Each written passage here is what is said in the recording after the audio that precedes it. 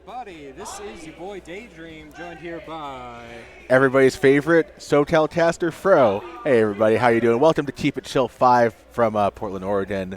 An exciting event. We got all sorts of action primed and ready for you guys, and we're getting things kicked off for the entire day, day's worth of Smash Ultimate. Yes, sir, and we're going to be bringing you the ever so exciting quad stream here on the side stream. 4 simultaneous games going, tons of chaos, tons of fun. It is going to be a fantastic time. Yeah, we are seeing plenty of the best talent in the Pacific Northwest, as well as some invaders from out of town. Obviously, I'm pulling for my pal Monte, coming through also from SoCal, from LA. The wonderful and amazing Game & Watch player, yes? Yeah, and I'm also looking forward to seeing, the likes of Sparkle, who's here in the building, as well as my favorite hero main, top hero main, all US. And play step up through. And surprises. That's the funny about the quadcast, Daydream, is where you get to see a bunch of talent you might not be otherwise able to get the chance to win play for you live. So We're also getting the day started off. Tech-wise, this is working while I was testing this a bit ago. It's okay. I mean, hey, it's the opening block. Barely able to These things happen. What are you excited for this week? I am very much hoping to get to see some Major gameplay. I am a huge Major fanboy. Loved seeing him at Cascadia Clash. Always love to see those Ganondorf matchups. I know he's going into Monte in round 1, which is going to be absolutely brutal for him. He hates that matchup, but should... I mean, like, Dan circles already, and Game Watch just made it seem even so much more harder for him. It might be his single worst matchup. It's pretty bad. Yeah. But if there's anybody who can figure out how to make that matchup work, it's going to be Absolutely. pushing. the Canada. Yes, sir. Yes, sir. He is arguably the #1 Ganondorf player on the planet right now, and that is saying something because there's not a lot of them left. Dater, are there any dark horse candidates in bracket you're also looking forward to see play? Dark horse candidates. My what was supposed to be my co-commentator here, but is currently in bracket right now. Comeover, actually, very proficient Mario player, kind of a random button main a little bit too. Would love to see him upset Irod in that Mario mirror, but Irod's a strong Oregon PR level player, correct? yes, Irod plays. I think he's another Game & Watch player actually. If I think. No, Irod plays Mario. Oh, what am I talking about? Yeah, of course he plays Mario. I literally just said that. I'm done. He's Mario and Samus, I believe. That's a combination. Yeah, That's like I don't want to interact with you combination. Correct. It's like, I can just keep you a bit of fireball and flood, and then Samus is even more projectile fun. mm-hmm.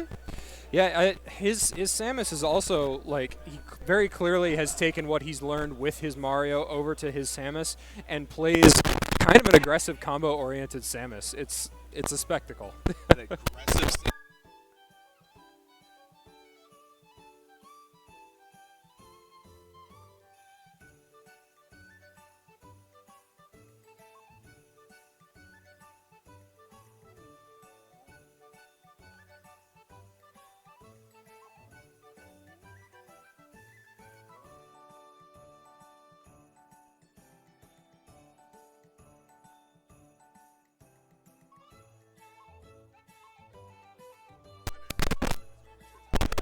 Mm. Was it, might have been Georgia, actually. Oh, Georgia? I think it might have been Georgia. Georgia. We got a few players coming in from Texas. Couldn't tell you who, but Also,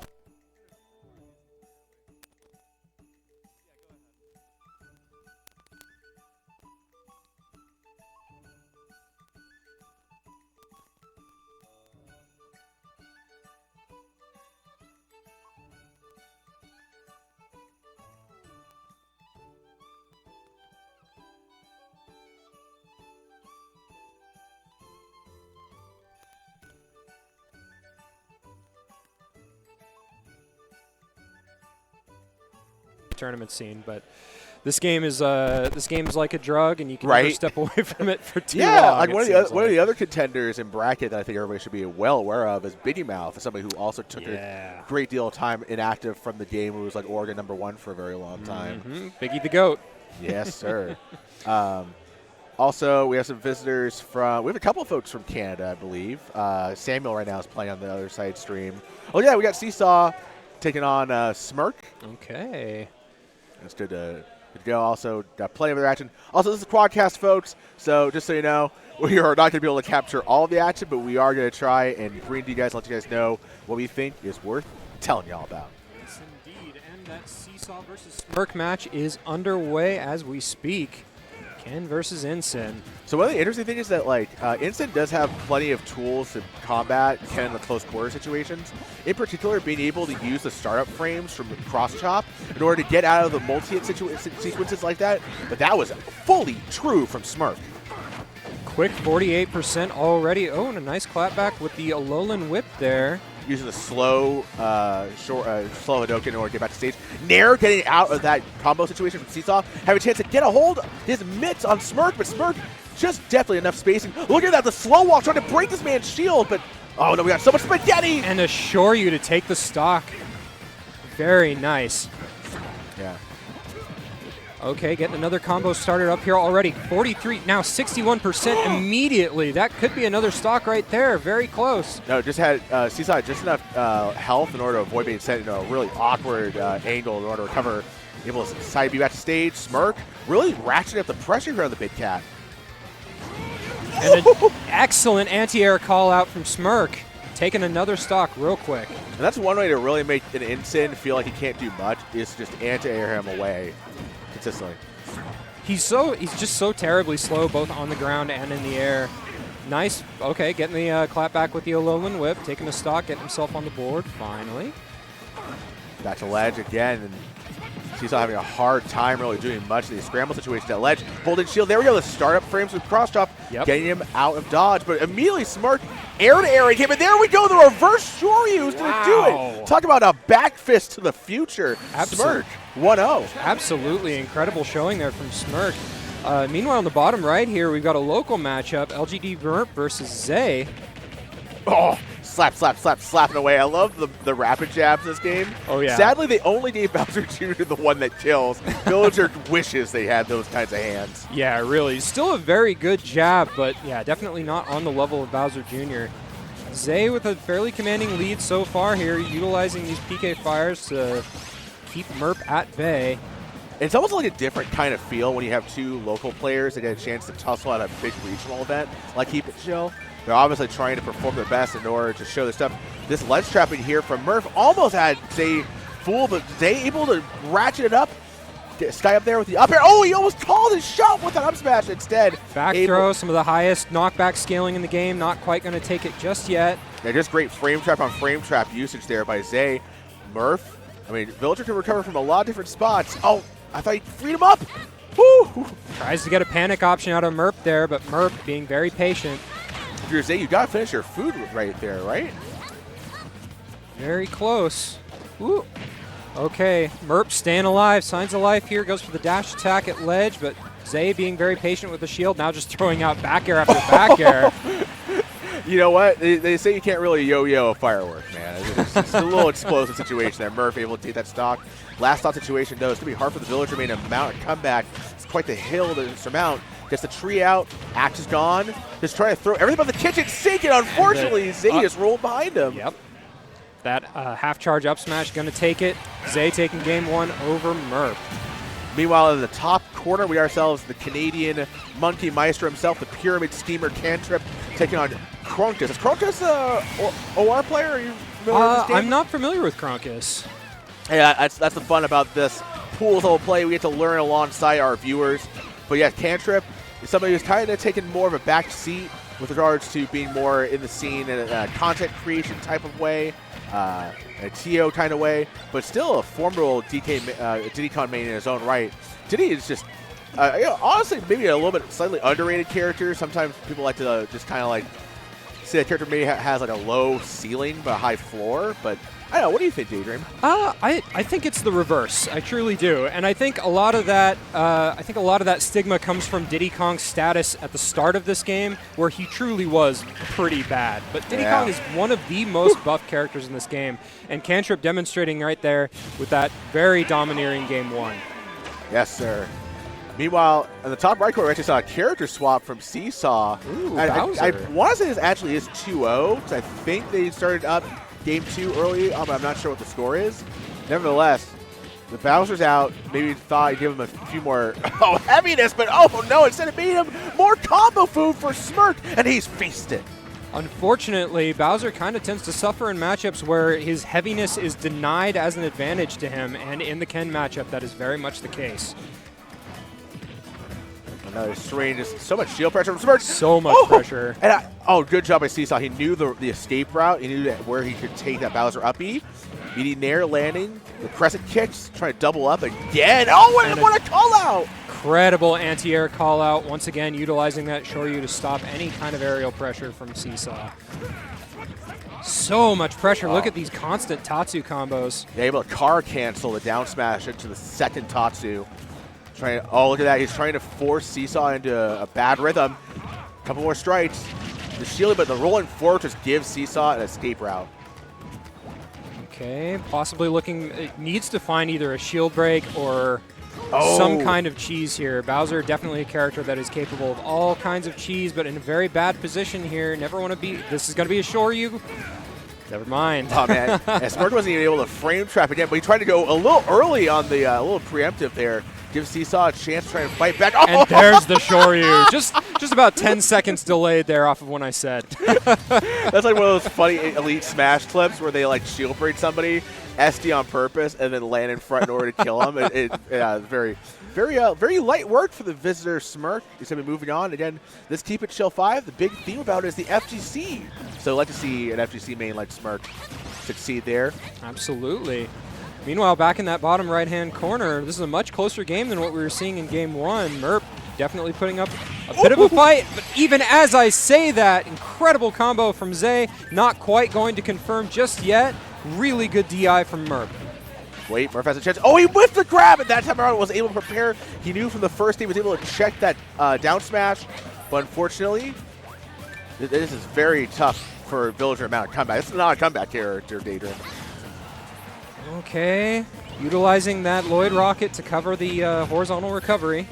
Able to chart a path to safety, trying to toss a potted plant, trying to force Zay to overcommit, trying to get a little too greedy for that last stock, mounting, just nickel and diming the Nest main here. Trying to get Zay to be impatient, catch him with the tree!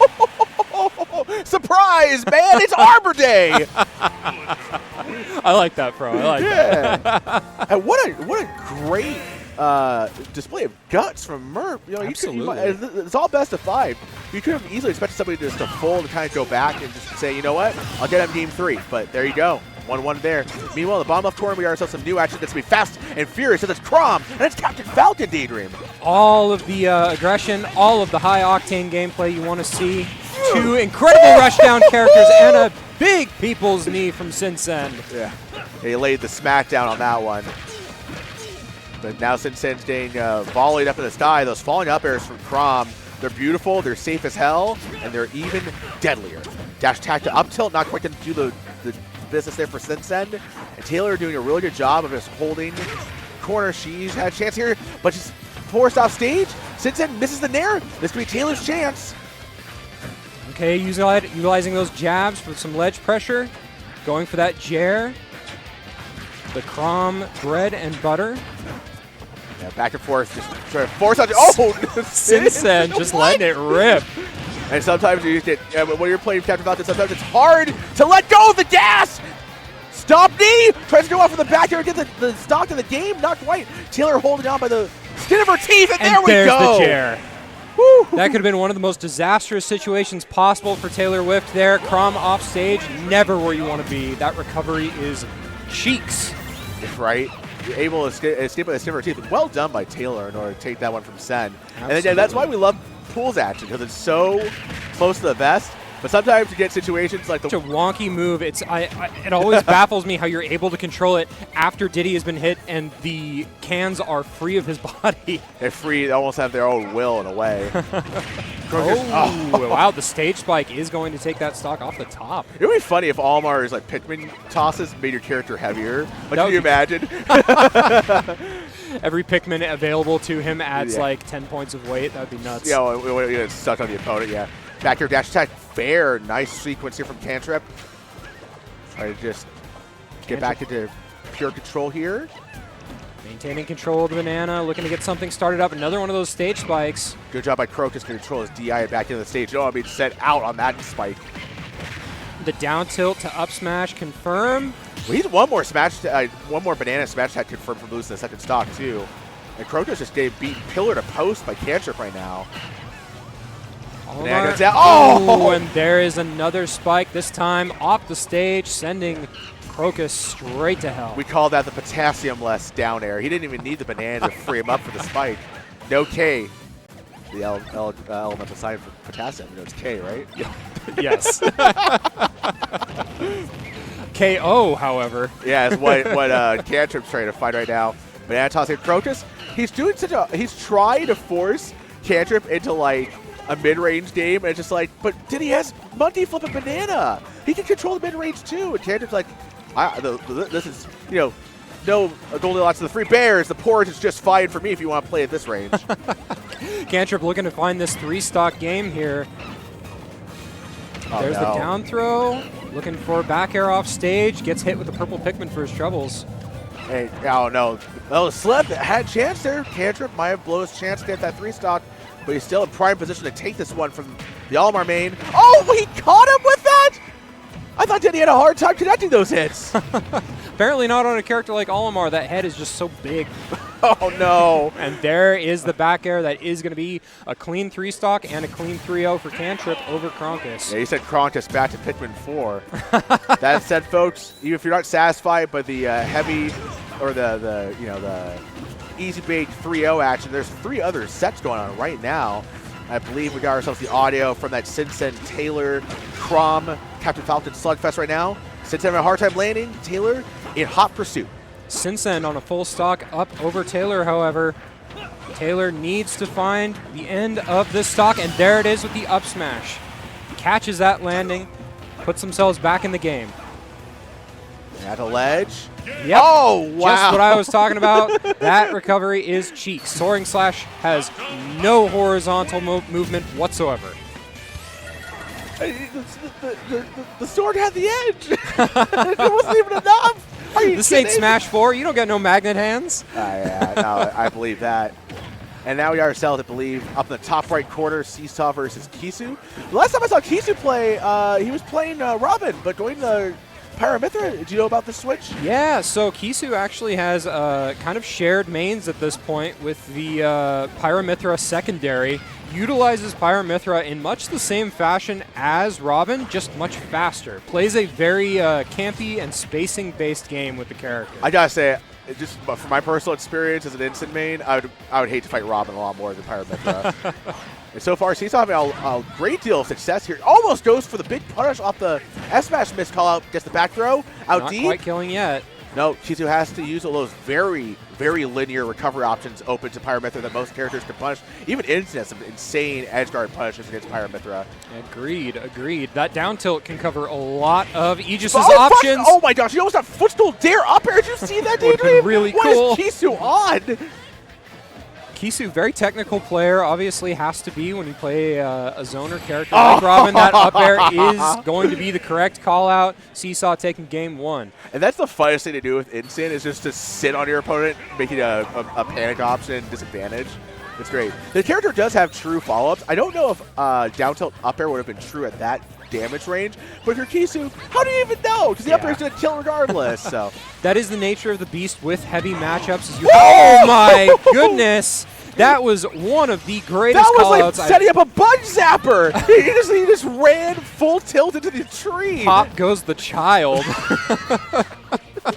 Anyway, man, we're having fun here. If you guys just tuned in, it's Daydream and Fro on the mic. We're rocking it for Keep It Chill on the quad stream. We got ourselves 4 fantastic sets full of high octane action. But this bottom corner here will determine whether or not Zay is going to be able to move on in bracket here. LGD Murph, she's trying her best to get back on stage here. Oh, he sent that Lloyd rocket over the wall. It was like, hey, I'm about to call my shot like Babe Ruth. Zay, the only home run Zay is about to hit. Let's see if he can close this stock. Both players at increasingly high percents. Oh, okay. no, that's a sign of being adapting to the slingshot percentages. If you manage to mitigate villagers' slingshot usage, that is such a horrible tool to take away from them. Rising Nera as shields to do the business for Zay, one stock away from sending Murph down to losers.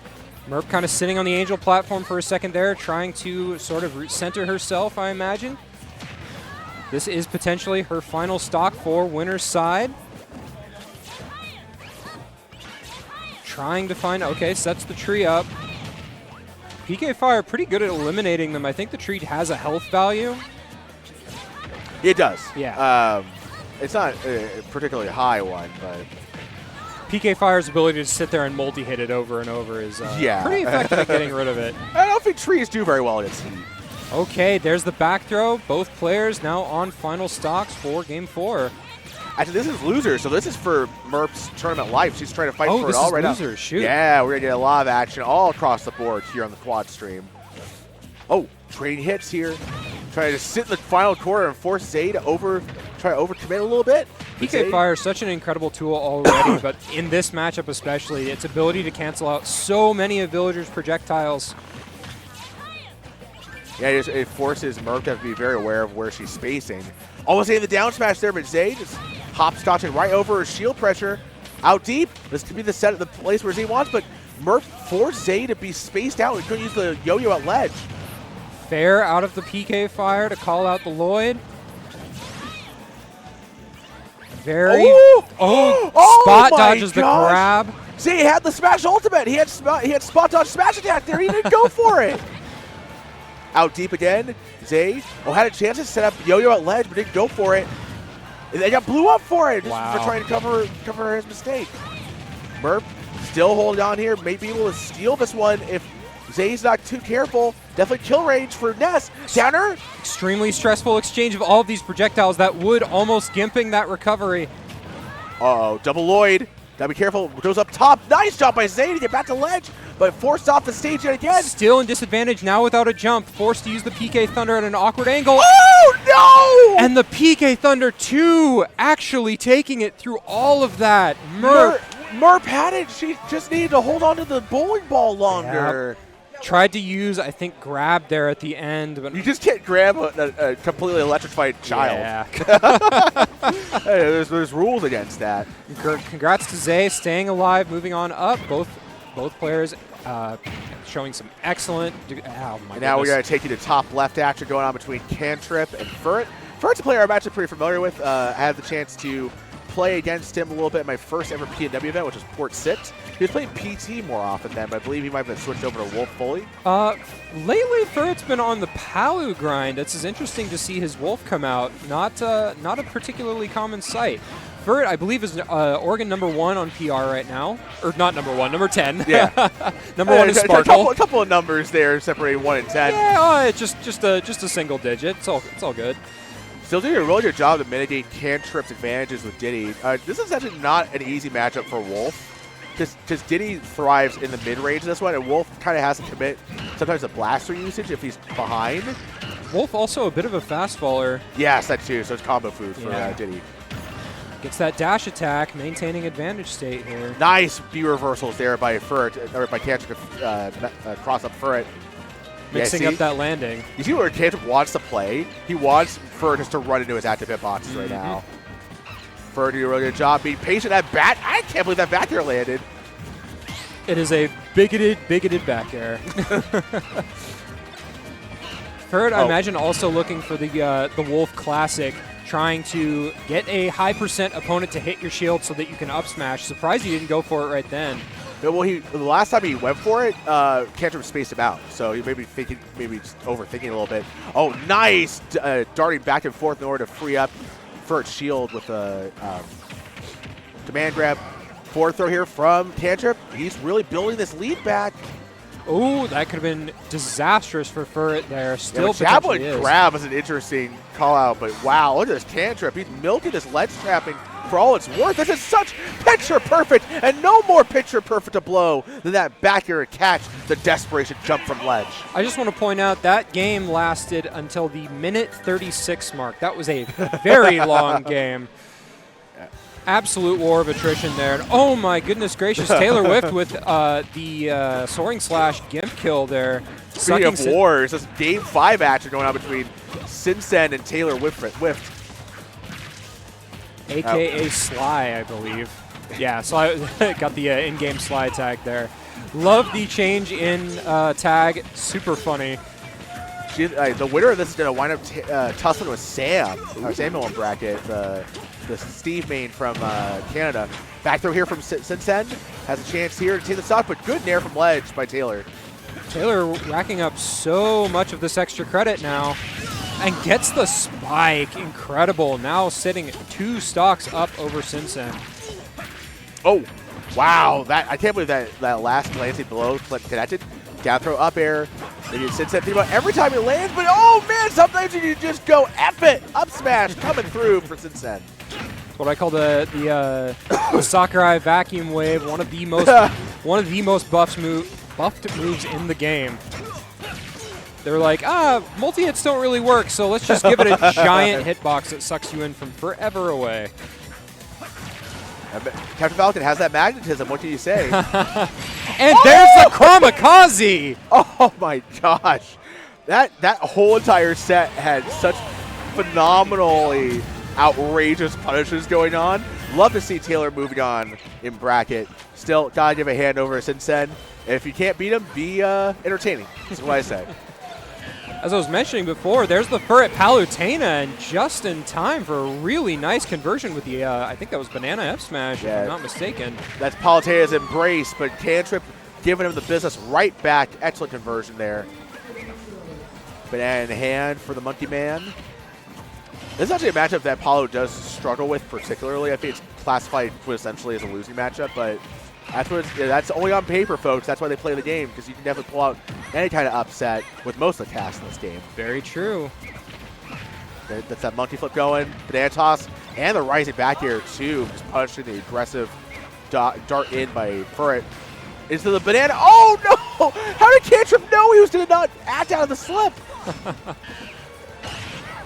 One thing I want to see if Furret knows that online, I've seen a lot of the Palutena mains talk about a new way of canceling their end lag with the teleport to ledge that actually makes it really hard for characters to two-frame them. Oh, interesting. It's one of the things that's actually kind of held Palutena back, if you could say that, in the meta, is that the characters teleport. If you know where to call them out, like, basically if you ever watch like SkyJ take on Chad, he knows where to punish Palutena's teleport, and Cantrip knows how to punish from ledge, winning that scramble situation with a plum. Spot a bad DI there, I think, from Furret. That was a fairly low percent for that to kill at. I think that was sour spot back air. Nice up air clap back from Furret. Last stock situation. This is tough. If Furret, you go the character counter pick, you really want the momentum from having swapped to another character that you think gives you a better chance. Because losing this and going down 0-2 in a best of 5 is not ideal. Banana toss drop. Oh, no down air. If Furret buffered the short hop down air out of shield, I think he would have actually nailed Cantrip with that. These bananas have been coming in super clutch for Cantrip as well. Palutena lives. Ooh, okay, nice up smash. And the up air going to take it. That's a couple of chemical burns in the place where sun don't shine for Cantrip, Diddy, and Furret able to knot us up at 1-all.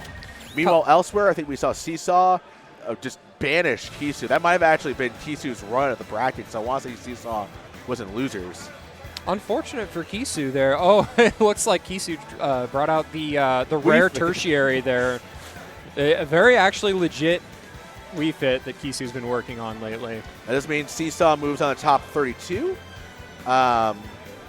See if we're going to get any more sets up here.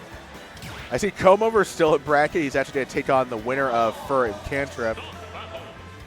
Let's see if there's any other pools. I want to say there's 2 pools, right? Come over and losers at this point, or Yeah. Okay. The IROD matchup did not go well, I take it. Okay, going into we got. Meanwhile, just giving folks got a second here.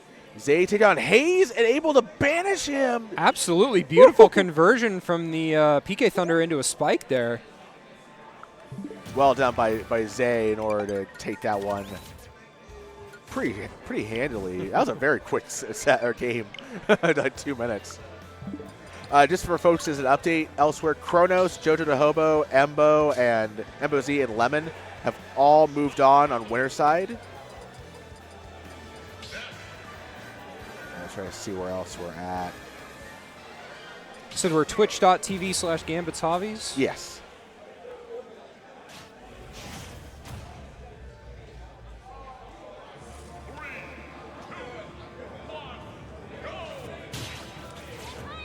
Moving action here to Hollow Bastion. Hold up. Meanwhile, it's got this set going on, and I kind of like this matchup because both these characters have very similar tools going on for them and very similar combo games. The big difference is that Ness just kind of like kills at like almost any kind of situation, whereas often folks feel like they have to rely on Arsene or kill a Joker. Yeah, Joker's very much at roughly 80% when he's not operating with Arsene, and 100 to 110 based on what he's doing once he's online. But being able to maximize that like 20% when Arsene's not active, is definitely where players like Lemmon are able to show their stuff. But oh no! Oh, hold on! Incredible DI from Jahzz. Yeah, she wasn't quite done yet. Able to bridge that nice blow into the hook shot up B. Zay, a player who's never afraid to go for some really crazy angles with the PK Thunders to guarantee safety and recovering, and that back air call out, taking the first stock. He's trying to go for these gun gimps off stage and very nearly killing Zay, but Zay utilizing the stage bounce to make the recovery. Yeah, actually the knockback from the down guns forced Zay underneath the stage where he's able to get the PK Thunder 2 rebound that a lot of Nesses usually count on. So that actually kind of assisted with the recovery. I wish Ridley was capable of doing that.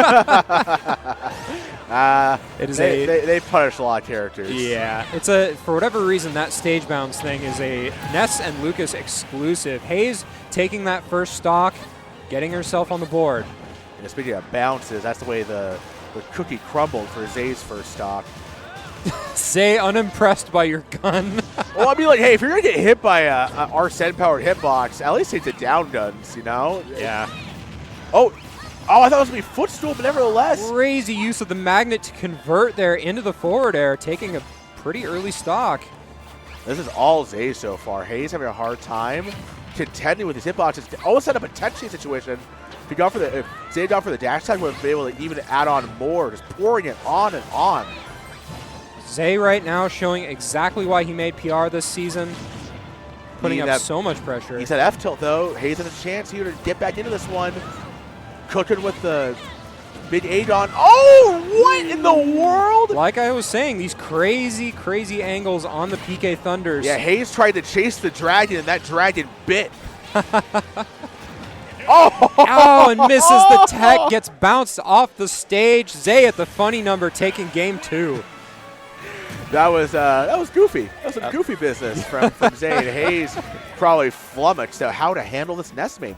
Meanwhile, up in the top left corner, Cantrip having a harder time dismissing Furret. Palutena seems to have been the right call so far.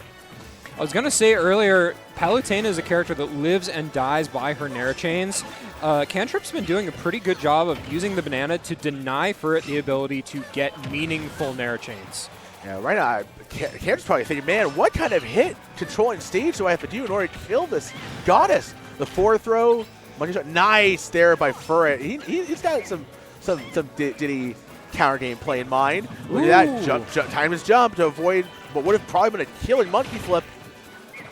Using the auto reticle to snuff out the monkey flip, but the down tilt to back air combo right at the ledge on a stage like this at a percent that high is going to kill. Yeah, I mean, the delayed fair there from Furret was able just to catch Cantrip trying to throw an option and panic. Cantrip definitely thought that was the moment to strike, and he was 100% on the mark. But look at the banana toss here by Furt. This is one thing I tell everybody. You have to be comfortable with your own item gameplay in this meta. You're going to be dealing with characters that just litter everywhere. I mean, Cantrip does not care about the environment. He wants these banana peels all over the place. It's biodegradable. He's fine. Yeah, Cantrip's like, don't complain, Fro. The peanut shells, though, is another story. Nevertheless, the banana out. He's just trying to catch Furt, mashing, really, for the most part. So much pressure coming from Cantrip at this point. Just trying to find a way past that shield. Now putting Furret on the opposite foot, 114%. Diddy is a character that classically struggles to kill in a lot of these situations. Good DI from Cantrip, denying and the parry, combo. too, that gave Furret the escape route he needed. Ooh. No up smash. Oh, he whiffs the smash attack, too. Cantrip's going to kick himself for that one if he loses this game 3. Had Furt dead to rights, missed the monkey flip, but Furt doesn't go set up for the ledge trap there. Oh, and there we go! And the F smash punish on that up smash. Furret up 2-1 over Cantrip. That was vital for Furret. Back and forth, chances being fumbled by each player. You know the nerves are getting to these folks because they know what's at stake. Keep it chill 5 is where it's got to be all weekend long. Isn't that right, Daydream? Absolutely, my friend Fro. I would like to point out Samuel versus Whiff. Samuel going for the same block gimp on Taylor Whiff twice in a row in a span of about 20 seconds. And we got that blown up in his face, but it does nothing. Steve eats the TNT in the face. It's a monster. It's alive. Probably what Sakurai said when finishing this character. Yeah, really. Rising fair back air, because naturally it's something that Steve has. Samuel dropping the anvil there, just like giving Crom such a headache. My card out deep. Oh, That's there's notes. Oh, wow. Doesn't go for the block gimp again. Thought he was able to chase Taylor out of her seat. Just be like, no, it's for your own safety. Get back in the ride. Nevertheless, Big iron back air from Samuel going up now 2-1 over Taylor Whiff. That's such a tough matchup for Crom. It really Crom is. has the speed to get through and whiff punish in a lot of cases, but especially on the one stage with walls like that too. Yeah. Let's see what it's at. Going up top right corner. You got Wet Dog taking out Tectonic. I'm familiar with Tectonic Snake. Definitely one of Eugene's best. Trying to fight through here. And Lucas, character we don't necessarily see that much in the meta. I had a good fortune of traveling out to Arizona to see Sock'em 16 compete, and he's making waves with his character. And how many back airs? Not enough. He needed to go back to the back air he's store. Dead for it. He tried to style on Tectonic. He got fooled for it. Percent climbing ever higher for Tectonic. Doing a lot of this damage to himself. Yeah, but he's doing a good job landing. Snake is a heavy boy. He's going to be able to take a lot of those trades, just eat and tank all this damage. Eats that out deep. Can you get back on ledge? Slips by the F-tilt, the wave there. Like the use of the Lucas Psy Magnet there to absorb the explosion on the grenade. Because of the way that Lucas holds it in front of himself, it's safer than Ness's ability to do so with his Psy Magnet. Yeah, the only thing is it doesn't give you as many combo routes, just the knockback is always going to be low. Right. Lucas loves keeping things in front of him anyway. Yeah. It's not like Lucas needs combo options on top of all of his normals. His aerials basically kind of connect the dots themselves. Tectonic out deep, and Wet Dog's going to be kicking himself. He's not able to punish Tectonic down deep. When you have Snake underneath the stage, that is a dead Snake. You need to stomp out that Snake and cut him off the head. Yep. Pop that Cypher where it stands. Incredible, incredible patience from both players. Tectonic poking at that shield over and over, trying to get a panic option out of Wet Dog, and that beautiful up tilt killing. Yeah, last stop situation for these two killers. Going so high with these recoveries. No down tilt shield pressure for you. Tectonic gets warded away. Almost gets called out for going to the skies. Nice chase here by Wet Dog. The offstage Nikki and that enormous down smash. That is the reason why you play Lucas over Ness. If you have a Snake problem, gotta call yourself somebody who's willing to cut him off of the head. Nevertheless, we're seeing down the bottom left corner, Taylor Whiff switching over to the Rob. It's a desperation here. It does give you a bigger body for Steve to combo with, unfortunately, despite the added tools and better recovery. Yeah, I'm not certain, actually. Is this a better matchup than Crom into the Steve? I think Rob has a bit more chance. The only problem is that Samuel also knows how to play Rob very well. So able to call out that attempted recovery with the down smash at ledge. Samuel's cooking up something here. The iron's hot. Oh the my. grill is greased up. And does Taylor have enough gas to get back on stage? No Not with the block way. in the way. That is going to be the set there. Samuel taking it 3-1 over Taylor Whiff. That was a hell of a denial from Samuel. Up top, though, this is an important set here between Cantrip and Furret.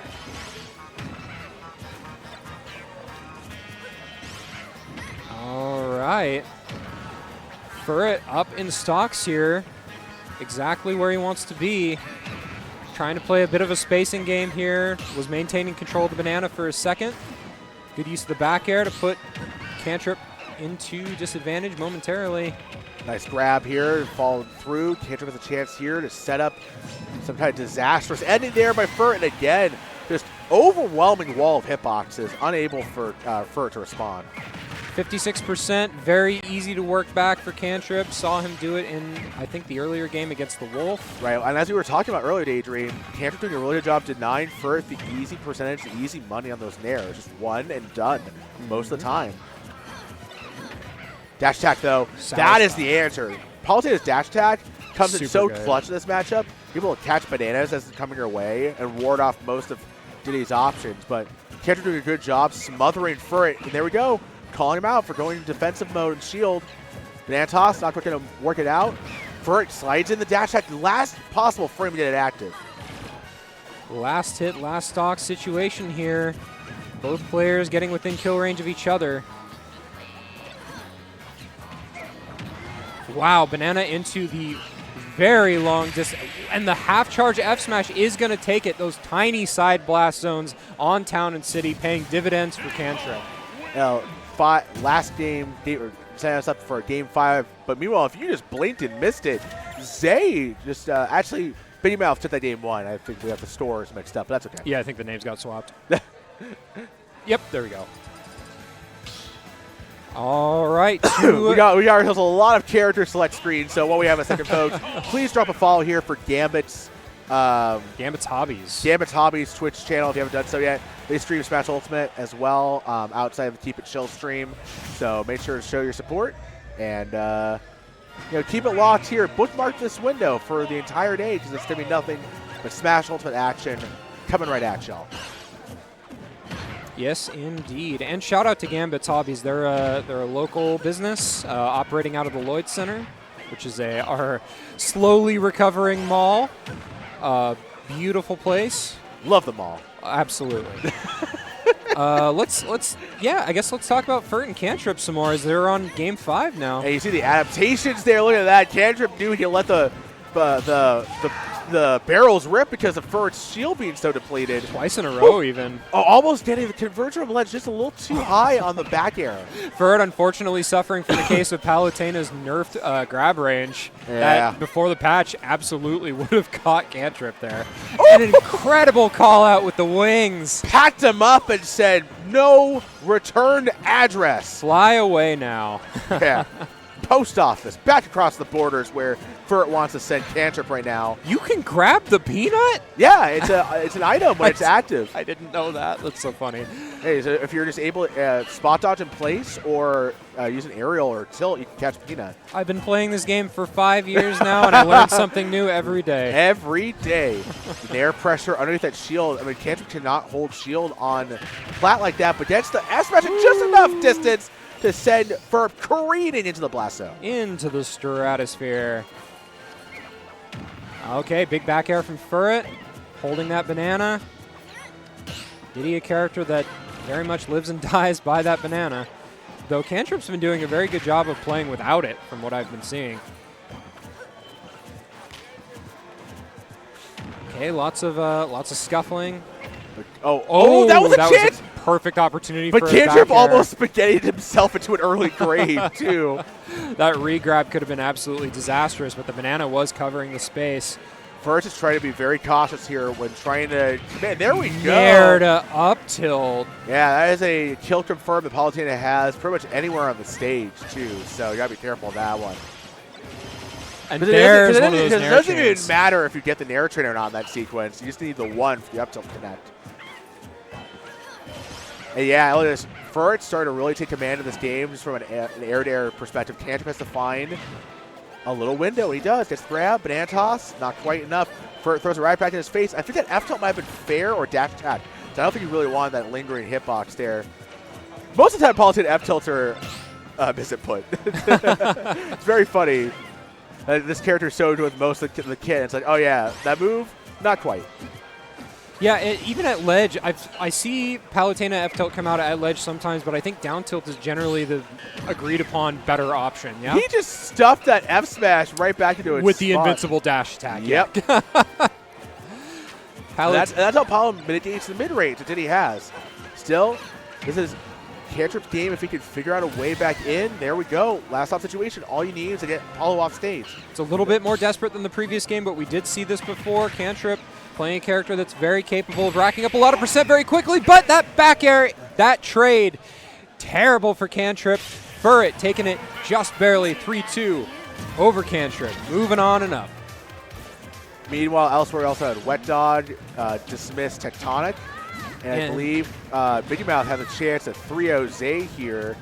Trying to show why Biggie's one of the best in the business. Yes, indeed. Currently in the process of dismantling Zay.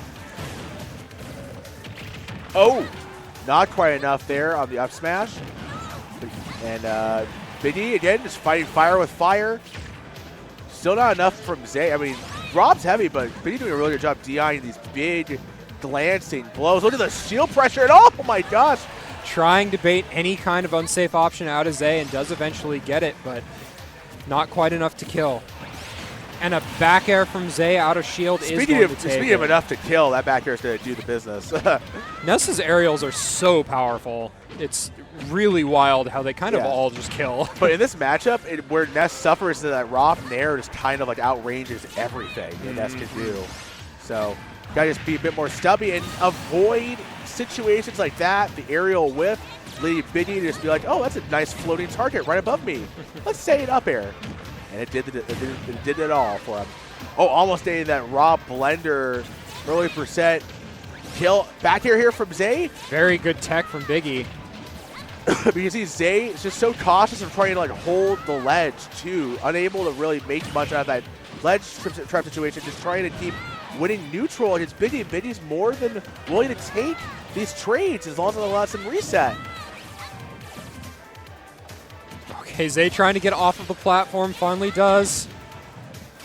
Gyro getting Biggie safely back onto the stage. It's crazy how quickly this went from a winning game for Zay to a very What? He had no end lag on that. No, Did you see that, Daydream? I don't even think he meant to go for the second PK Thunder, but it worked out for him just fine. Okay, tried to go for the up smash out of shield. But Zay was able to mash Magnet Nair out of that one. Has a chance to call up Biggie's landing, and he does! Untechable that time. This is where Zay needs to be. Needs to find a little bit of extra percent here. Biggie with a big call out. I mean, Zay is liable to just try to like land fair on him. I get it where he was coming from. Picks the just perfect angle to get safely back. Didn't have the jump there. And that is going to be a huge spike from Biggie. Yeah, Biggie was like, you know, I've given you plenty of time to like get that charged up and go, but let me unplug you right quick. Getting unplugged by the electronic peripheral. Right? I'm no toy. I'm a machine! Speaking of, a machine that takes, ooh, souls almost. Oh Yeah. my gosh, if he'd fallen into that up smash, man. a machine that takes untaken stocks and turns them into taken stocks. Ooh. Close. Oh, Zay counting his lucky stars. He had the frames for that one. They get back on ledge. Gyro's active. But Nessa does a floating jump that I don't even think he can actually chart the path in order to pick up Gyro from ledge. But it doesn't matter because Biggie goes up and under, striking like a falcon from the sky. Big fair call out. And Zay just didn't have enough mustard to get past Biggie's gas. Biggie just ran him completely out of options there. Rob, a character that is capable of going so far off the stage because that Robo Burner. We'll get past that boner and give us Spade and Psionic down in the bottom left corner. Love talking about players like this. Psionic is just one of the more impressive and unheralded characters from the heralded players from the region. But Spade doing a really good job right now, just going tete-a-tete with Psionic. The rare Spade Ken. I don't think I've ever seen Spade play this character. Maybe thinking from just going on theme with the Keep It Chill FGC theme. We got plenty of FGC mains in the building. And there we go, Spade on the mark. Maybe it could be the case that Spade, they didn't think that the Captain Falcon was really working out. Yeah, Psionic is up 2-0. But it's funny because, Spade's Tussle was one of the only other characters that has, a frame 3 ejector seat uppy. That's what Lucina's uppy basically is. Look at that combo breaker every time. Gets that F tilt, maintaining that advantage state over Spade. Pressure, can we get audio on bottom left, please? We actually can't because they have headphones plugged in. Oh, nice. That's why. All right, sorry, folks. This is a brief update. Sometimes we do our best to bring you guys all facets of the game, but audio is not going to be possible for that bottom left corner because of the headphones being plugged in. It's all good. It's all good. Just want to let the folks know at home understand. Nice car cancel there by Spade. Not able to bridge it, though. Psionic just took the heavy hit on the down smash instead. Fireball coming through right into her face. Oh, nice parry by Spade. There's a chance. Spade didn't let her rip, but chose to do so now. Went for the safer confirm with the, what is that, jab, up smash? Or is that forward tilt? I think it was F tilt to Shoryu. So. Did I say up smash? Shoryu? No. That's he went up. I think it said Shoryu. Yeah. Oh, well, it doesn't matter. Moving right along. Spade losing that stock, only taking 8% extra credit.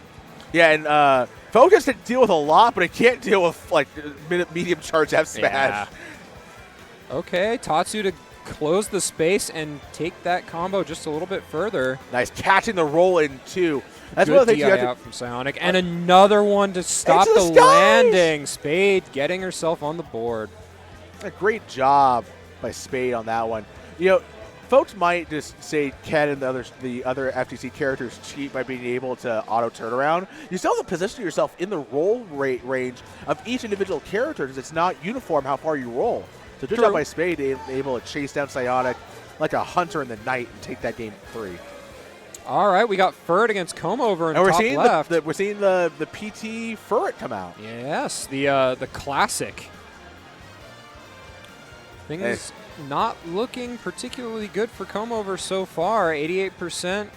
Furret was at 0 until just a few seconds ago.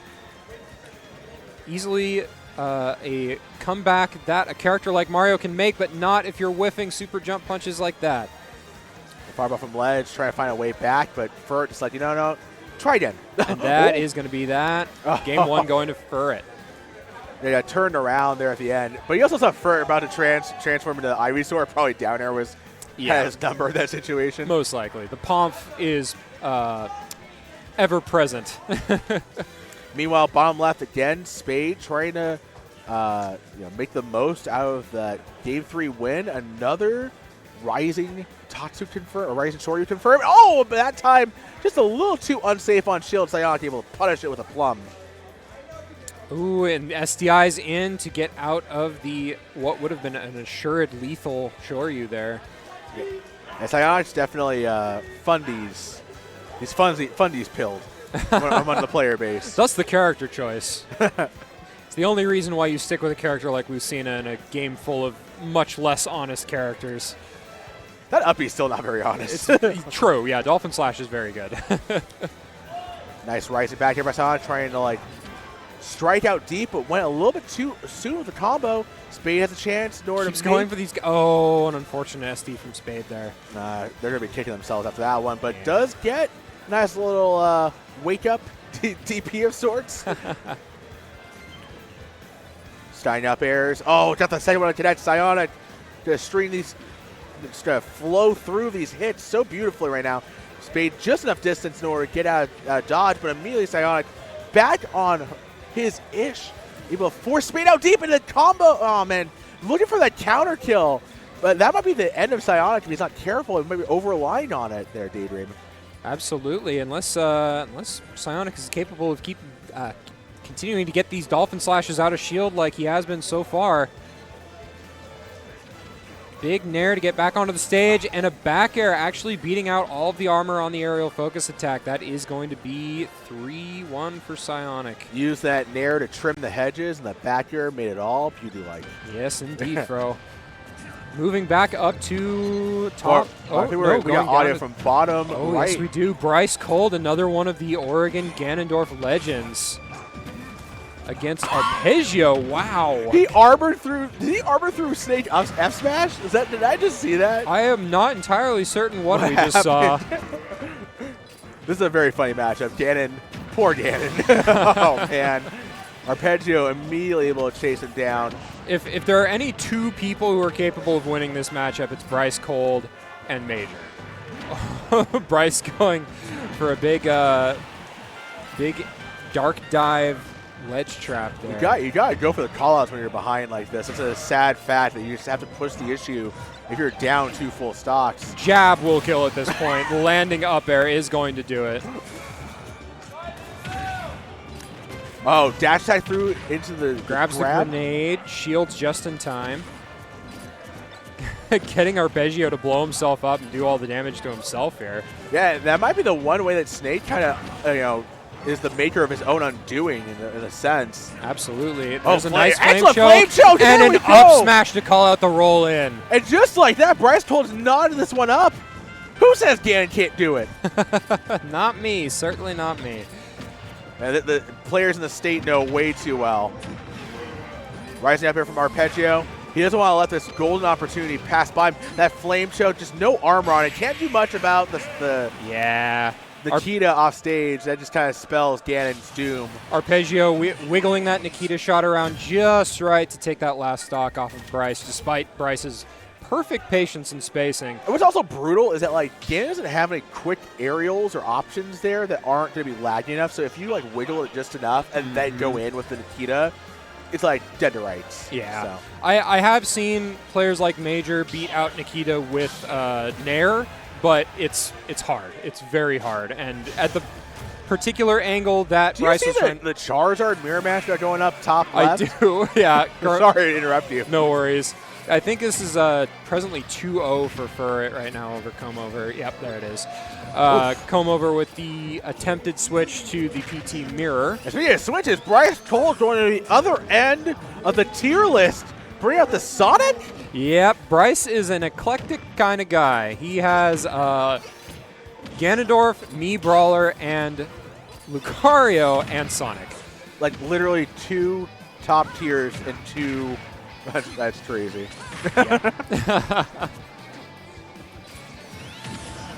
Bryce Cold running right into that grenade, but able... Nice back air, taking the first stock this time. Able to just kind of abuse that positioning from being hit by grenade. You just have to be very aware of where you're at when you're getting popped up by grenade. Just able to have chances you might not otherwise in order to punish Snake, especially out deep and in the air, where Snake's really vulnerable. The character kind of sucks when it doesn't have ground beneath his feet. Yeah, absolutely. Quick 61% from Bryce there. Goes incredibly high to try and stop that high Snake recovery, but is going to eat the C4 for landing on that plaid. Nom nom. Yeah, just racking up that damage, baby. Oh, that was a quick mash out from Arpeggio. He was ready. Okay, falls out of the up air. That aerial is not very strong, so I'm not surprised that Cypher was able to tank it. Grenade not really working very well. One of the things that Snake loves to do with grenade is in order to set up specific zones. So one of the things that Apollo Kage is particularly really good at is by just making set play emerge by grenade usage and positioning. But Sonic just kind of bypasses that entirely. So nice grab too. Very good grab to call out the landing there. Oh wait, not quite able to find those back airs to work. Bryce just trying to struggle in vain in order to find hitbox here to force Arpeggio on the back heel, but Arpeggio, he's doing his best to take the terms of engagement right now. has slowed down the game and is making it. Oh, Wow. oh. Utilizing the full rage to get a very early kill on Bryce. That is beautiful set play, Daydream. That's exactly what I'm talking about. Yes, sir. 198%. Almost anything is going to kill at this point, but the ability to pull a grenade on frame 1 at any time is paying dividends for Arpeggio's survivability here. Up deep again, but again. And lands on the C4 a second time. They'll give you extra points for a beautiful landing, you know. 243%, Fro. And a dash attack finally going to take it. That's a commentator's curse, baby. Still doable for Bryce. Obviously, Sonic's a character that's capable of very quickly racking on percent at these low percents. You just have to be careful about running at Arpeggio while he's grounded, because if Arpeggio calls him out again with up tilt, it's going to be curtains for him. And just there like it is. that. What can I say? That's how Snake wins. That's how I win. Okay, I think we're moving. Audio has moved us down to the bottom left here. Shweepy versus Suki. Are you familiar with either of these players? Shweepy, yes. Suki, no. Well, I think Shweepy is a Eugene player. Seattle. Seattle. All right. We got ourselves some more PNW representation, of course. Terry? Suki, I have not heard of. I will say this. I mean, for an unknown, being able to take a Rob, you could almost ask for a better character to do so with Bayonetta. This has almost infamously been known as a horrible matchup for Rob. That makes sense. Rob is so big and is very easy combo food for a character that lives and dies by her incredible cutscene combos. And Bayo can also like cut in at angles that Rob doesn't actually have the tools to deal with. But angles like that are more than barbecue chicken for Shweepy. Rob back air is such an incredibly bigoted move. It hits above ledge, hits below ledge, moves Rob around. That's brutal. All right, back over to Arpeggio versus Bryce Cold. Bryce once again taking first stock here, sitting at a nice low percent for the moment. Eats a dash attack though. But Arpeggio's more than content to just let Bryce just kind of like maneuver wherever he wants, as long as he's going to be on the business end of a grenade one way or another. Indeed. Good trade there for Arpeggio, but Bryce able to get out of his dodge. If you're Bryce, the name of the game is just avoiding any kind of grenade follow-ups. You want to avoid those up airs like that because it's going to be curtains. And there's another up tilt. Snake up tilt, just so incredibly powerful. And it still has relative end lag, so I'm just so surprised Arpeggio's doing such a great job making sure that he's not getting too aggressive with them. As you were saying earlier, the set play is working out so well for Arpeggio. Just anywhere Bryce tries to step, there's already a grenade there. Yeah, Bryce needs to figure out, he needs to do like kind of like set up shop early and hold back and then approach. He's playing a little too honestly against Snake, and you can't play honest against Snake. No, you No can't. good deed goes unpunished, and there's nobody who punishes that better than the man from Shadow Moses Island. But Ooh, there's the Looney Bryce, Tune punch. Yeah, he sent him packing. Okay, Arpeggio with the dash attack. Looking for a way in, starting up this set play, drops the C4 on the platform. Now, this is pretty Bryce's game if he's willing to just draw it out as long as possible. Bryce grabbing the grenade and chucking it back. But You have to do that. That's excellent counter gameplay Yeah. against Snake. They just run from edge to edge. That's what Bryce is going to have to do in order to like extract this game win. But gotta be careful. That's the point that it. Nice. just balls to the wall. completely circumvents the disadvantage entirely. Spin dashes right back It's in. basically a cross punch. You're just like, oh, you know what? Here. Yeah. When both brain cells meet and have the same idea. Anyway, up till on the shield. Arpeggio, he might be going to that well a little bit too much. Bryce might have it scouted out, Daydream. Really good patience from Bryce there holding the spin dash. Charge dash into homing attack. Bryce Another trying to charge. find this last stock here. Goes for the Looney Tune punch. Oh, but he eats the double hit of F tilt, and that's, oh man. Bryce, you gotta be careful. Snake has ways of stealing stocks away. Like, he could have fared there. He might Yeah, have he been could have able to fared, and just- it might have killed Bryce. Oh, we have Chronos in the building. He robbed Nexus blind in a bracket last week in a way that I've never seen Snake do it. So I know he can do it. He just has to be careful about Snake off stage at the tree with kids loves. Oh, he did just go for the gusto. Finally gets that incredibly high recovery counter there. Bryce staying alive, taking his first game of the set. Meanwhile, back to the bottom left corner, and Sweepy just able to survive Suki's attempt to try and claw back into that one.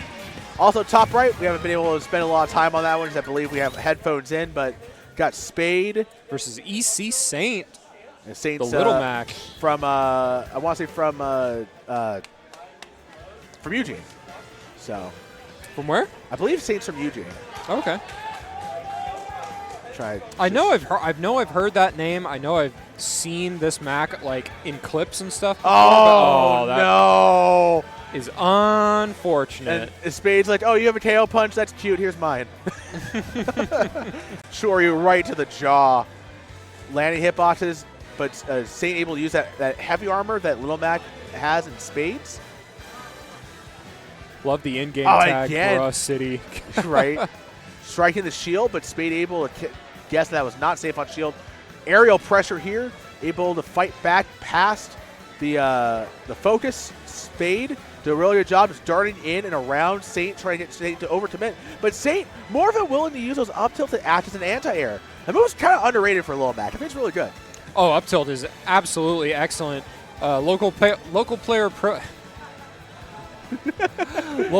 Proto has hit me with enough of those up tilts for me to know how good that move really Right. is. Oh, and right there, that's going to do it for Saint's run is Spade. That is going to be the set there. Spade taking it cleanly 3-0 over Saint. Meanwhile, we got ourselves another set starting up top left corner. Bottom left, though, Suki delivering a big packed punch against Sweepy, having a hard time getting back in this one. But there we go, up tilt back air. Every Bayoneta's best friend. Yes, indeed. Yes, indeed. Okay, you've got a nice combo startup from Suki, but that is going to be a grab. No berry because the platform. ABK M not able to follow up. Nice job there by Sweepy, able to anticipate and air dodge past the heel slide, but here we go. Volleyed out and deep. Not enough necessarily just there to take Sweepy off the top, but Suki's one more confirmed. There we go. The ABK doubling up the witch twist, but Ooh, Sweepy falls fell out and gets punished for it. And that's just when the Bayos start to tunnel vision towards going to the stars, that's where they can get a lot of payback in the form of reversal. Still, tip for tat. Suki, she's putting Sweepy on this last stock, has a chance to extend this set a little bit further if she can find a way to just withstand the salvo. There we Heel go. slide beneath the super laser.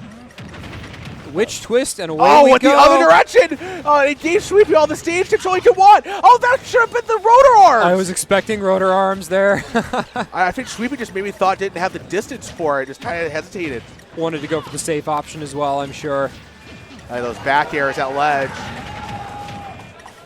Giving Suki the perfect opportunity to potentially keep herself alive in this set. Oh, trying to go for the ABA call out. Shield pressure, avoids the back air, avoids the grab. You can't get near Rob too wantonly right now because one of those grabs is going to end up in a berry. And you also just can't glide right into Rob's aerial space too. Back air will kill at basically any point on the stage at this point. Needs to be super careful. And that the gyro is also going to set up for a lot of set play too. Suki has to be very careful where she lands. And the F smash is going to take it. Oh. Meanwhile, the main screen, we got ourselves a Game 5 situation between Major and Monte. Yeah. Oh. That's a big set right now. Top That is 32 a very qualifier. big set. Feel free to tune in on the other Satellite Smash. Yes, our So- other Twitch channel here. And I'm wondering where Come Over is because I feel like he should be. I think that is that the. Oh, cool. Okay, that's gonna be Awesome. the end of our block. Hey, Daydream, it was fun, man. It's an Hopefully we'll run absolute it back blast. soon. Very. Otherwise, folks, stay tuned for more excellent Smash Ultimate action right here on the Gamblers Gambits. Yeah, Gambits hobbies. Gambit's Hobbies Twitch stream. I'll get it right at some point this weekend. But, obviously, stay tuned for more Daydream and Company. I'll be back on the main stream later on as well. As will I. Yeah. And so, for all you who are interested in something a little bit different, we're also going to be having some Street Fighter 6 and some Smash Ultimate HDR Huge Draw Remix later on today. all right, stay tuned, folks, and see you soon. See you soon.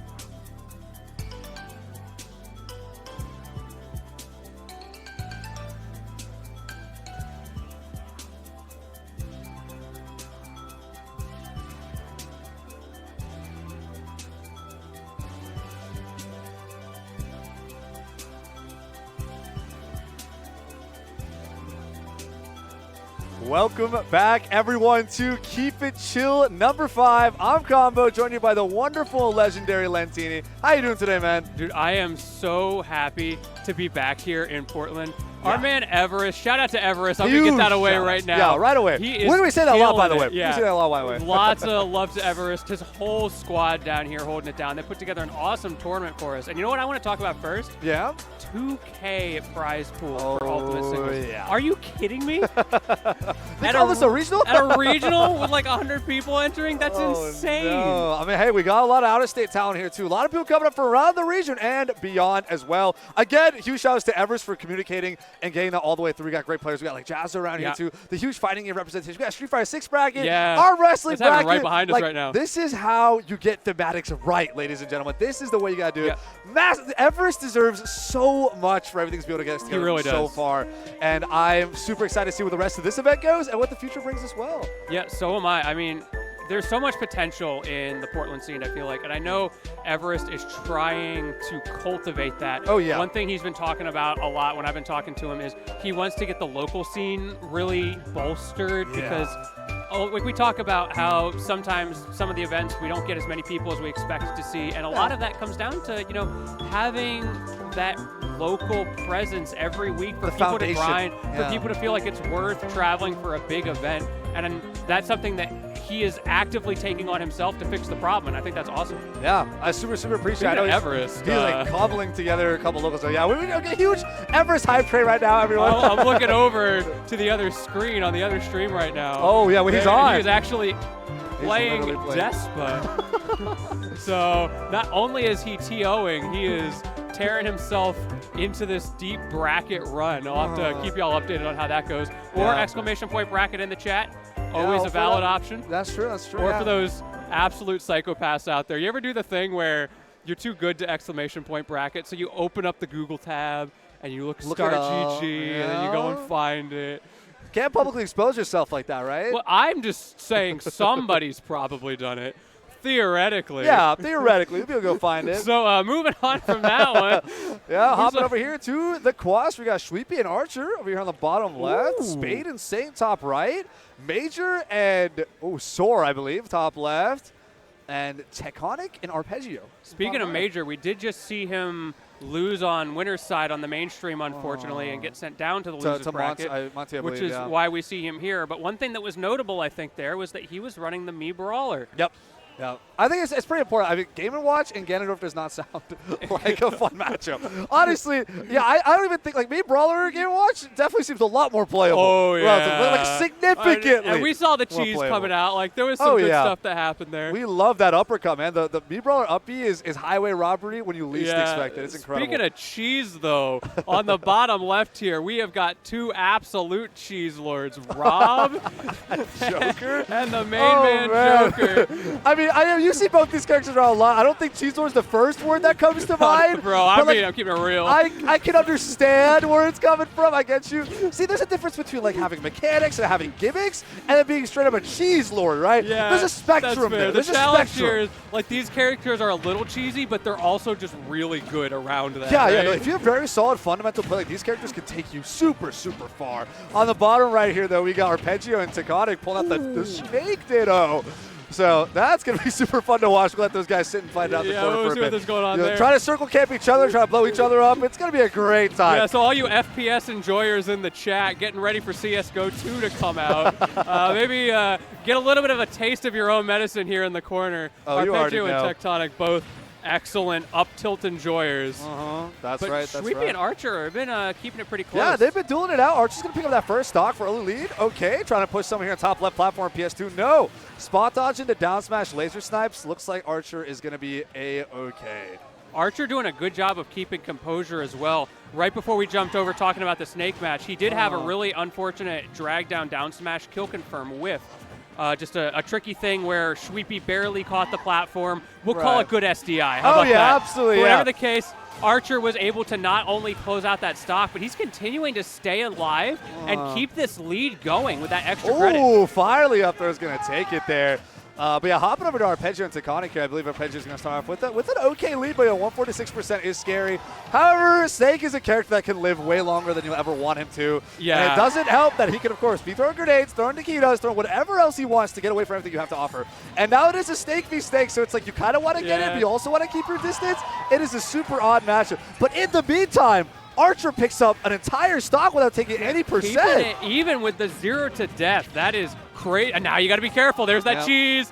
A little bit of Gouda. Unfortunately, not quite enough for the whole sandwich there. No, not this time. Trying to approach here. Oh, man, we got the crowd going hype right now. The crowd is excited about the mainstream right now. Yeah, we just saw Everest take a game, man. I see it. I see it. Everyone is in, man. Mirage fans, we are eating good right now. This is why we need an Octa stream. There's too many good sets going on right now. Absolutely. Yeah, we're trying to see Takata kind of make this run back a little bit, trying to even out the percents. I'd say 50% deficit is a lot better than being a stock behind and taking about 20% extra credit. But man, Archer's lead on Sweep right now is about an entire stock of a loop. We're looping these up air shades. Sweep on his way out, clipped by another up air.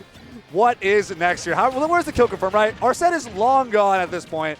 Far to be seen next time around, but I still feel like they're not going to struggle. There it is. Fair one. Up air drag down to PS2 top left platform. Up smash to close it out. Game one goes to Archer. Great stuff. Yeah, great stuff from Archer there. And now we're on the bottom right. Yeah, Tectonic's evened it out. Last stock situation, Arpeggio and Tectonic here. You know, you were talking earlier about how Snake can live forever, and I completely agree with you. But there is the interesting dynamic in the Snake Ditto of that down throw up tilt, right? Yep. So eventually you get to 160 and you just blow up if you get grabbed. Yeah. So the problem is, though, Snake, of course, wants to be circle camping, keeping space from you. So when you're Snake trying to get in on Snake, that's going to create a lot of problems for you as well. Right, unless you find a really nice cheeky dash attack that doesn't get punished, or you get some interesting tick throw setups and things like forward tilt resets, it's kind of hard to find your way unless you both want to box, like what they're trying to do right now. Both your upper percent, throwing out that up smash. We got Nikita right in your face, into the dash attack. Nikita for the edge guard as well, air dodge back. We have grenades to help catch, but oh my goodness, Nikita cover. It's so close. How is he going to get out of the corner here, though? The up tilt doing so much, just the pressure in these corner situations from Snake, the way he's able to so safely back off just a little bit and continue to pile it on. But at the same time, Arpeggio finds a way out of the corner, manages to reset the situation. Now we're back in the trenches, throwing whatever machinery and weaponry you have at your opponent. At all times, both here pushing 150%. Only throwing grenades, whiffed multiple up tilts, but pops the C4! And Teconic's going to take a first game there. Man! You got to be ready for the C4. And now there's two of them on the screen, too. Not only do you have to think about your own, you have to think about another one. That's right. Moving to the top right side of the screen, we got Jared is king up here on the Shulk. The classic edge guarding Protoss Little Mac on the up B with smash forward air. I am a big, huge fan of watching Shulk, right? I love them. I love doing whatever. Oh, my goodness. The armored uppercut. That upside. Oh, man. What a move. Little Mac. This is a character that could get blown up and blow you up, right? Extremely momentum-based. Very hard definition of a glass cannon right there. Yeah, absolutely. And we're starting to see that little bit of damage coming back. But Jared, he is not letting him get in. Like the spacing like that, it doesn't matter if you have that super armor max reach F smash, because Jared's so far away with his perfect spacing game, utilizing all the range Shulk has.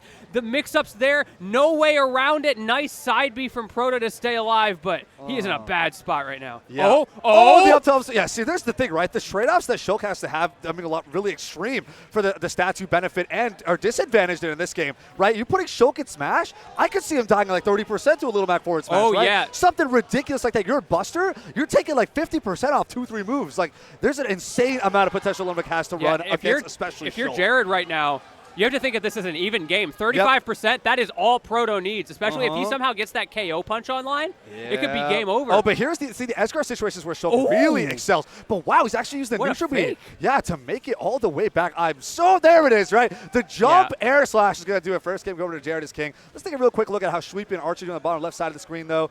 Looks like Sweepy is a lot more comfortable in this matchup, relatively, but that last stock commentator score is my bad. Yeah. But Sweepy having a lead to push. push here, right? Especially on something like FD, I think that helps that he's not getting reset by the up air drills all the time here on the PS2 platform. It's going to help quite a bit. Arsene got to stall it out a little bit, but man, that Arsene damage, they're already even. Archer is bringing this all the way back. He's almost out of Arsene, though. Great parry into the dash attack. And now Archer's got the momentum he needs with the up smash. A little bit more Arsene, but no, it's all gone. Maybe he'll be able to get her back. Oh, no, we're resetting. We got Gyro going left and right.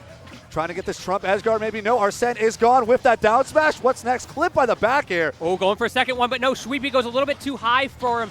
Great reaction with the defensive play from Sweepy, but now Archer's just trying to rinse and repeat that. Little bit of extra damage, keep my man scared, build that Arsene, because he's got that win condition still coming slowly but surely. Maybe a tortoise in the hare situation, but Sweepy trying to close this out before he gets that opportunity. I love that Archer's willing to commit to going off stage and actually trying to run down Rob, right? It's it sometimes seems like a fruitless effort, but Archer's up in it. Trying to deal with Sweepy, get rid of the pest as soon as possible. Arsene is almost up. There it is. Now it's extremely dangerous for Sweepy. Great spot dodge on that forward tilt, but that's one of many options Joker has to throw at you. He's gone to approach down. Oh, no! There it is. He jumped away after blocking the dash attack. Good option. Immediately air dodges. Not such a great option. And that last hit situation, that's so tough if you're Sweepy. You got him all the way to last hit, and now you have to Sisyphus your way all the way back up that mountain just for a chance at the reverse. It's got to be a nerves thing too, right? To press out after that, right? You're blocking pretty unsafe. If you want to jump out, reposition, clicking that air dodge button, oh no, the death sentence it was. But we'll pivot right back over to Tectonic and Arpeggio here on the bottom right side of the screen. Again, even out between these two. I was watching that game on and off a little bit throughout, and they've been going really back and forth on who's been pushing advantage, who's not. I saw Arpeggio with a solid lead. I saw Tectonic with a solid lead. They're keeping this dead even right now. Yeah. And honestly, we're seeing similar stuff on the top right, being dead even. There you go. I knew it was coming. Proto bringing himself back into the match. Good old Little Mac stuff. So we got Buster coming right back out, up to 71%. Jared is king, switching over to Monado Smash, looking for a crazy air dodge. Great weight on the air dodge to catch the landing, and it's not going to be enough for Little Mac to make it back. That was the one fool me more once. stock. The fool me once right there. He used that mix-up before. It was beautiful. It worked flawlessly. But now Jared's got that in his lexicon, and he knows how to punish it.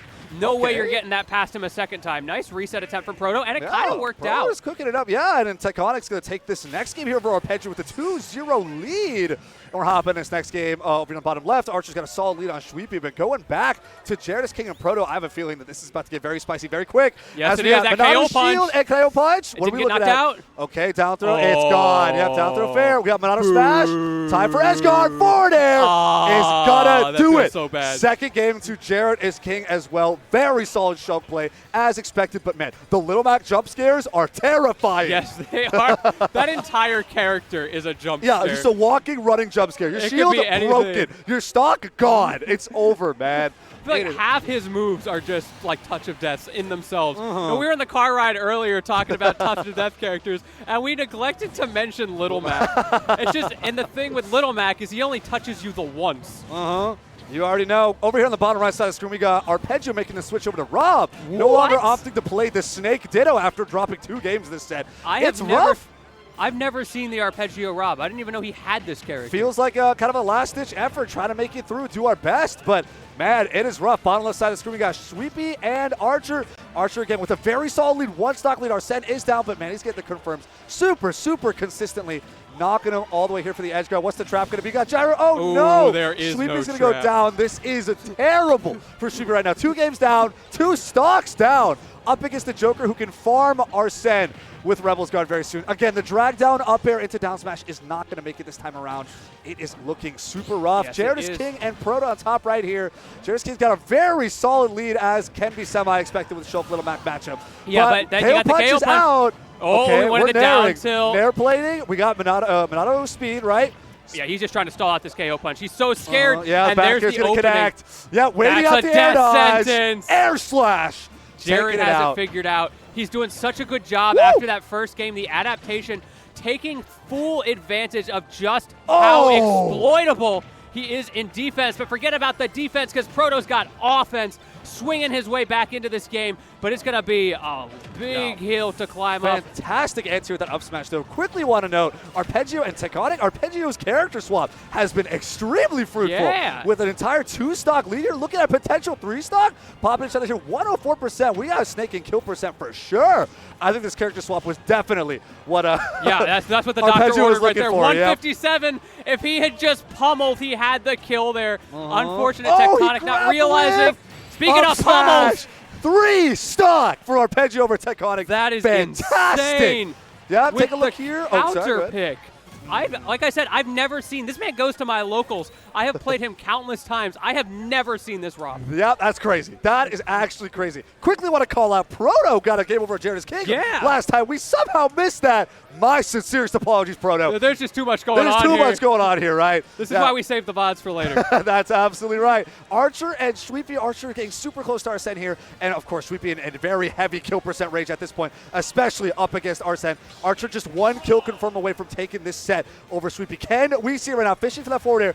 Fishing for that backer. Parry, the forward tilt's not going to do it. Just, jumping on that laser, too. How are you going to approach here in Hollow Bastion? Yeah, Sweepy has really brought this back. At one point, this was 3 stocks to 1, but he has turned on the afterburners and using those so well to close out, but it's not enough. No. Despite stalling out, Arsene still got clipped by forward air 1. Didn't have to take the up air, but tacked in place to get finished off with Speaking that of getting up clipped, smash.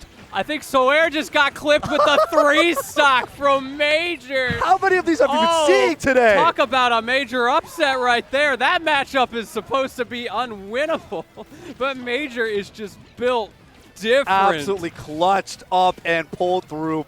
Ganondorf genius, after all, right? Yeah, I don't know how he does it with this character. I swear, every Ganondorf, I've never played Major. I want to play Major at some point, because every Ganondorf I ever play, I feel like I just feel bad the whole time.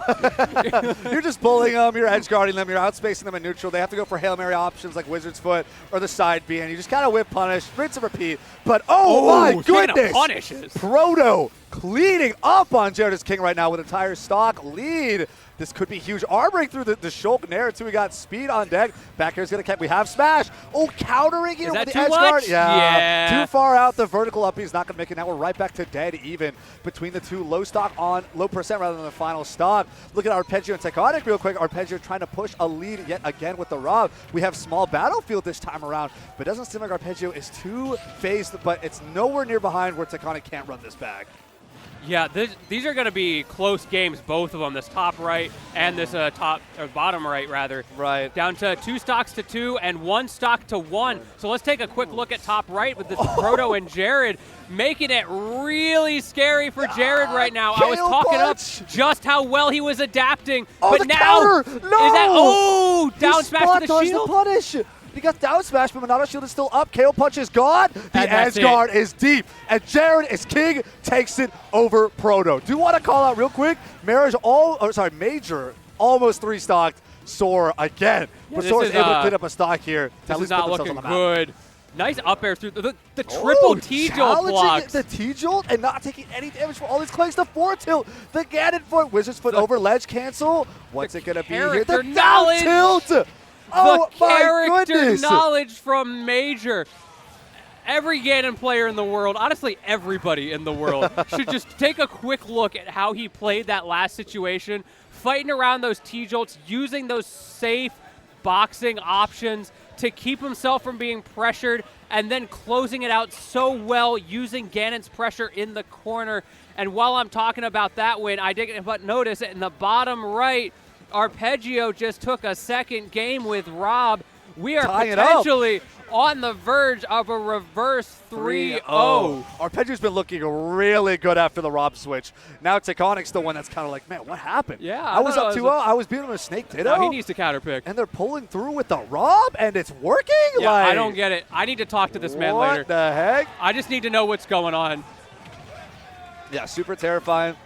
Top left side of the screen here, we got quick attack, almost getting the up tilt to pick up. We're going to see Major go off stage. The Thunder is going to hit through the stage here. Charging that up smash.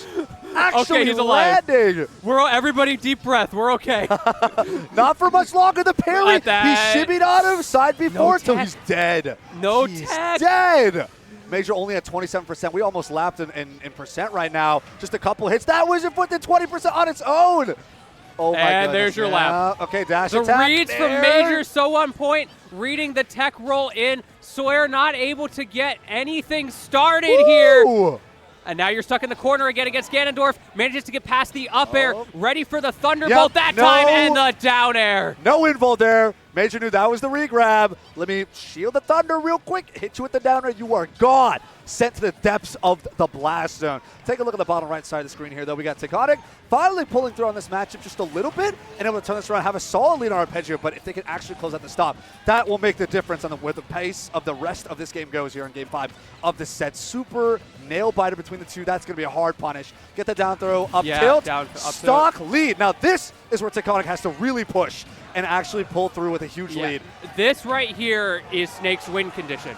Being pesky, being annoying, nickel and diming you as you try to close out that stock. And now he finally has an opportunity to try that against this Rob. It's so right. What can Arpeggio do here to keep this from getting out of hand? Yeah, that's what it's going to be about. But over The here in the reads on the bottom corner? left, we've also started Cool Guy and Shu here on their game as on the Oh, top no! left. The catch! What a Oh, call out man. with that down air. That's right. Do want to shout out Major for taking over Sora 3-0. Ganondorf genius as per usual as we await our next set here on the top left. But yeah, Cool Guy Shu. We got Lucario and Diddy Kong here. Very fast paced with Diddy Kong. Really want to be able to press as many buttons as possible. Mix you up with side B with Banana. All these setups. Lucario's got the little bit slower on some of the moves here. The frame data is not exactly up to snuff here, trying to compete up close. So you got to be a little more predictive. Got to be really get an idea of what your opponent's doing. I'm honestly just happy to see a Lucario on the screen.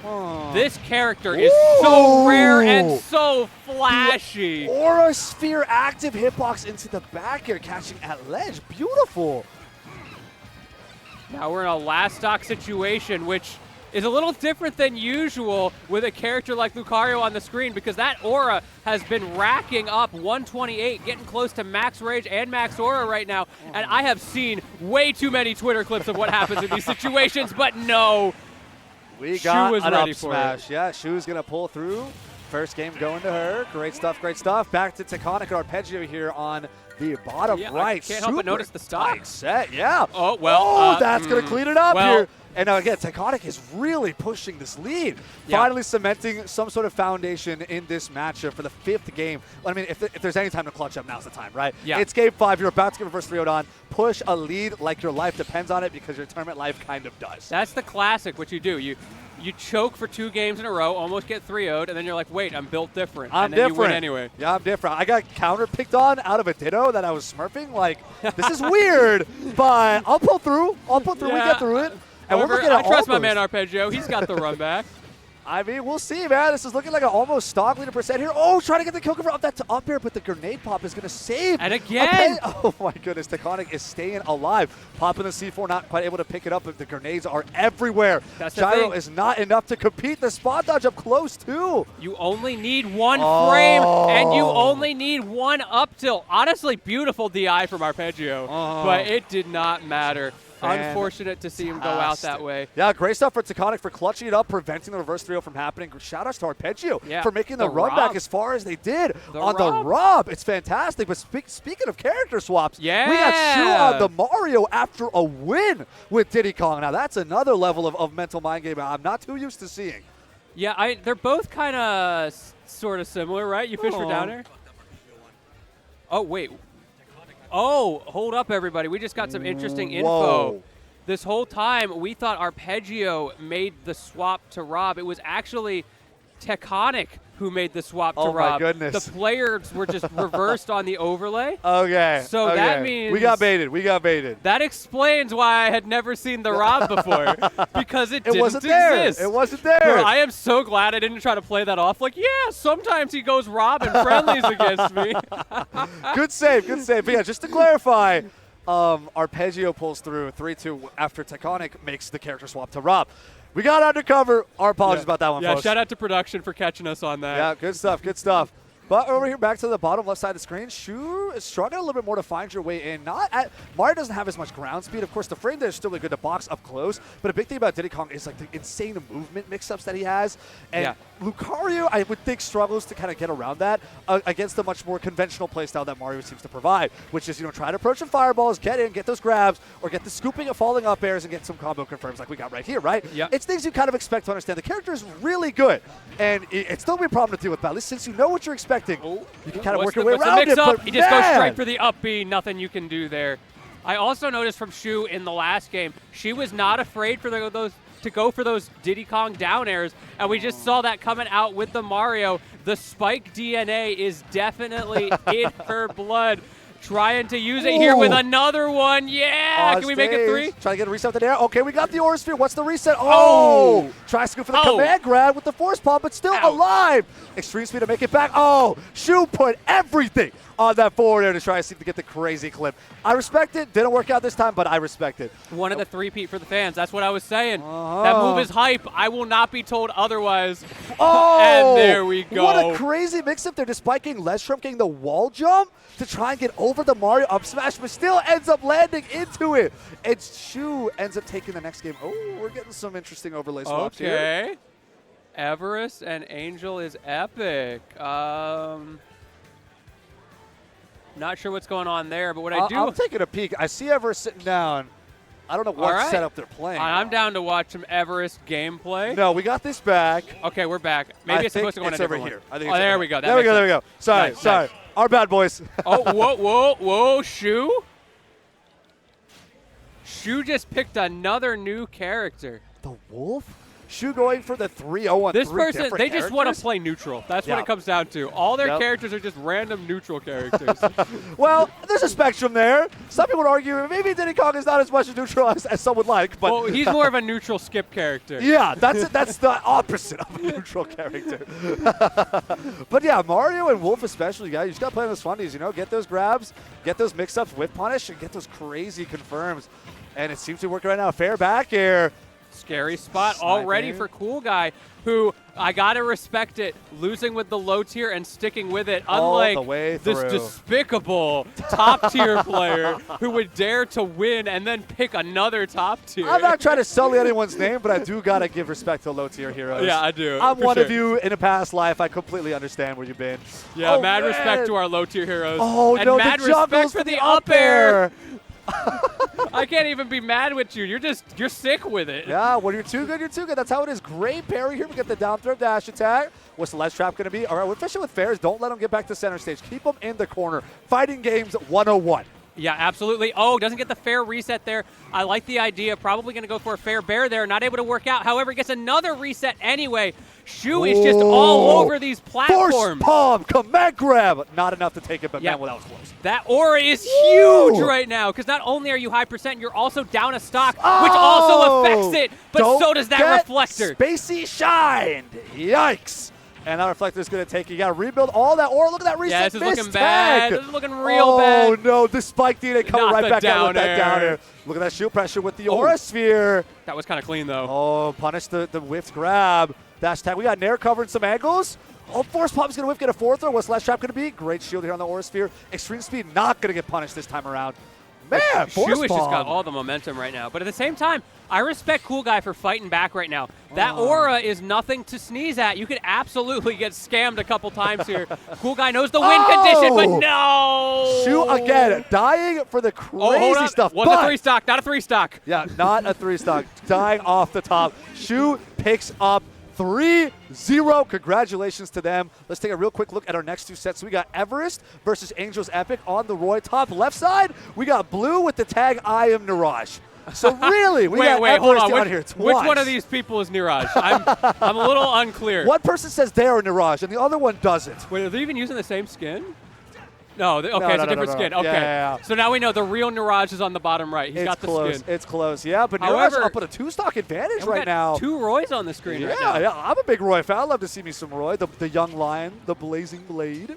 Oh, nice counter. It's interesting to look at like the different ways Roy has to play in different matchups. I've talked to a couple of Roy mains in the area about this. Ooh. A lot of people. That's why you don't follow Rob that's off why stage. you don't. That's why you don't do that. Maybe don't play him that way. But this character is one of those characters that looks like he just runs up and hits buttons on you in shadow boxes. Yeah. But he has to play surprisingly differently in different matchups. He doesn't have a set play that he always defaults to, and it's very dependent on what he's up against. So I definitely advise to take a look at the bottom right, the top left, how these different players go about playing these very different matchups against their opponents. I do have to argue. I feel like there's a little more similarities between Ivysaur and Rob specifically compared to the other Pokemon trainer Pokemon available, but Mirage, the real one, Everest, going to pick up this first game again. Huge shout-outs for being the TO and putting this whole event together. Yeah, he's we would climbing not mountains be here. right now. We would not be here without him. None of this would be here without him. So please give him all of your energy and support because he absolutely deserves it. Oh. Great stuff for taking the first step. But the fake Mirage, I am Mirage, who is actually not Mirage. Blue is going to go down to Warm Day Beanie with This that is Ivysaur Blue's counter. what they get for identity theft. Yeah, no. Identity theft is not a joke. It's not Blue. okay, folks. Nope, it's not okay. This is what happens to you. Don't get dunked. Don't get dunked like this.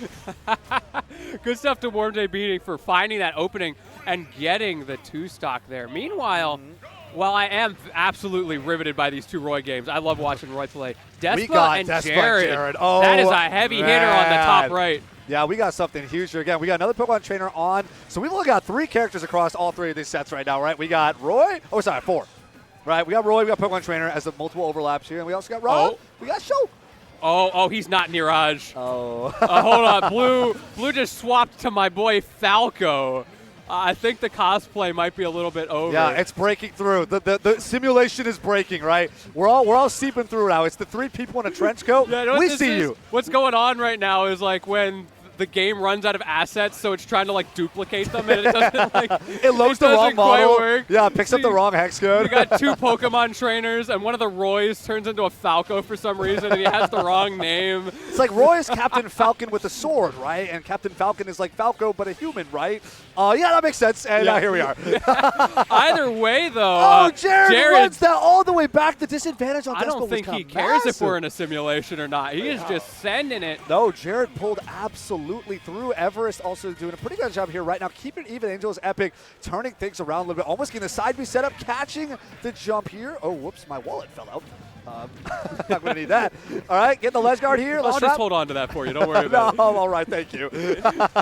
We're down tilting, trying to see if we can pick up a forward air jab. Something funny, but yeah, offstage Rob is going to be just fine. Hard commits to a forward smash. We're getting double edge dance into the air dodge and forward tilt. Town and City. Pick it up. This and next stop. Top left side of the screen. Warm Day Beanie. Oh, you're dead. Oh, no, My man not got yet. scammed. Not just yet. Okay, Charizard underneath the stage, not able to make it. Oh, no. So I guess they are dead after all. Keep it even here, top left side of the scene. Fake Mirage trying to clean up the gameplay a little bit and deal with Pokemon Trainer better than the Roy did. Yeah, it's looking pretty clean so far. He's definitely got the resets and the loops figured out. Some of those like slightly more technical Falco combos that tell me that I don't know who this person's main is, but they at least have like a solid Falco, right? Like this isn't like a week 2 Falco. Yep. They know what they're doing. Down throw. Oh, okay. I don't know about that down throw. Maybe this is a week 2 Falco. No. No worries. We'll let him cook. But in the meantime, we got Jared's King and Despa up here on top right side of the screen. Almost an entire stock lead here for Despa, but nothing that Schultz can't turn around with Monado Smash. Just and like that, but good tech. Yeah, he's made it back. Okay, catch the air dodge back throw. How deep we going for this air? Yes, we We're are. going deep. Great edge guard here with Monado jump. You love seeing it. All right, we got speed here. Getting zoned out by Charizard Nares, but no, Jared does not care. Tries to go for a pivot grab and whiffs, maybe trying to get a roll read or something, but gets punished in the process. You do not want to be a Buster up against Squirtle or Charizard. These guys will blow you up. Charizard is one of the scariest characters in the entire game. Like, I don't care how bad this character is in theory. He is terrifying at high percents. When he's got that rage, when you're at kill percent, and as a Falco player myself, I can say that Blue in the top left right now has got to be sweating. This matchup is terrifying. You mess up once, you implode. You were absolutely obliterated, but nice fair to scoop up that kill here for Blue. And now Blue trying to push the lead here. Side being onto the Squirtle Shield, not getting punished. All right, we get some forward tilt loop. The jab reset. Tech chases. Nice. All the way across the stage. Across we the don't world. tech those. Nopers. And now you got to play the Squirtle tax. Oh, yeah. It's going to be rough. Bottom left side of the screen, we got Ditto and Shu right back on screen. Yeah, Shu's Shu back with on the another ZSS, the character that character? they're known for. Right, they're an actual ZSS player, but they had the Diddy, the Mario, the Wolf last time around. So finally good to see they're pulling out the no stops anymore, right? Run it all the way down, and we got Ditto on the Terry. Yeah. Terry Bogard from Fatal Fury. I love this guy. I love watching this dude. Oh, you're a Terry enjoyer. Oh, absolutely. We're getting the rising tackle. Yeah, how do you feel about that combo? Oh, yeah, I love it. You like that combo? You like love that? It. I love it. Send him to the top side blast zone. Okay, Blue's going to pick up a game here on the top left side of the screen over Warm Day Beanie. Jared is King going to clutch up the second game here over Despa as well. I swear every time I look back at Jared is King, it feels like he's decently behind, but not Yeah, far enough where Shulk get covered The up, right? dude adapts like nobody's business. That's Unbelievable. right. That's right. Over Speaking here- of adapting, though, Angel did manage to take that last game on the bottom right. It took back to Town and City. Ever is feeling confident on that stage, and we're seeing why. Possibly on the verge of a 3 stock here. Yeah, looking not too far away. You got Roy and all this rage. A hard read, whether double-edge dance or a forward smash. It could do everything right now. Yes, it can. But air dodging past the ledge could also do many things to you. The classic. It was Like for stage doing- control. Look Oh, how much yeah, yeah. stage control he got out of that. Just had to reset for pressure. Calculated. Calculated. He still got the stage control. I'm telling you, if he gets the kill off of this, Oh, what a roll read for that forward smash. Almost had the kill, I swear. Neutral get up. Okay, getting clipped here. Oh, shield pressure. Up the out. Blazer. All Blazer right. out of shield. I see you. it's that Rob Erasure right there. Okay. And now still stuck in the corner Regrab. is Angel. We're jabbing up. Yeah, when you run out of things to do in the corner as Roy, you just start jabbing and hope it works. Jahzz are a serious threat in that position. Oh, they absolutely. They can scoop you off from the edge, too. It's crazy. In the meantime, Shu on the bottom left side of the screen is going to pick up the first game as Neerod closes out this third game with a solid back there. Great stuff here for But Everest. we are 2 best games. of 5, so it's not Uh-huh. over. Neeraj, I'm looking over at him right now. He looks so chill. Oh, yeah. He's just He vibing. is keeping it chill. He's keeping it real chill. Oh, No honestly. fighting here, just chilling. Yep. Yeah, we are straight vibing. Yeah, nothing but vibes around here. You already know. Meanwhile, speaking of vibes, these Pokemon trainers are continuing to put the fear into their opponents, but not the stocks. Both of them down 2 stocks to 3 right now. Obviously not insurmountable leads, but I feel like both Blue and Jared are doing a really good job of just playing around that toolkit in like the spacing in neutral. They're both spacing so hard in neutral, trying not to box with PT. That's right. I think Shulk probably has a better time at that than Falco does. Oh, yeah. Considering all the disjoints and the gray frame hit on Nair, I don't how think fast it comes out. Falco doesn't believe in neutral. It's also just a... Oh, man. okay. Dirty. He's nasty out here. Oh, my man needs a shower. Give my man a bird bath real quick. Oh, my goodness. Jared also going to clean up this next stop here on Monado Jump. I mean, Despa could pick up this next stop, but Jared is looking really clean right now. Great switch to Monado Shield to not get scooped up by the up B. Now we got Speed on deck trying to scoop up some percent. Oh, yeah, we got the Nair forward tilt. Reset on the Charizard. Got up B out. The Fly coming in hot. And Jared is down a stock yet again. Now we're pretty much even. Buster up against Squirtle. Fairly risky, but down throw forward tilt does so much damage. This is such an important stock for Despa. Opportunity to be sent down to loser's bracket here. Not going to be out of the tournament, but it's going to be a whole lot worse because there's a lot of heavy hitters down there. Meanwhile, Blue, Taking as this the other next PT game. matchup here, took the second game. So actually third game, going up 2-1 against Warm Day Beanie. But let's take a look at this Despa Jared is King last hit, and that's why. I love the reset right there. It's not quite going to connect, but man, it was beautiful. The down throw waited out. The fair jump back. It covers so much range as Jared is King takes it over Despa 3-0. Oh, we got Egg, the intruder on the top left. Who is Egg? Because it fits with the Stinkums tag. What is? Okay, he's just trolling. We trolling. We trolling. We hit him back. We pull right you back ever up. do that? You're like, what if I just counterpick someone crazy? Nah, back to my main. Bottom left side of the screen, we got Ditto up against Shu, right? Pivoted over to Hollow Bastion. And it looks like Shu's been a really solid lead here. I with love this stage. 2-0. Oh, I love this stage, man. It is Well, beautiful. you can call it nostalgia blinders. You can call it whatever you want. Oh, no! Oh. The power took the wrong way. Ditto's going to have to hold that, but you're already 2 games down here in the best of 5 against a great player like Shu. This is so rough for momentum. But Terry can do it. If he gets that go meter, Yeah. the win conditions, I talk about those a That's lot, but I right. think it's really important. He still has a win condition, and I know Ditto knows how to use that win condition because he has used it on me way too many times. Power Geyser and Buster Wolf, the absolute classics. Such a scary position. And Shu, like this ZSS, has some things that can catch you off guard, but Oh, a yeah. lot of times, like, you don't get to cheese nearly as hard as Terry gets to cheese you. So you have to play really clean here. Not speaking of cheese, Everest just pulled through with a 3-1 over Angel's Epic on the Roy. Had Yeah. a very strong forward smash to close it up here at the end of the set. Roy is Great our stuff. boy. Shout outs to Angel's Epic for taking the game, though, adapting after that first game, as you said before, Yeah. right? It seemed really strongly in Everest's favor, but Angel's Epic was able to pull through for that second game. Afterwards, though, we got Talent, we got the stage picks, we got the confidence back from Niraj, and we're able to pull through. So great stuff there. Heading right back over here to Shu versus Ditto.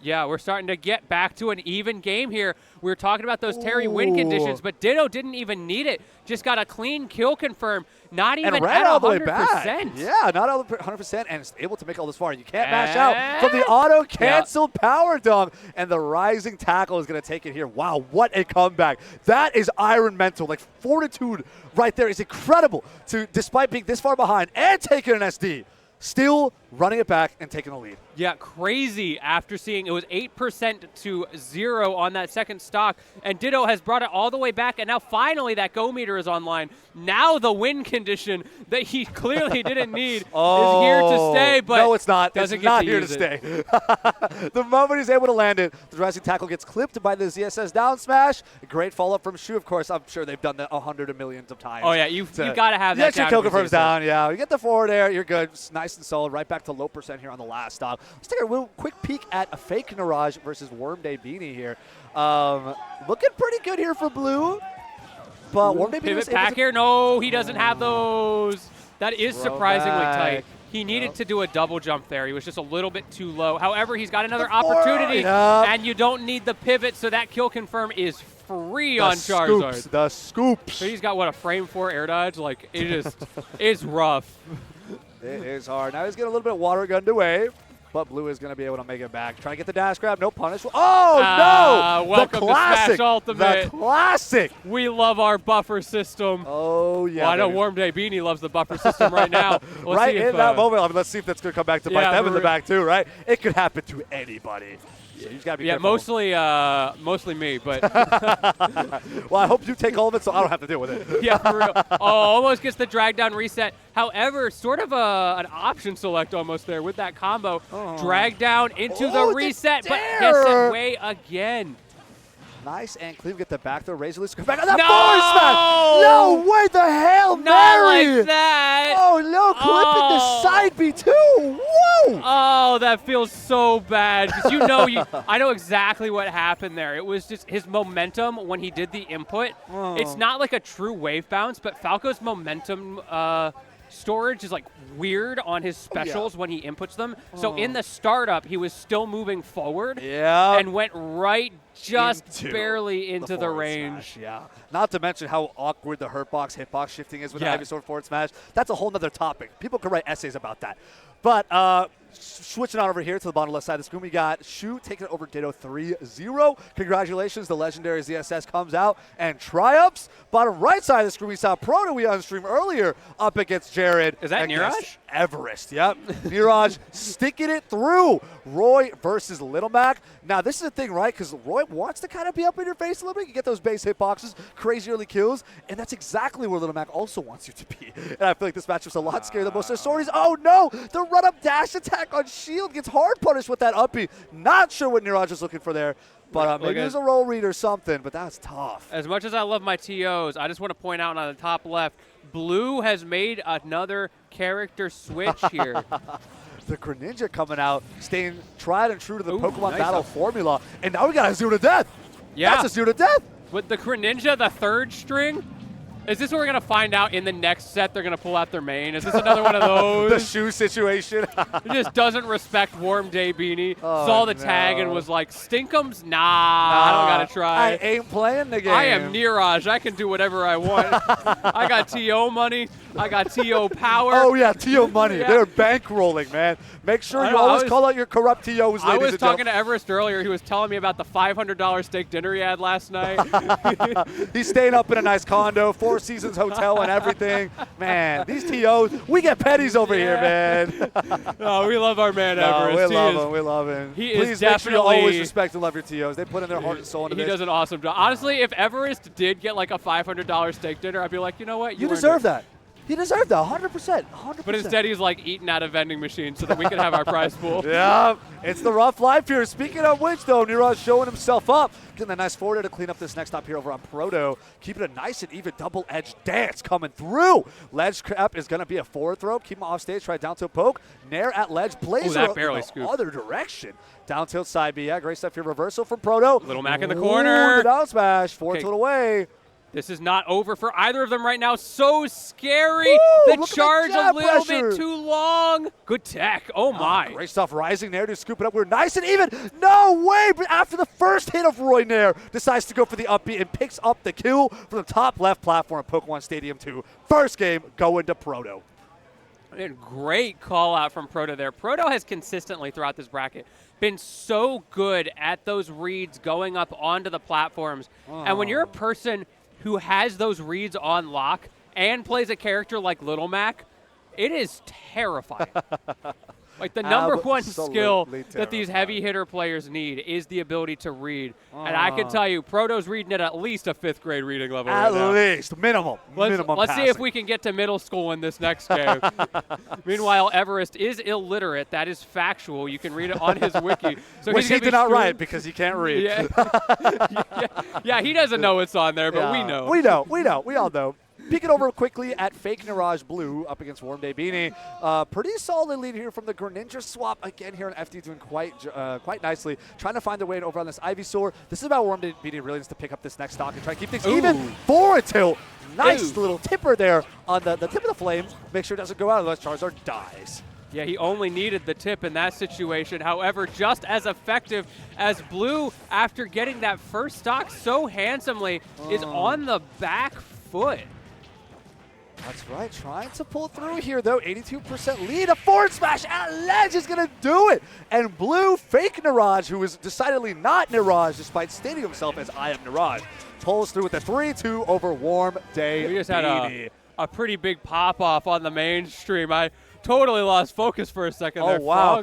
Frog took it over Sparkle on the mainstream. Sparkle not happy Man, about great that stuff to one. Frog, though. Yeah. Very excited to get that win. Definitely a grinder. Did a good job getting there. But now, Speaking of grinders, we Yeah. got Proto and Everest, tooth and nail, neck and neck here, last stock of this second game.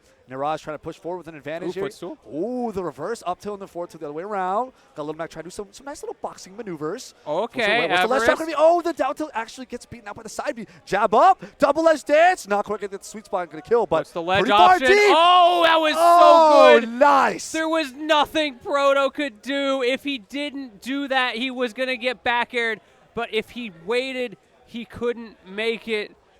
So good from Everest to just checkmate him in that situation. No, that was fantastic. Great play there from Everest, cleaning up with the 1-1, tying it up. Yeah. Keeping it even. I'm saying this is a transitive property here, right? Like Everest take games off Proto, Proto take games off Everest, Pro take games off Jared. Like Everest up there, man. That's all I'm saying. think I took I'm not saying it, but I'm kind of saying it. Look, all I'm saying is I think I took a game off of Everest and Friendlies once. So, So you're up there too, so man. I'm like, I want to see you on that yeah. big stage. Honestly, I didn't enter because I felt bad for everybody else. Yeah, I understand. I saw the man. prize pool and I was like, they need it more than I do. Because I win majors all the time. So like, Yeah, you're good. You're But good. either Dude. way. You're the one that's actually bankrolling. You're chilling. Yeah. We got, don't look that up on Smashopedia or whatever, anywhere. yeah. Don't look that up at all. But we're going to get Proto and Everest here on small battlefield. Get a nice early blazer here coming from Everest. to get some nice momentum here started. We're going to try clanking. Oh, the Blazer's going to whiff. No punish here from Proto. It's going to let that slide. Parry on Nair 2. Triple up tilt. No aerial follow after the Blazer again. Niraj loves using Blazer right there.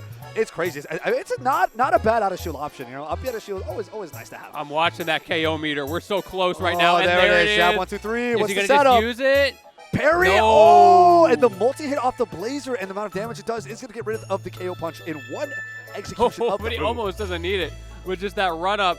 No. So Down much tilt. damage. The reads, no, he Forward whiffs. tilt. Oh, the grab's not going to be close enough. The shield push is too much. Great defensive options from Everest. I like that wave land as well. Boost but forward, the run forward up, tilt. the F tilt is so strong and so Woo! safe. Double Proto's edge dance. throwing it out. The counter, the advancing guard. He's going to make it back to stage. There's the neutral B charge. We're going to air dodge in. Dash attack's going to get punished here. Another with the up B. Now, how do we land? Oh, he's going to let him land, actually. Going to I poke think him out. Everest was trying to force out an air dodge there. Not able to get it. Again, not able to get it. Everest so confident that he's going to air dodge eventually. Ooh. Keeps rinse and repeating the most stale up B Yeah, of all time. I think we're really staying on Blazer right Finally. now. But we are going to get the reverse hit of Nair 2 to take this next stock. Only 41% behind. That's peanuts for Roy. You know, Roy Yeah, can that pull means through nothing. easily. Okay, what's the reset here? Oh, No, the catch run up. the dash. Okay. Proto is doing such a good job of just mixing up his neutral options and his defensive Oh! options. But the super armor, you don't need mix-ups if you're invincible. And my man Proto feeling invincible right now with these counters. There You're not it coming back. is. You're not coming back, Everest. Proto telling Niraj, stop using uppy on me, man.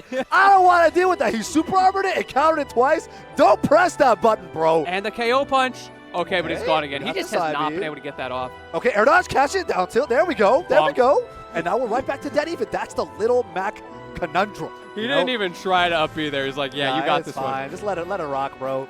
I respect Die that. with some honor, right? Some dignity. I always think about that. How many people know they can't come back, but you feel like you have to input upbeat anyway? Uh-huh. Why do we do that? My indomitable spirit will never not let me press Why it. are we sheeple? I have to. I have to press it. I can't let them feel like I gave up. I'll never let them have that It satisfaction. does feel like you're like giving up, Yeah. right? I will never let them have that. Never. You're the Spartan 300. Like, you know you're going down, but you're going to make them feel it. Oh, he's going to be at the counter. So Yep, he's gonna bring close. it back. We have. Oh, the Finally, it comes into out. KO punch. We were talking that up this whole set, and not just this set. Every time Proto's on screen. Every time Little Mac's on screen. And he hasn't been able to get them, but when he needed it most in that last hit, Proto found the KO punch. That he did. Close out this next game. Niraj still on the board. It's not over till it's over. These guys have been keeping it dead even. I saw Sonic on screen for a second there and like almost. Now we got Jahzz0 and Terra Yeah. up here. We got Ken and Wolf. Oh, man, that's gonna Hey, be it's sick. your boy. Yeah, You got Ken. It's my boy. It's my boy. I'm a big Ken fan. Big Ken fan. Shout out But Ken players. You're That's carried. that I mean, stream. Whoa. in Street Fighter. In Street Fighter. That's that stream. This is our stream. Well, let's take a quick look here. Yeah, We our got stream's Boy. cooler. Yeah. You can multi-twitch Yeah, him, we but- got Niraj, man. Yeah, Like, this is exactly. the coolest dude in the room. We got the TO here. He's he is, Mr. Keep It Chill himself. He's even got the blue costume on. You already know. A little ironic he's playing Roy, but all good, all good. Look, it's a cold burn. Okay, look at all that shield damage. The downward angle forward smash. KO punch is on deck, but only 0%. Great Can we see high that here? recovery. Can we see the 0 to death here from Niraj? I think it's possible. Oh, the scoop. Yeah, he is not pleased with how that last game went. He is not okay after He's out that. for blood. There it is. Double edge dance. How you making it back? Here just Roy's fall speed's a little too far there, a little too fast rather, and it wasn't. How does Proto keep getting away with it off stage? Ooh, air dodge good air back. dodge up. Oh, great parry falling up air. Still alive Gonna though. let him land. No, we're not. Oh, we are actually the forward tilt. And now this is starting to get back in Blazer. Proto's favor. He doesn't care if he's high percent as long as he doesn't get edge guarded. If you let Little Mac live this late, you are not playing the You are matchup. dead. And oh, the whiff! That could have been everything right there. Blazer through the second hit of forward tilt. We love armoring off moves. I mean, Roy's got it too. Why not let him Surely, use it? The up- eventually. Oh, no, that's Up what I'm throw. talking about. Up there was more of a 200%er. I can see Niraj getting a little There we desperate go. there, but still able to pick up the kill with the pace. That was almost a 0 to death, and look at how hard it turned around just because Oh. Proto was able to get back to stage. That is so crucial in this matchup. Okay, charging a smash attack, lightly punched by Tipper back here. Gets an up tilt off the Blazer. Not a crazy confirm just yet, though. Falling up air? Not quite. We got a forward tilt right back around. Little back is moving. Watch those resets. We know Proto likes his platforms. He knows how to use them. Nice. Everest needs to use them as defensively as possible right now so he doesn't let this get out of hand. Stop pressing that button, bro! It's a good move, though. Up tilt. I can just hear like Everest in my head. It's a good move. It's a good move. It's a good move. Okay, now it's back. Oh, no! The get up getting slammed by the Fists of Fury. You know Everest was holding that shield and praying. The one frame on that F smash. KO Oh! punch. The whiff. The back roll throw. away. What's the response? Let's trap, jab Jer. back air. But he could come back. We've seen it before. But Yeah. and we see it again. How does he keep getting away with it? Proto, you are superhuman. Oh my goodness. See, Niraj is like, hey, every time you counter, I get hit. So what if I counter and I don't get hit? What's up with that, right? That's Everest crazy. getting scammed by that one. It's just like Pro's making all the right decisions here. 83% here on Niraj is not looking good. That top plat is so scary for Niraj right now. He needs to find his way back into this game. Oh, but the the up uppie. B, high ceiling, we're okay. But you can't take Not another one. again! Oh no! And Proto takes it 3-1 over Everest. The little Mac hero does it again. Oh man! Wow! I'm speechless. The back and forth across that entire set. I mean, both these guys, like I said, right, they're all about being in your face, all about forcing situations, blowing somebody up. Right? You get blown up, I get blown up. We're all getting blown up. It's a mutual thing. But man, what a set! That was Absolutely explosive and tremendous. fiery. Mr. Keep It Chill himself coming out to represent here on Pools. Oh boy. All right, but I mean, yeah, it looks like we're going to be wrapping up here for our block right now, but we will not be gone, and Oh, the no, we stream will will not not. be gone. So we'll be heading back soon. You guys stay tuned. I think we would have just okay. No, we're good. Wait, run yeah, it again. sorry, run it again. production's been a little, All right. little funny. Little fun. Yo, We'll- what's up? It's my man Sayo in the background. How you doing, Okay, dude? Okay, we got Tyzai, of course. And Yeah, Tyzai, the what's up? GOAT right there. Yeah, Yes, we're going to be sir. sitting it to a break real quick, swapping out for some other commentators. Oh, yeah. All the Tempest people around us Yeah. right now. So we will catch y'all later on Top 16. We're going to That's run right. it back on the mainstream. Would love to see you there. Everybody, keep it chill. 100%. All right, we Street got Fighter's Street coming up. Fighter Hold up. coming up, so that means I will Okay. be back fairly soon. Okay. But up until then, it's been Combo and Latini. You guys keep it chill. We'll see you guys around.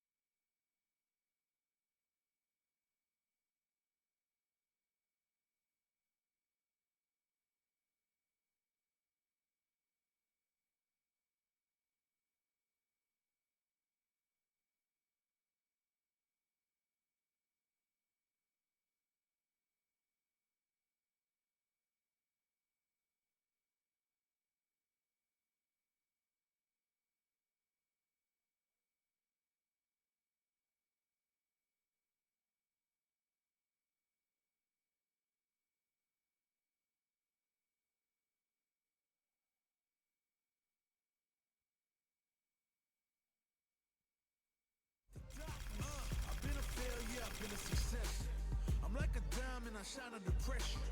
But life's been trying me, I learned all my lessons. I realize I gotta kill all my blessings. I'm working hard every day to be a better man. If practice makes perfect, then I'm already a veteran. I suffer from defeat, so success is my medicine. Destined for greatness, so you know that I'm back again. Back on my feet after I fell down. Always ready for a fight, never back down. At this point, I'm fighting for pride, I'm fighting for life. Reputation on the line, so I'm fighting for mine. You ain't...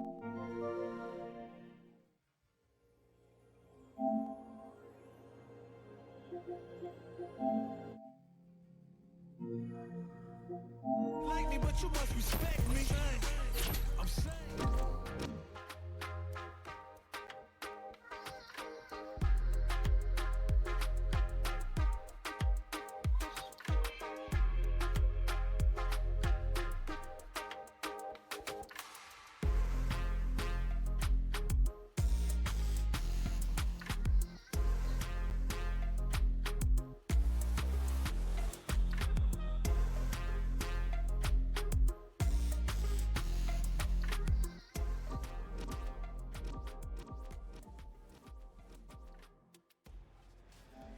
All right, what is up? We are keeping that. Oh, What's up? production bewildered. Okay, there we go. Oh. There we go. Yep, things are lining up. Sorry, audio is a little messy. Oh, okay, there we go. Yeah, we got it. We got it. All right, we are back at it with Keep It Chill. Now taking a little bit of a detour into a newer game, kind of coming out a little recent. As of June, it was Street Fighter 6. We're reaching the top 4, the final 4 players of this bracket. It was That's wonderful right. playing it, but hey, we get to see the cream of the crop. I'm Chapavelli. That's Combo. You already know what time it is. If you guys are on the stream, then you would have just seen me this previous block doing quad stream for Smash.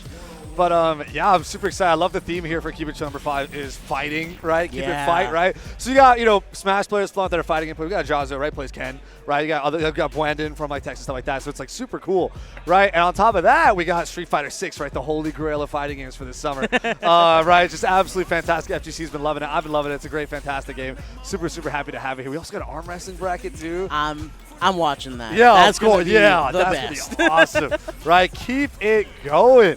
And so I'm super excited to see where we're at right now. But yeah, we got Mike C and Relight Fox here playing up our winners finals here in top 4 side. So what I've heard, at least about top 4 anyway, is that we have 3 Ken players and 1 JP player, right? So That if you're, is- if that you're is paying true. any attention at all to Street Fighter 6 and what people consider to be the best characters, there it's right here. Yeah, you saw it, right? Right. The 2 characters that are winning the most, Right. that are winning the right here. biggest. They're right here.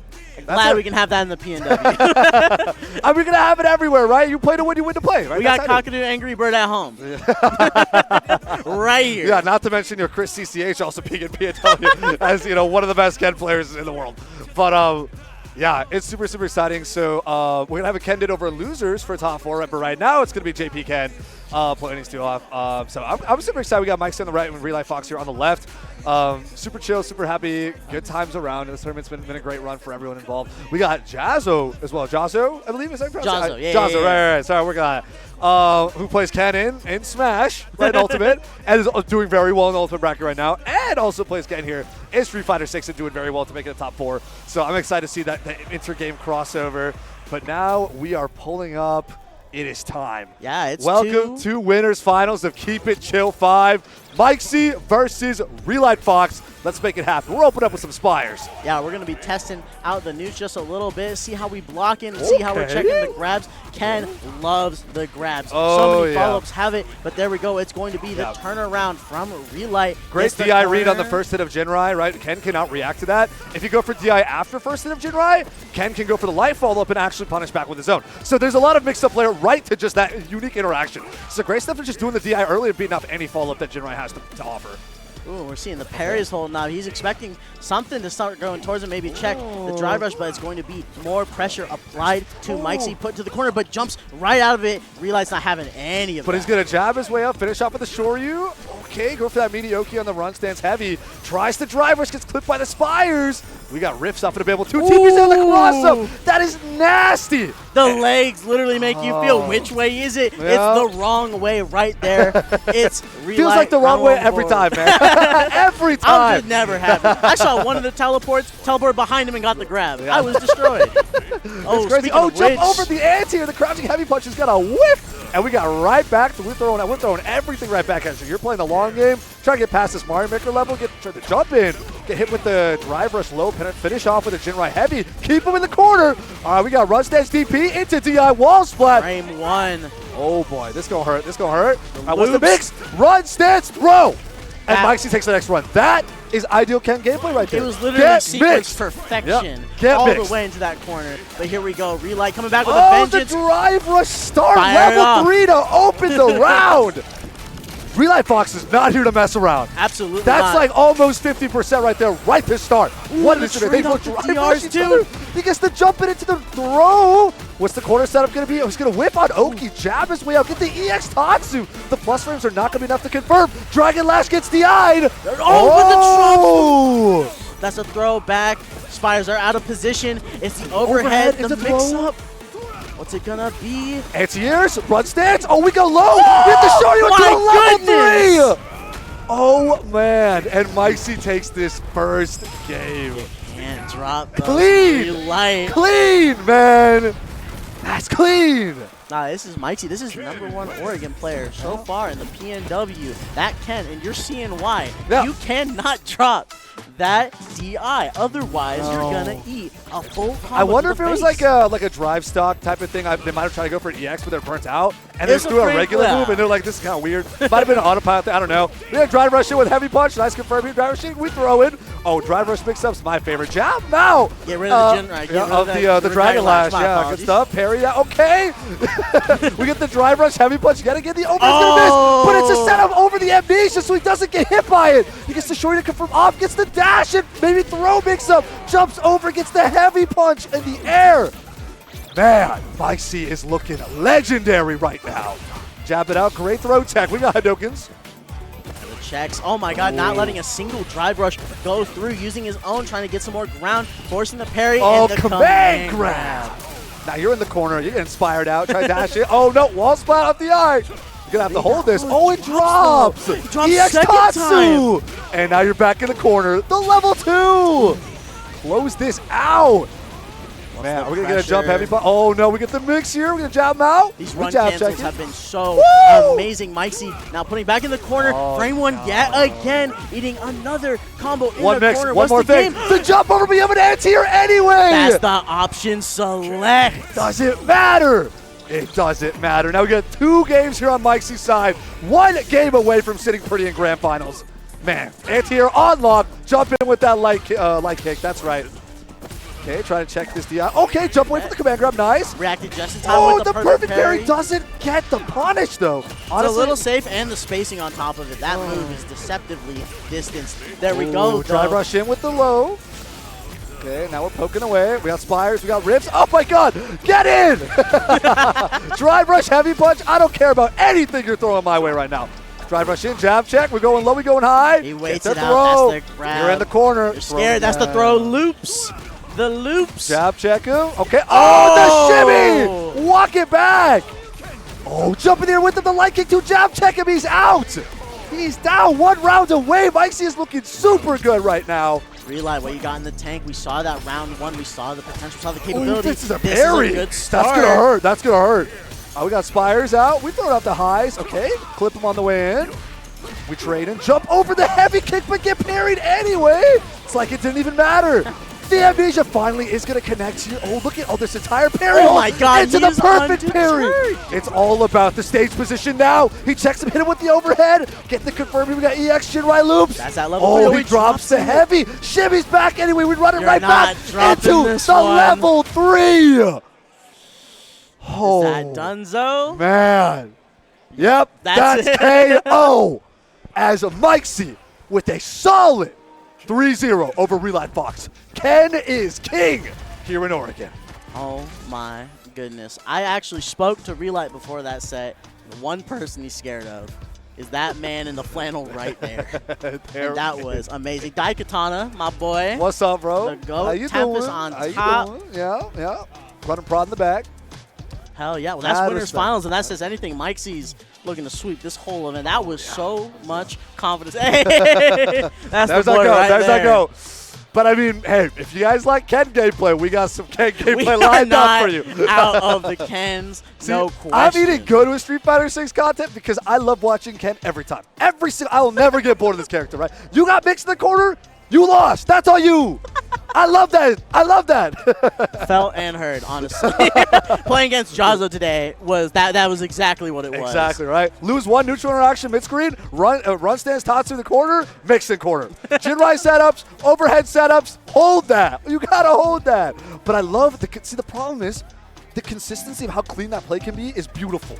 Like, if they get everything right every single time, how can I not love that gameplay, man? I'm like, this guy is crazy. How do we do it every time? And now we're going to be seeing the Kendo. I believe it's Jahzz0 versus Furret, Yep. if I'm not mistaken. Furret up and coming in the FGC scene Portland, locally. He's been making a bit of a name of himself. That's good, yeah. Starting up, but hey, this is Jahzz0. Oh, yeah. This is Smash Ultimate Demon Jahzz0. That's right. Now with FGC Ken on top of extraordinaire, it. yeah. Ken Philosopher. Ken I think he's upgraded a little bit. Oh, yeah. I watched him on stream hit Daigo parry for fun in third strike. For fun. This guy is different. Yeah, we saw him in the back. He was hyping up Mike's like crazy. He was like, dang, what was that? He was emoting. He was going crazy. He was like, man, Absolutely. this Mikesy guy is clean. And you gotta love that. There's a level of camaraderie that comes with Street Fighter. People are just like, no matter what the character, it's just, okay, that's just hype. It's like, dude, that's just sick. gas. You gotta respect that. That was sick, man. If that Zangief walked up, got 360 on you 3 times in a row, that's sick, man. That's sick. Don't Sick get and SPD'd. you have to hold Yeah, you gotta hold that. Don't get SPD'd, bro. If Manon's on 5 medals round 1, that's crazy, bro. How did that even happen? Okay, that's a reevaluation point. That's what's going wrong here?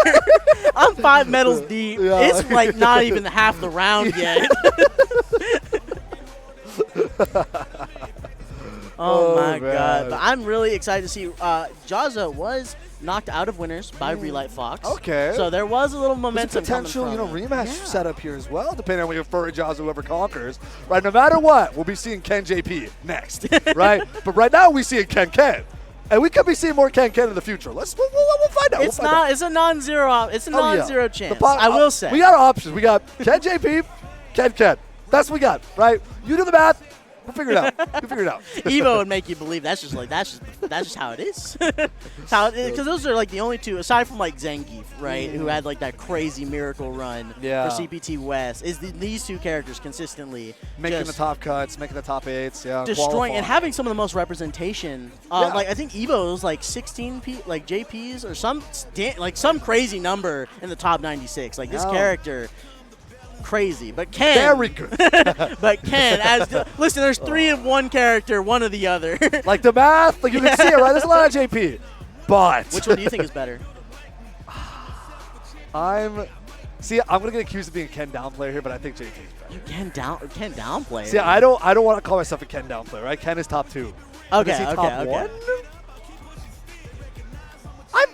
I mean, okay, I guess I have more issues with JP being as good as he is compared to me having issues with Ken being good as he is. I guess that's a better way for me to phrase it. So in terms of like how good they are, I think they're pretty much about as good. Like I think they're both about the same, right? But in terms of like game health and meta health and what playstyles you want to encourage for people's enjoyment and for viewership, et cetera, right? You have to think just beyond like, oh, the balance is good. Like yes, the balance is fine if you got 2 people like dominating the rest of the roster, but at least between these 2, like they're good characters, they can take each other down. Like that's fine. I don't have an issue with that. It really is more about like the way JP plays and like the kind of habits and behaviors he encourages, and the way he turns the game on its head. I think Amnesia is dumb. Like that, no.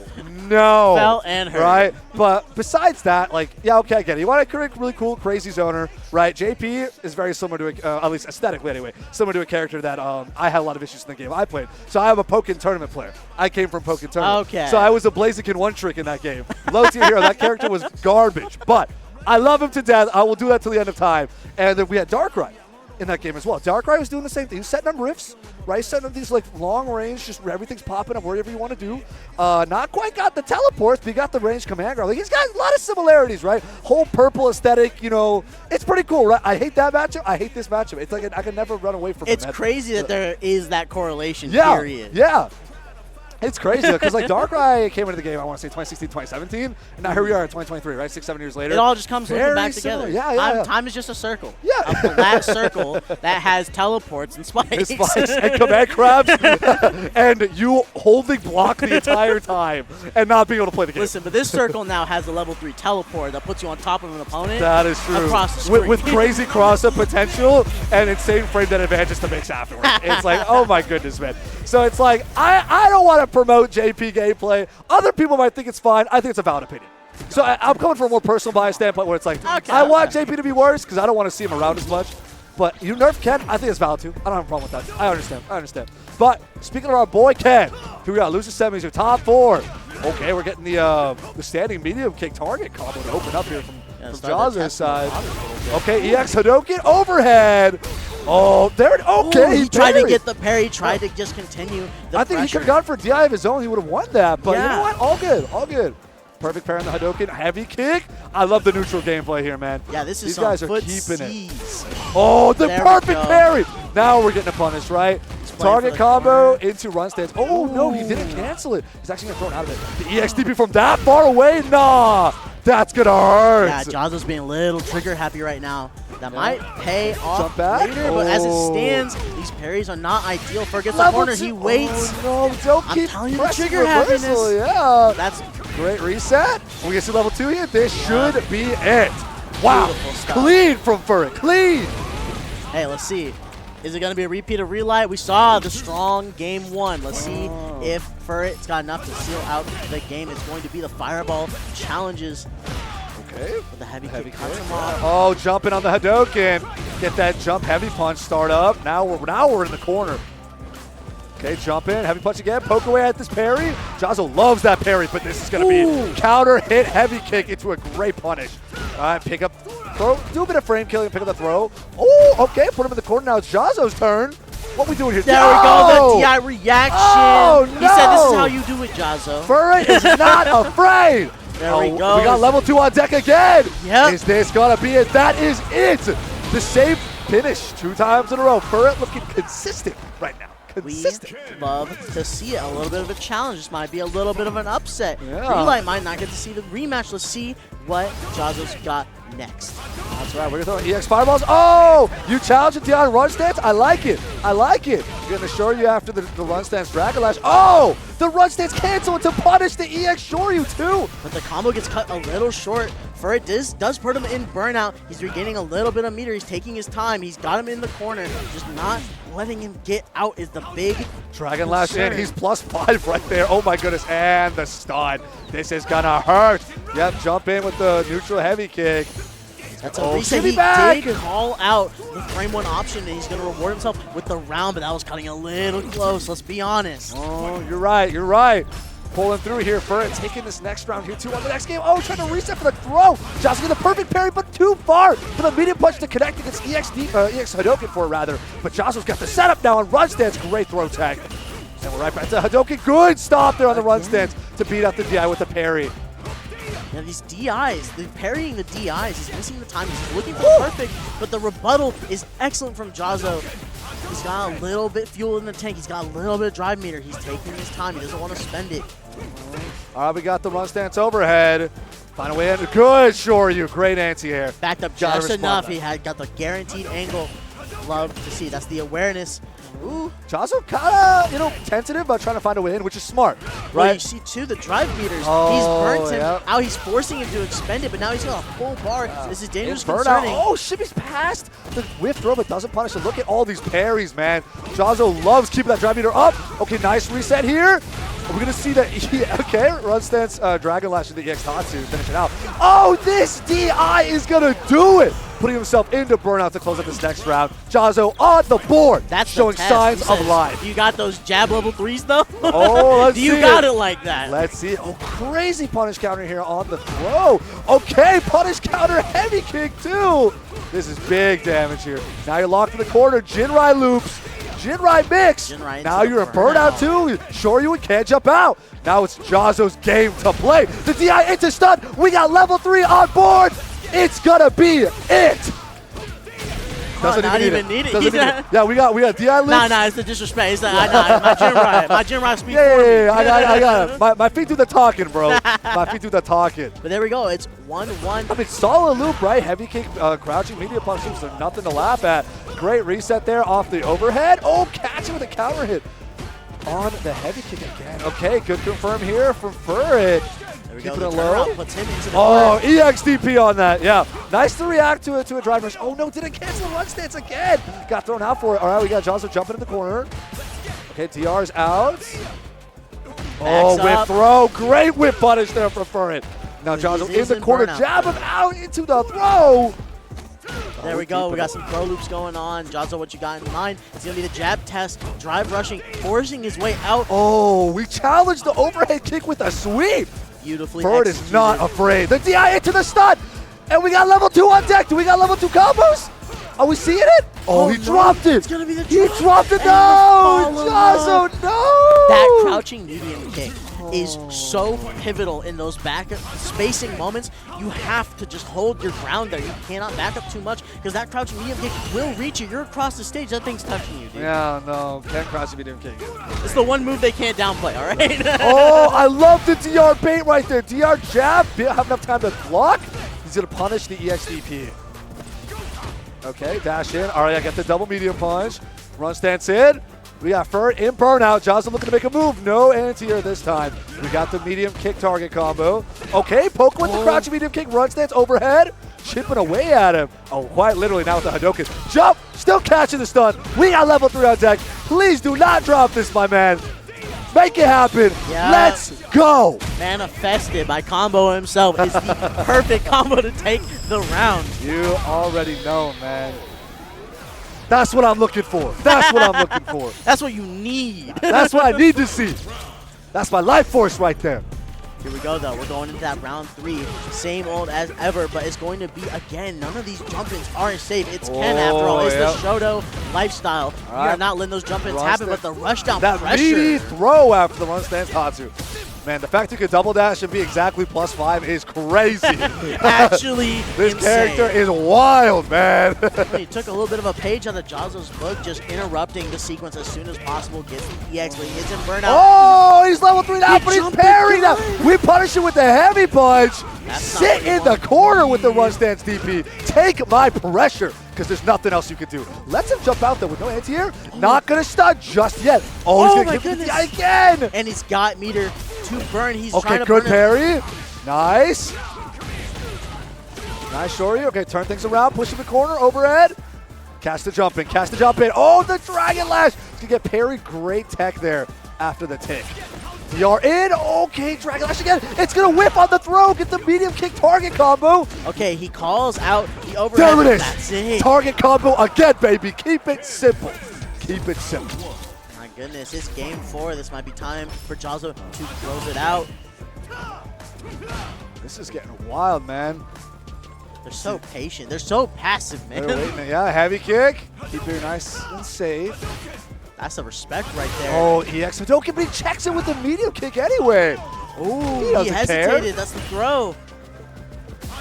EX Hadouken, Dragon Lash. Okay, straight to throw. I like it. Used up +1. All right. Okay. Wow, he He waited a little staggered bit. it, but Furry's not deterred. He still catches it there. Wow, he keeps it moving. There we All go, right, another good parry on the Dragon Dragon Lash, Lash. but still gets thrown out of it. At least it's not a punish counter. Nice. Good tech there. Okay. Drive rush medium kick not going to connect this time. Drive rush medium punch also not connecting. Swept down. Oh, first going to get a big punish here. Oh, no. I think he might have messed up the run stance combo right there and got the heavy alter instead. It's a dashboard and with a sweep. I feel like I saw 2 drops right there. Yeah. But that could have been okay. To be fair, after run stance Dragon Lash, you're also like super plus. You go for a safe jump setup right there. So I understand there's a bit of there's strong Oki right there. Okay, keep it low. Tries to get the reset with the grab, not quite. Parry the EX Hadouken. Ooh, I love that. He's trying to call out some form of committal option right now, but they're not giving it to each other. The target combo, though, does land. The pressure on top of him for it does get the breakaway. Spacing, he's using his parries.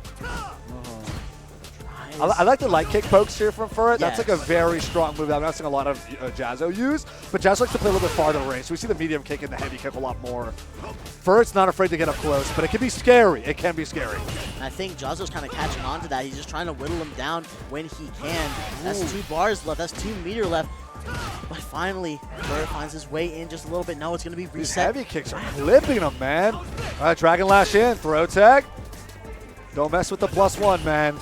Okay, run stance heavy in, heavy kick it right back out, jab tag, shimmy on the throw, and then getting a confirm after. No, not quite. There we go. Stay low, stay low. The DI's gonna be perfect, parried. Nice, we're turning things around. EX Shoryu here, put him in the corner. DR in to throw, shimmy on the heavy punch, and Jahzzo is in it. He's Still catching in it. 1 round away from cementing a spot in top 3 for the rematch up against Relight Fox. We're gonna start with a punish, counter throw, both ways. Yeah. We are even. Don't jump out of corner. I am sure you can use for sure. The punish counter on that heavy kick too. Run stance DP, he's meaty here. Oh, doesn't even hit the target combo. Doesn't need to. Lets him walk up here, trying to jab way out. There it is. Punish counter with the target combo. Oh, he tries missed to get the- overhead, gets thrown out of it. Missed the timings. That might cost you. You're in the corner. How do you respond? Dragon Lash, throw tech yet again. Oh, there we go. That's nice. the closer. That is gonna be it. Jahzzo takes it over for a 3-1 after a drive rush medium punch confirm into level 3. Hey, kudos to his opponent taking so many round 3s. That's right. With the call out in the corner, we had the jab. We had the level 3 after the Dragon Lash. Beautiful stuff. It's textbook Ken back to back to back. And Love now to we're see going to it. see even more as Relight and Jahzzo. Jahzzo gets the rematch. Yeah, we're gonna be seeing a good set of rematches here potentially, right? Because we got Relight taking over Jahzzo before, right? Jahzzo gotta make the run back, or Relight cements themselves. Nonetheless, then Relight moves up, rematch against Mikesy, right? It's all there. The storyline was cooked and baked for us right in front. It's like all right here, man. It lines up too perfectly. Too perfect. That's the beauty of these events, man. Keep it chill. As a whole, is nothing but an awesome experience across the board. Storylines and all. Event, catered food, dog. Good catered food, honestly. Shout out to Niraj. again and again. I will say it till the end of time. I'll sing this man's praises. This guy has been doing an incredible job as a TO here for the Oregon and Portland scene. I met him when he came up to sweep us in Seattle, a Smash region over in Seattle, right? It's in the name. And we went for a casting block together. He's like, dude, I need you down. Stat. And I was like, okay, cool. I was just trying to get to know the scene. I only just moved into Seattle at the point, right? Only like a month or two ago. And so now just coming here, I'm seeing this great event in here I just set up for us, right? You got doubles, arm wrestling, Street Fighter 6. You got quad streams going. We got Jahzz0 Tempest stream. It's just like everything is here, man. You guys got to take care of. Especially big shout out to Tempest. Oh, yeah. Just holding the fort down across the entire PNW. Yeah, PNW and majors. These guys are extreme guys. If you're in region, out of region, whatever, right, watching the stream right now, watching what we are giving to you right now, it would not be possible without them. So huge shouts to them. Please hire them for your events if you need them. They are going to make your events infinitely better. The production value is uncontested. They're incredible. They're incredible. But here we have a little bit of prep going in, joking around. I like it. Everyone's a good sport. Everyone's having fun. They're just enjoying themselves. We're keeping it chill. It's in the name. It's in the name. That was beautiful. That was it all loops back together. I always like to create that connecting point. It's the little pin in a master. It's the art of commentary, right? Exactly. It all find the right section right there, link it all together. Yeah. Magical. That's the magic. That's why we're here. That's why we're here. As we've been informed, Jahzz is watching the double set. I believe does he play against them afterwards? Ty's a little embarrassed at what's going on here, but it's going to close out. I think Jahzz is ready to run it. He's ready to run it. Awesome stuff. There we go. We got the fist He's bump. appeased. He's gotten his smash fix. Yeah, he's got a smash. He's like, the amount of brackets I'm in, man, I got to make sure I'm more for all of them. I'm good at. All right, let's get into it. JP and Ken, Relight Fox and Jahzz0. I love the stage they're picking. Oh, yeah. It's so beautiful. It's great, dude. Okay, we're going high. We're going to try to drop the parry. Hadouken the challenge. Okay, one He stance. just kicks right through. He's not parry. deterred. It gets the punish counter throw, too. All right, JP want to jump out? No, we're going to see the DI instead. The DR in with the medium punch to finish off the shorty, but Amnesia on the grab. Insane. No. But he gets the follow-up. He's Excellent in the corner. Stuff. Gets the jump in. The parry. Going to get punish countered. Oh, man. That overhead, too, and it's going to hurt. No, he's going to enjoy himself a little bit. I stand corrected. That throw puts him Target combo. We have burnout. I see it. Oh, he's dropping level it. 2, just trying to keep You have to hold this chip damage, man. Or just hold you losing the round, maybe. Okay, level 2. No. Oh my gosh, and he's still alive. I think he's able to close it out. What that is insane. That Spire should have definitely hit him. Pixels. Yeah, pixels away, man. Pixels They're away. even shocked. Yeah, and he confirmed after that. Oh my goodness, man. The crazy things that could happen in this game, I am not ready for. The parry on the drive rush in. All right, look at the crazy follow-up. Oh, no Jinrai follow-up afterwards, but all good. Still gets the corner follow, and that's honestly what more can you ask for. Oh, yep. Nice parry. Again, going for these parries. No DI follow-up. He is picking cancelable options. That's right. Although I do think there's enough, and like we're using that off medium kick is a lot more risky to go for the DI. So I kind of respect the parry on that option in particular. Ooh, drops it after the cancel. The great shorty for the anti-air, though. All right, DR in is going to be challenged with the parry. Okay, first hit a medium kick. Jump in with the medium kick again. He thought that Ken wasn't mobile. That boy be jumping. He do be jumping. Great grab tech right there. Gets the overhead. Good block. Taking the shit damage.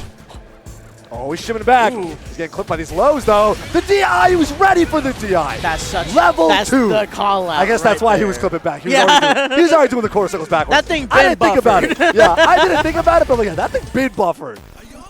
That's crazy. That's crazy. All right, we're going back to character select screen. Ooh, Jahzz0. Oh.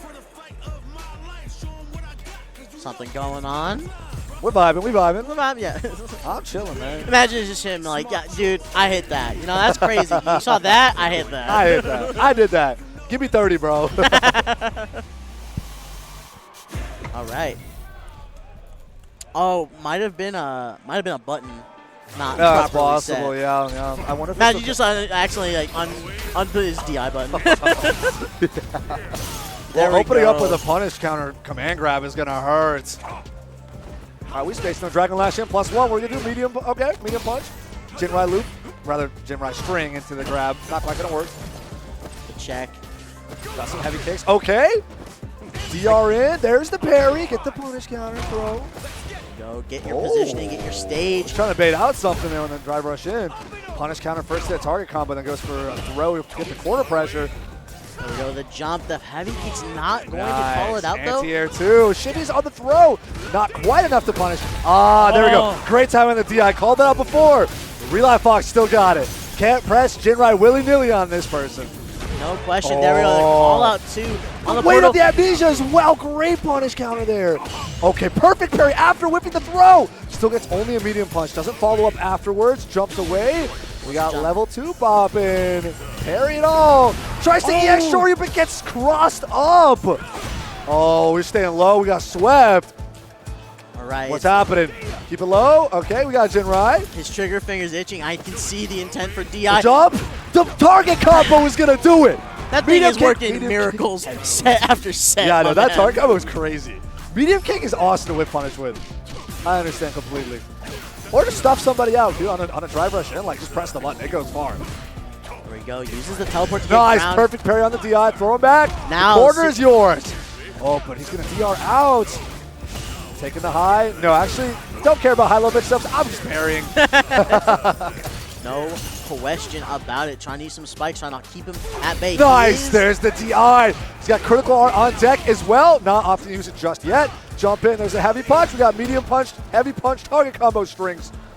Oh, not again, especially not when JP's in burnout. Those sweeps, man. Oh, man. You gotta love the idea of it, but this is Jahzz0 you're going up Oh, against. he's going for the stun. He's going to get the level 3 combo. This is going to be huge. He may not need to do it, but it'll be nice to see. There it is. Nah, he's not risking that. He's not risking that. I respect it. A regular Shore, you would have done it. That's all I'm saying. I like to use level 3s for like that little moment you're like breaking. You're like, okay, whew. Yeah, okay. All right, I did it. yeah. Okay, next game, next I round. need this emotionally. Yeah. All right, It's going- for my own stability, you know? But Jahzz0 with a very commanding 2-0 to start. Oh, punish counter heavy kick too. Great follow-up. Run stance, show you afterwards. Again, the counter hit heavy kick. Drops it after the first Jinrai hit. Stuffing with these heavy kicks like crazy. Those grabs are showing nerves. You're You are seeing stuck it. in the corner right now. Relive Fox cannot play the game. There's the overhead into throw again. Jahzz0 is cooking him right now. The perfect KO on that medium punch. Jahzz0 looking incredibly strong right now. They're both going to drive rush. There's the jab. First hit is going to be parried afterwards. Okay, we got the jumping kick here. Big damage coming out from JP. Good way to test those Jinrai kicks. Just like right there in that neutral, what you're trying to do, or trying to follow up, run cancels, anything like that, solved by a little jump. Yeah. Okay, drive rush in. We got medium punch. Oh, the DI is still going to connect. Relive Fox does have those on lock. I guess Jinrai. Run stage. Oh, I love the idea. Run stage Shoryu will beat a lot of projectiles with his invalid startup, but You gotta space it a just a little behind. farther. A little behind, but I love the idea. I love the idea. But hey, now both players are on the board. Counter and throw, just raw right there. Do you see how much distance you get with that back throw, by the way? It's the insane. cartwheel throw is crazy. Again, the heavy kick into the run stand Shoryu level 3. He's dropping it. He's dropping the big bucks right now.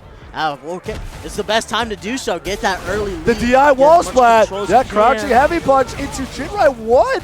And then EX Shoryu. Okay, parries after whipping the throw. I like it. I like it. The back throw is trying to get that No control. Shoryu there. Parries instead despite the jump in there. Okay. Drive rush out. Is this going to be with the EX Shoryu? It is. Drive rush out with the medium punches to confirm it up. And Jahzz0 pulls up to grand finals. Relive Fox here out at 3rd place. Furret out at 4th place. Jahzz0 is on a warpath right now. Yeah, he is taking no shit from no one. No That way. was beautiful execution across the board. Relive Fox fought back a little bit. Got some rounds going on, but you saw that Sides of perfect. life. You saw that perfect game. You saw that perfect round. Jahzz0 cleaning up, but now I don't think these two have played yet. Ever. Yeah, that's right. This is going to be Jahzz0, a after fated match. conquering, whoever took them out from winner's side, now it's to step up to the plate to the champion, Right, we got winner's side grand finals, the no number 1 here in Oregon. like you got something to prove up against a Master Ken, this is going to be awesome. The Ken mirror is going to go hard. Ken Mir, you're living your best life yet again. Time is of the essence. I'm always living my best life, man. That's what life's That's about. the right answer. That's what life's about. Oh man, I lost my water bottle. It'd be like that. I almost lost my wallet multiple times, so it could be worse. That's actually the real challenge. It's not bracket. It's making sure you know where your water bottle is. That's true. That That's thing- actually true. like- Especially as a commentator, bro, my throat, it's taking L's right now. Oh yeah, I know. Shadow's Fro, he gave me throat lozenges. He's like, Oh, wow. yeah, per block, take at least one of these. I'm like, you're a savior. That's some real tag. I might need to get on that. I've It's- done like 6 to 8 hour blocks without even. I just have to, you just have to run. Oh, it. yeah. Raw dog that, It is what it is. Dude, that was me. I think I was like, what, port? Yeah, the last port. Yeah. It was gauntlet. Oh, It was yeah. So, like, That, some pretty committed. Oh, Cascadia Clash. Oh, that there was you go. the There real you go. gauntlet. 3-hour block tricast. sometimes we're in the trenches too, man. People don't know about the struggle. They of don't the know what it's commentator. like. They don't know They- what it's like.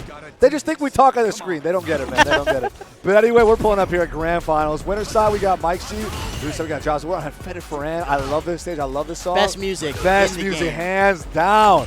I could listen to it. I put in actual playlists. It's that good. Yeah, no, that's what I'm saying. I do the same thing, man. But we got Jahzz0 open up here with a throw, drive rush, jab check. But we got EX Shorty. Oh, we're stuffing it with the heavy kick. Getting a low follow up to Jinrai as well. Oh, EX tops Oh the my way in. goodness. That was some third strike stuff right there. Oh, yeah. That was I call back. I'm playing Hugo. I'm like, oh, I just got destroyed. Yeah, what was Turbo that? fixed. All right, jump in. It's not going to get contested.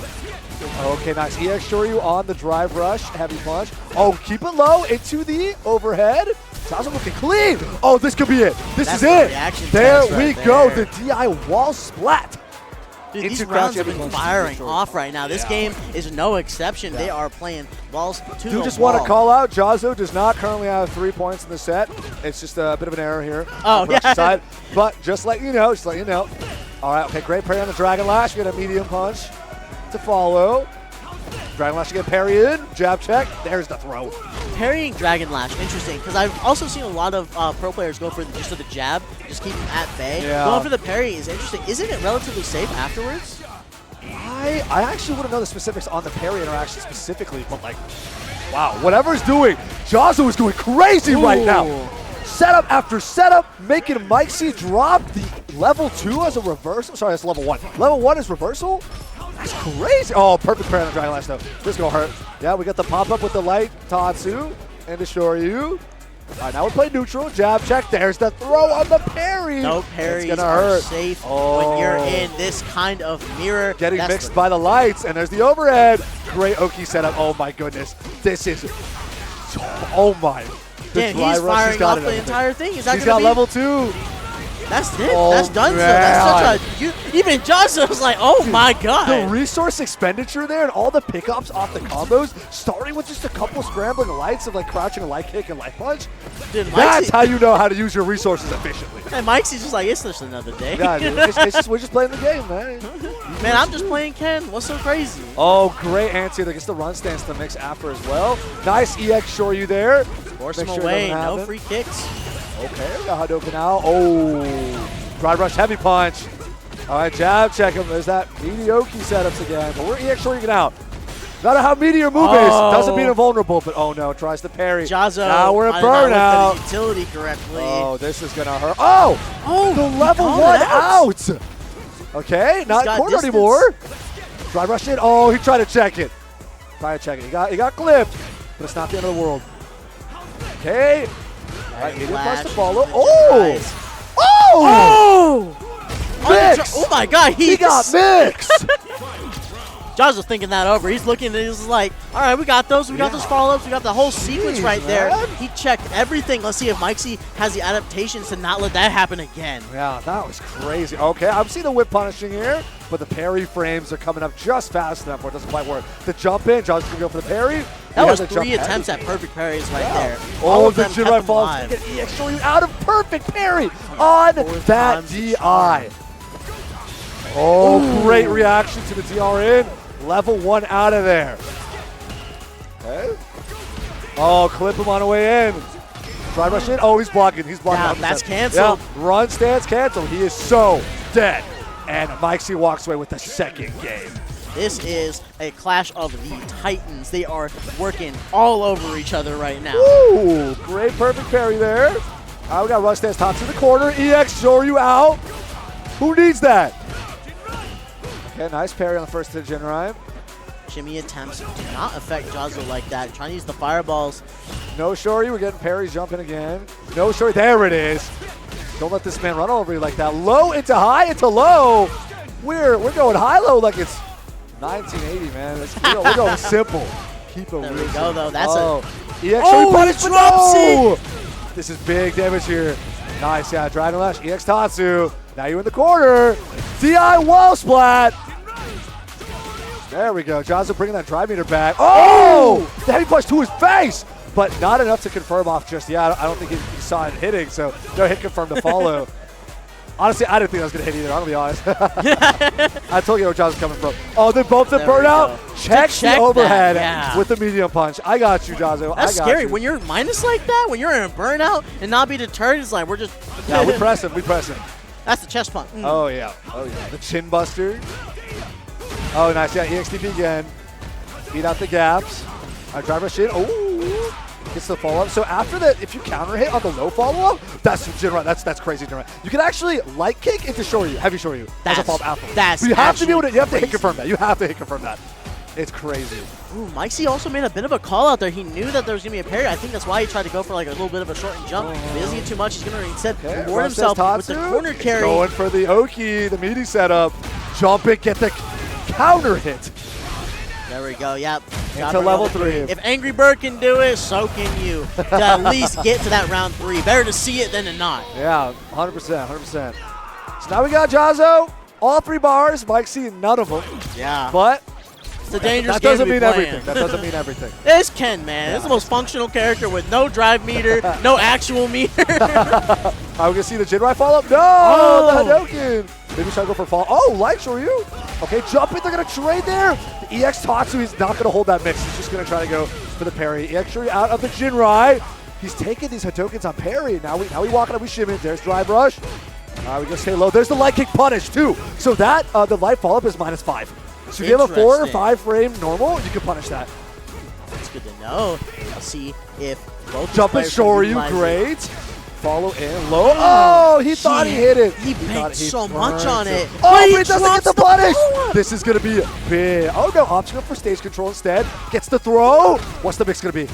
All right, we're going medium. Oh, no, he went for it again. And he Jahzz0 did force should him have to use the known. meter. Yeah, Jahzz0 should have known that was going to happen. Nice ants here. Now he is in burnout, though. So scary the DI, the splat. And this next game goes to Jahzz0. Oh. 2-1. My goodness, we might see the reset. This could be it. Yeah, I could definitely see the reset. And they're here. just going right back into it, game after game, not That's the even beauty of Street waiting. Fighter 6, right? Actually, You don't the need to win. replay is so nice. You're right in there, man. Press 1 button. We are so back. There we go, just trying to apply so much Man, pressure. he's got a clip by these heavy run punches, though. cancels. Okay. Beat out the shimmy, just walk up throws. Oh, EX Tatsu. Got hold by DP, man. Grab release the perfect parry on the Oh, fireball. clip him low. He Cross finds medium him punch. lacking. Look at all these resources he's burning into the level 1. He's closing it out, though. All of your drive stop, all your meter. You got to do what you got to do. At Take minimum, that we need the round. game 5 right now. Mike C is trying to brute force Yeah, his he's trying way to speed into this run that. victory. He said, all right, enough playing. No. It's been nice. It's been real. Hasn't been real nice. Let's close it out. You already know. You already know. All right, poke it low. Oh, crouching light punch. Show you his way out. Nice parry. Oh, he with the tries to go for the space. throw. I think we want to turn around the situation, right? Put him in the corner. But man, Jahzz0's getting run all over right now. No space to breathe. Finally, EX Shoryu has a little bit of meter left. Not anymore. Rather, drive meter, meant to say. A little bit of drive left, but no, not anymore. Yeah, he's going to have to hold that. EX, and that was a really quick turnaround there from Mike C. Game 5. Mike said you do folks. not get to feel safe. No, No, ifs, never. ands, or buts. You can't slow it down. You can't slow it down. Mike C keeps the pace of moving at all times. Now, Oh, try Mike coming. That's punishable. Yep, the second hit and the third hits are both punishable. Third hit is crouchable, too. Ooh. Oh, there you go. That's Jahzz0's parries are kind of biting back right yeah, now. whip punish with the crazy heavy punch. Gets the EX Tatsu for the corner shutdown, but no. Throw him Gotta back time in. that a little better, Yeah. right? Oh, Jahzz can get parried this time. EX Tatsu is going to shore you past him. Great, perfect oh my God, parry. still getting the Gets parries the throw. though. Now it's about the corner pressure. He's going to try jab check out. Oh, he's going to pick up the medium punch into run stance. Jump it. Oh, they're going to trade. Oh, The heavy punch into run. See, if he did run stance, oh man, he still got it anyway. That was such a call out. He knew that the option was going to happen. That's why you throw out the jab. DR jabs are so hard to contest. Yeah, they really are. Oh, okay. Even after the parry, Dragon Lash still gets the throw. There's the overhead. Gets the throw after. I love this mix from Jahzz0 right now. Keep the throw loops going. Are we going to see EX here? No, we're not. Now we keep the pressure. Trying to poke him out. Okay. A drive rush back throw of his own. Overhead. Ooh. Nice block there. Perfect parry. Throw him back. Let's trade it, yeah. We're taking turns. The cycle of life. You're trading corner. Target combo here. Keep in the corner. We have CA here from Mike C. Oh, he went low. He went high. No confirm. Honestly, he could have confirmed him. He could have won. But he still got it. He still got it. Run stance Shoryu. Game 5, round 3, ladies and gentlemen. Jahzz0 has his life indebted to these parries. He has been utilizing it so much. You don't have to deal with so much, right? Don't have to deal with cross-ups. Don't have to deal with high-low. It's so nice. Don't have to deal with projectiles. It's like, oh, man.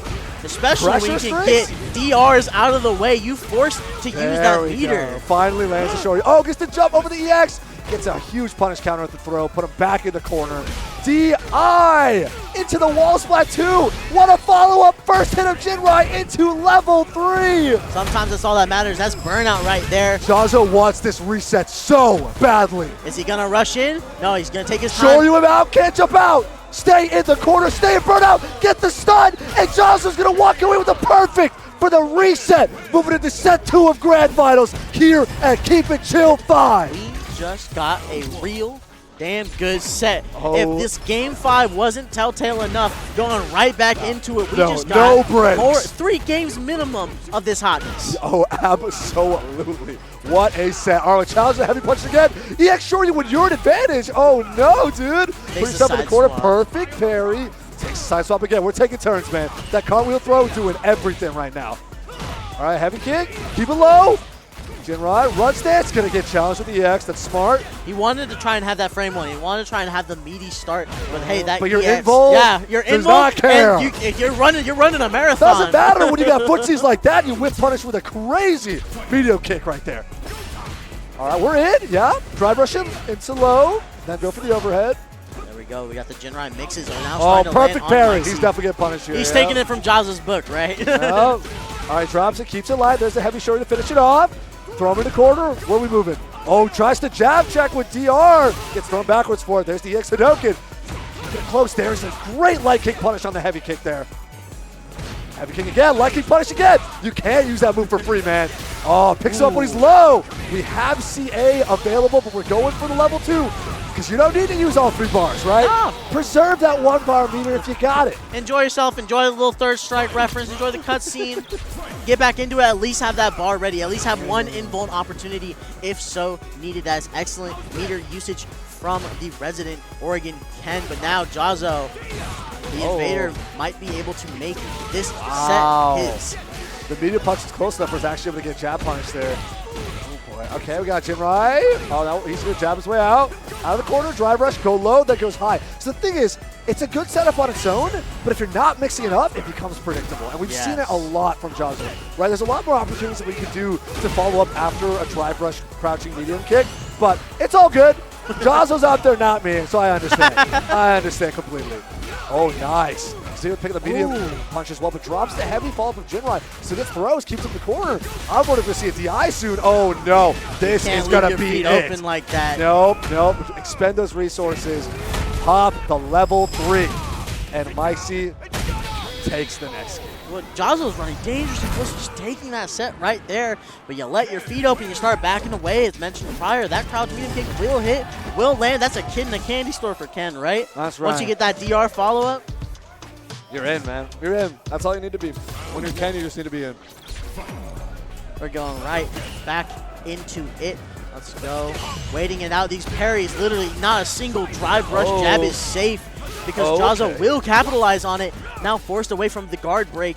He has to give up a little bit of space because Ken got the drive rush grab. We got the counter on the Dragon Lash too that you can confirm off of that.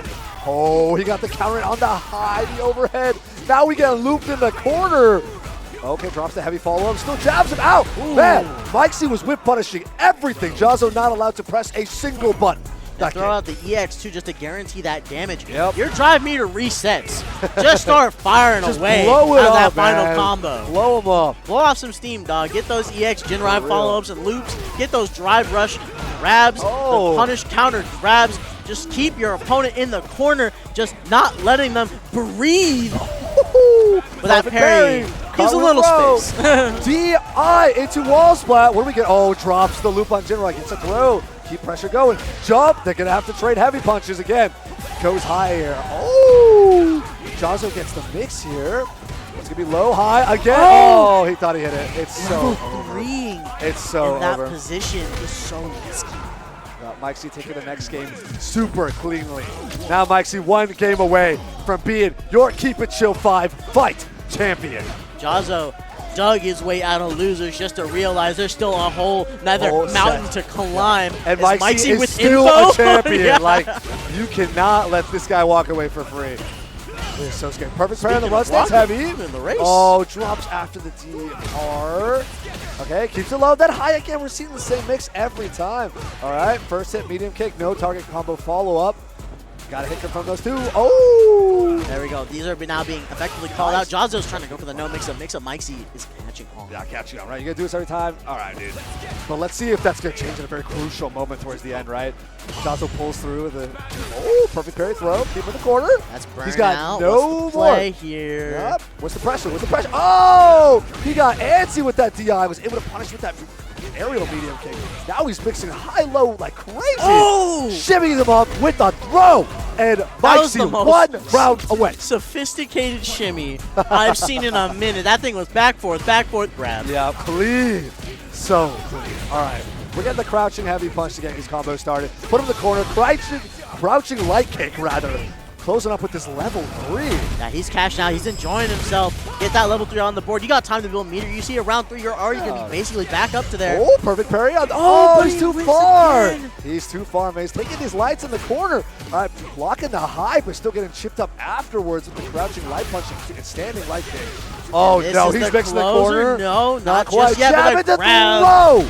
And it's another perfect KO coming out from the side of Mike C. Mike Just C taking- making a damn statement at the end of that set. You Absolute. got past one set. Phase Don't 1. you dare try and see the Phase, reset. I'm the final boss for a reason. Phase 1, you got me. Phase 2, it's time to turn up the heat.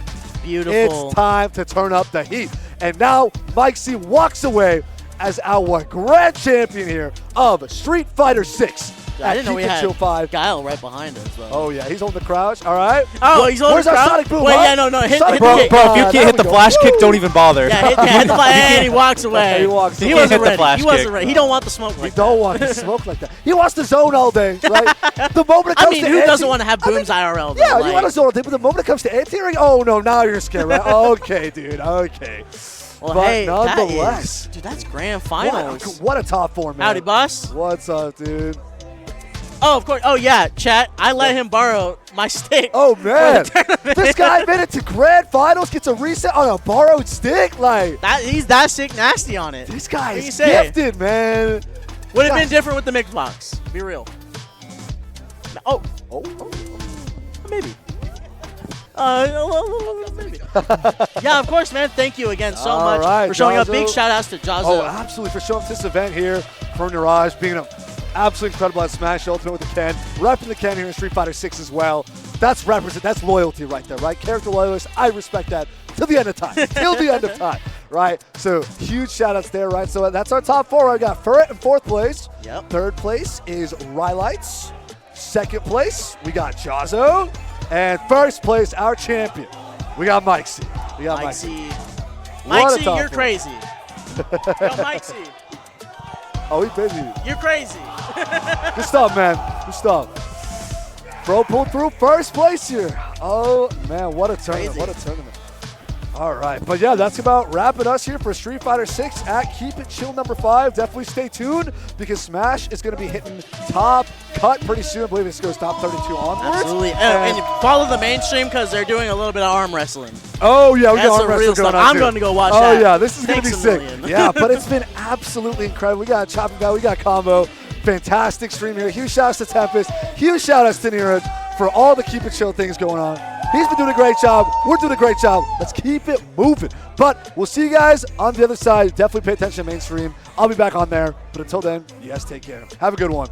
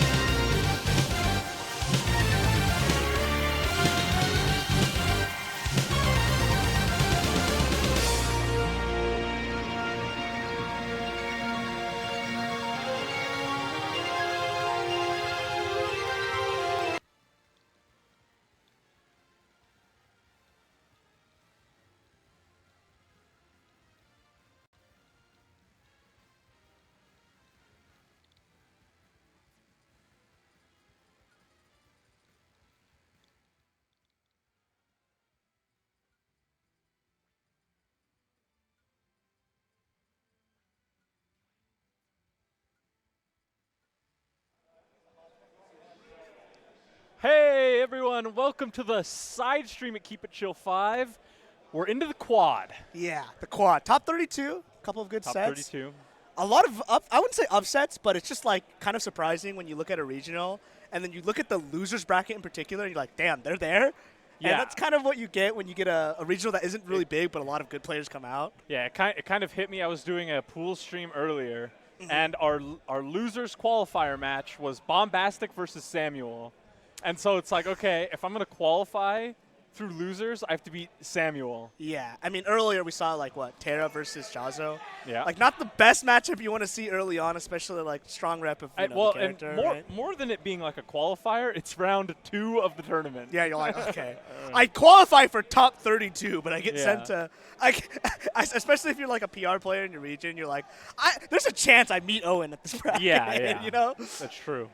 But yeah, we're jumping into the quad. A bunch of top 32 matches. It's going to be winners and losers probably on the quad. I think on the other stream it's just going to be winners matches, and that's happening right now. But we're going to be in for a lot of good matches. Yeah, that's kind of the nice thing about quad. It's our second time doing it. Shout outs to Tempest. It's really enjoyable. You get to there's never really any downtime. Yeah. And if you don't like a matchup, it's not like you can leave it when you're commentating one set. For all of the Game & Watch Pac-Man sets, those will be like right here in the corner for you. Yeah, We'll be yeah. down over here, you know. Yeah. Fox versus Lucina. I don't know. We'll direct your attention to something fun, Yeah. for sure. At the very least, we have enough character diversity to make it happen. Yeah, we'll figure it out. So, anyways. Production's just getting a couple of things ironed out. It's got to be dialed in. I think we're jumping right in. Just a couple of matches starting. We'll start on the bottom left hand of your screen. JDV versus Psionic. I can't imagine that this is a losers bracket match. And as well on the other side, Irod on the. Oh wait, what?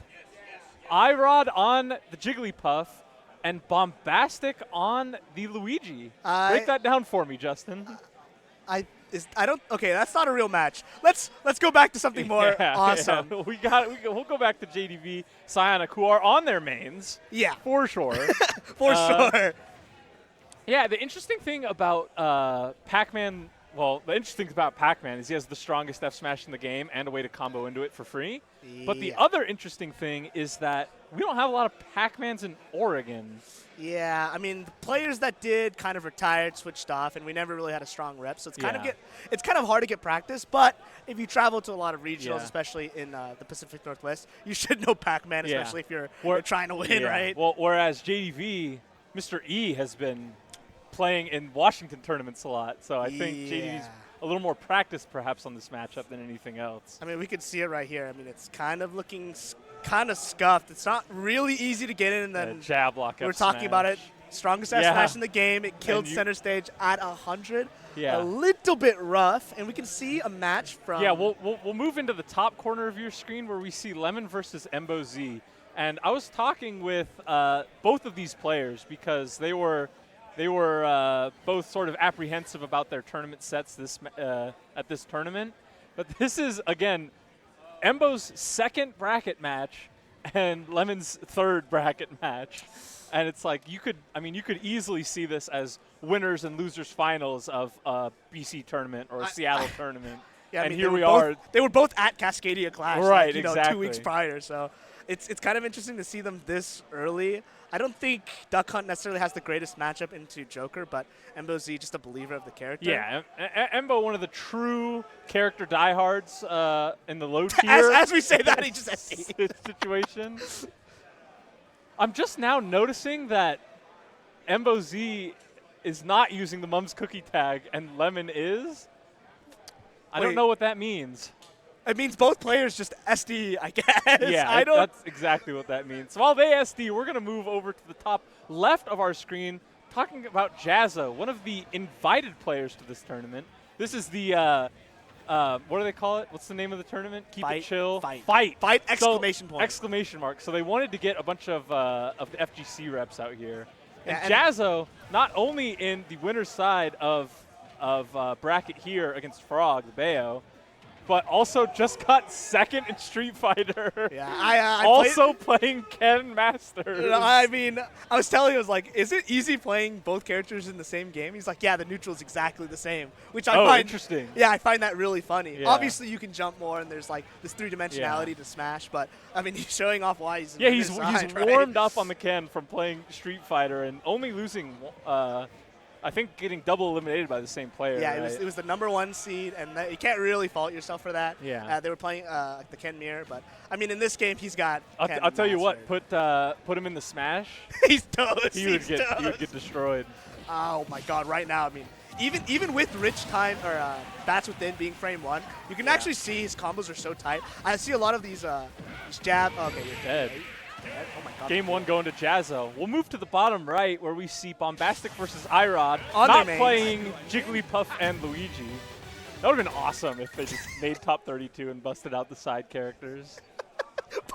Bombastic's tag. Sorry.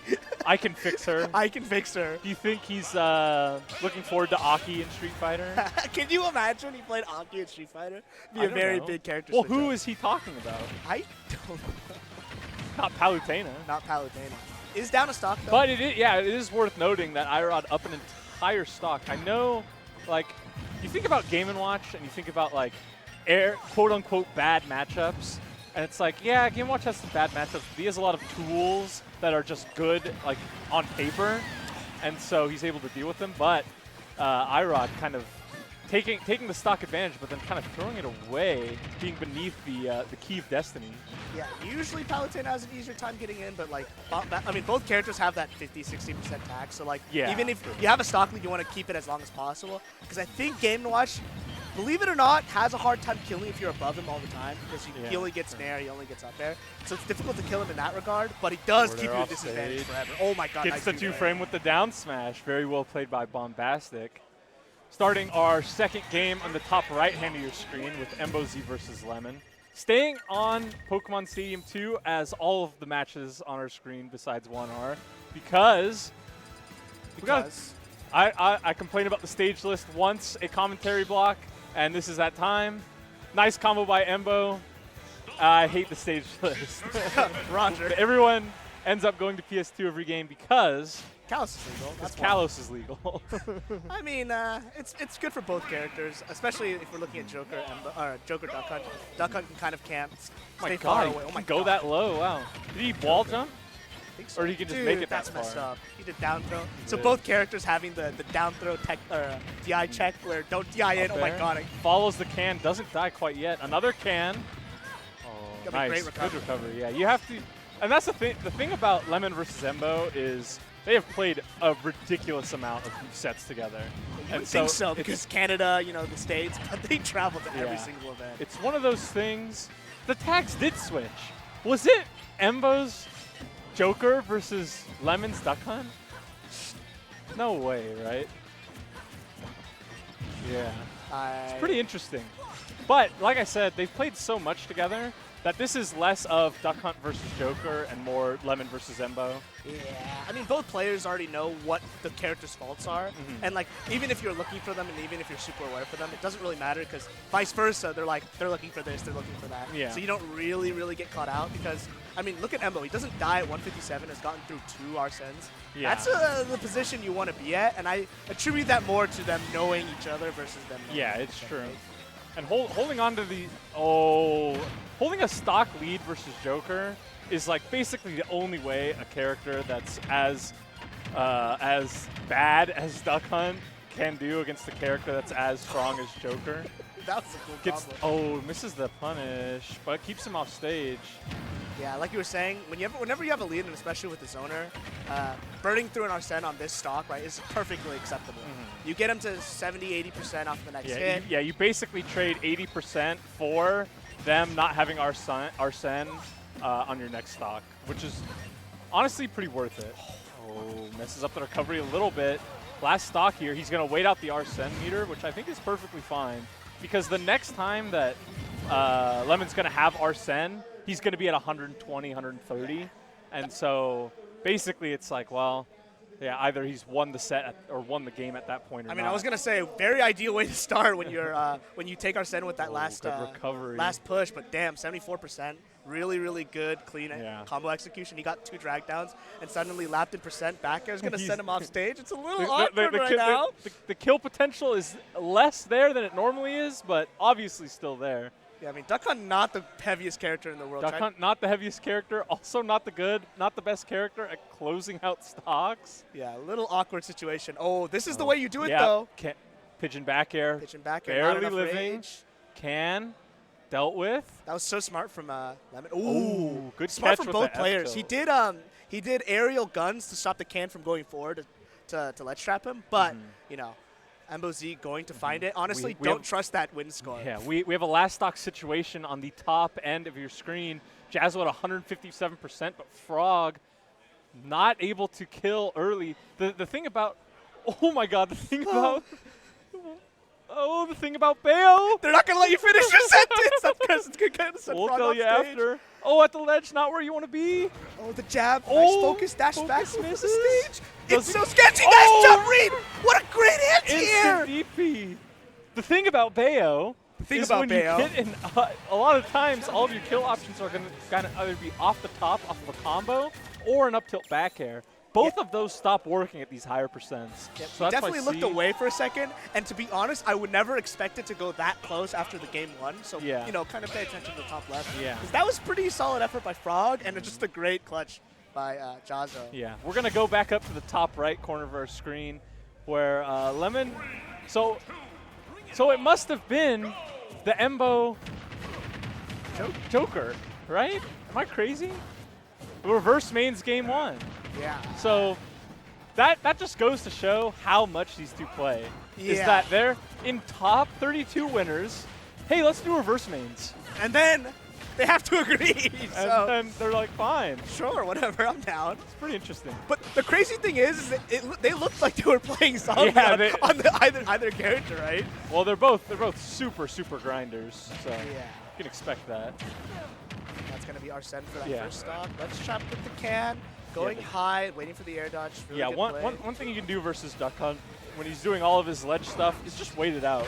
Because a lot of the times they don't have the easiest time hitting the ledge itself unless the Yeah. can is positioned just perfectly. Yeah, you have to basically do a run-up. Angled F-tilt, not the easiest thing to Yeah. do. Also, it's Pretty kind of reactable telegraph, as well. Telegraph, but great anti-air by Embo Z. Yeah, good up air to catch that. This is And kind of now- where you build the percent. You get one combo, pop Arsene, and like, once again, Embo in a really good spot. I mean, you're up 2 games and looking like everyone is kind of cleaning up their side. This isn't what you would expect. I think on all these matches in particular that it would the go combo this kind of way, but right now, Lemmon, Wait, how do you mean? I mean, it's 2-0, 2-0, 2-0, 2-0. Oh, I see. I think every see. player here is good. Yeah, at least, you true. know, very Yeah, competent. we'll look at the bottom left-hand of our. Never mind. Never mind. We're gonna move back to the top left where Frog and Jahzz0 is going into Game 3. Ooh. Jahzz0, it kind of looks like the same story as Game 2 for Frog, where they're having a huge lead, and then Jahzz0 is gonna clutch it up. So we'll see how the rest of the match transpires. Because obviously, kill power in this matchup goes to Ken. Yeah. The potential to put like people in the blender and keep them in disadvantage for a real long time. I think Frog has kind of showed that solidly. Double parry parry. into Chori. Jahzz0 is known Nice. for parries, which is very funny to me. You know, he parried that move out of all moves to parry. Both or know how to hits as parry, well, right? yeah. Yeah, you don't know. Jahzz0's from It's from the East Coast. East Coast somewhere. Atlanta? No? I don't know. the South? Who knows? Don't quote me, man. Yeah, don't quote me on that. Atlanta. I got it right. Let's You're the go. best.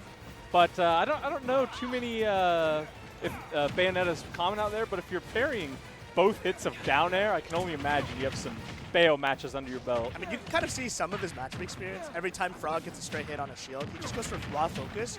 And Frog is just kind of sitting there. It's like, what move breaks focus? You have to get all hits of Witch Twist. So in the air, you can break through it. But like on the ground, Jahzz0's been kind of doing these grounded focus attacks, dash back, dash back in.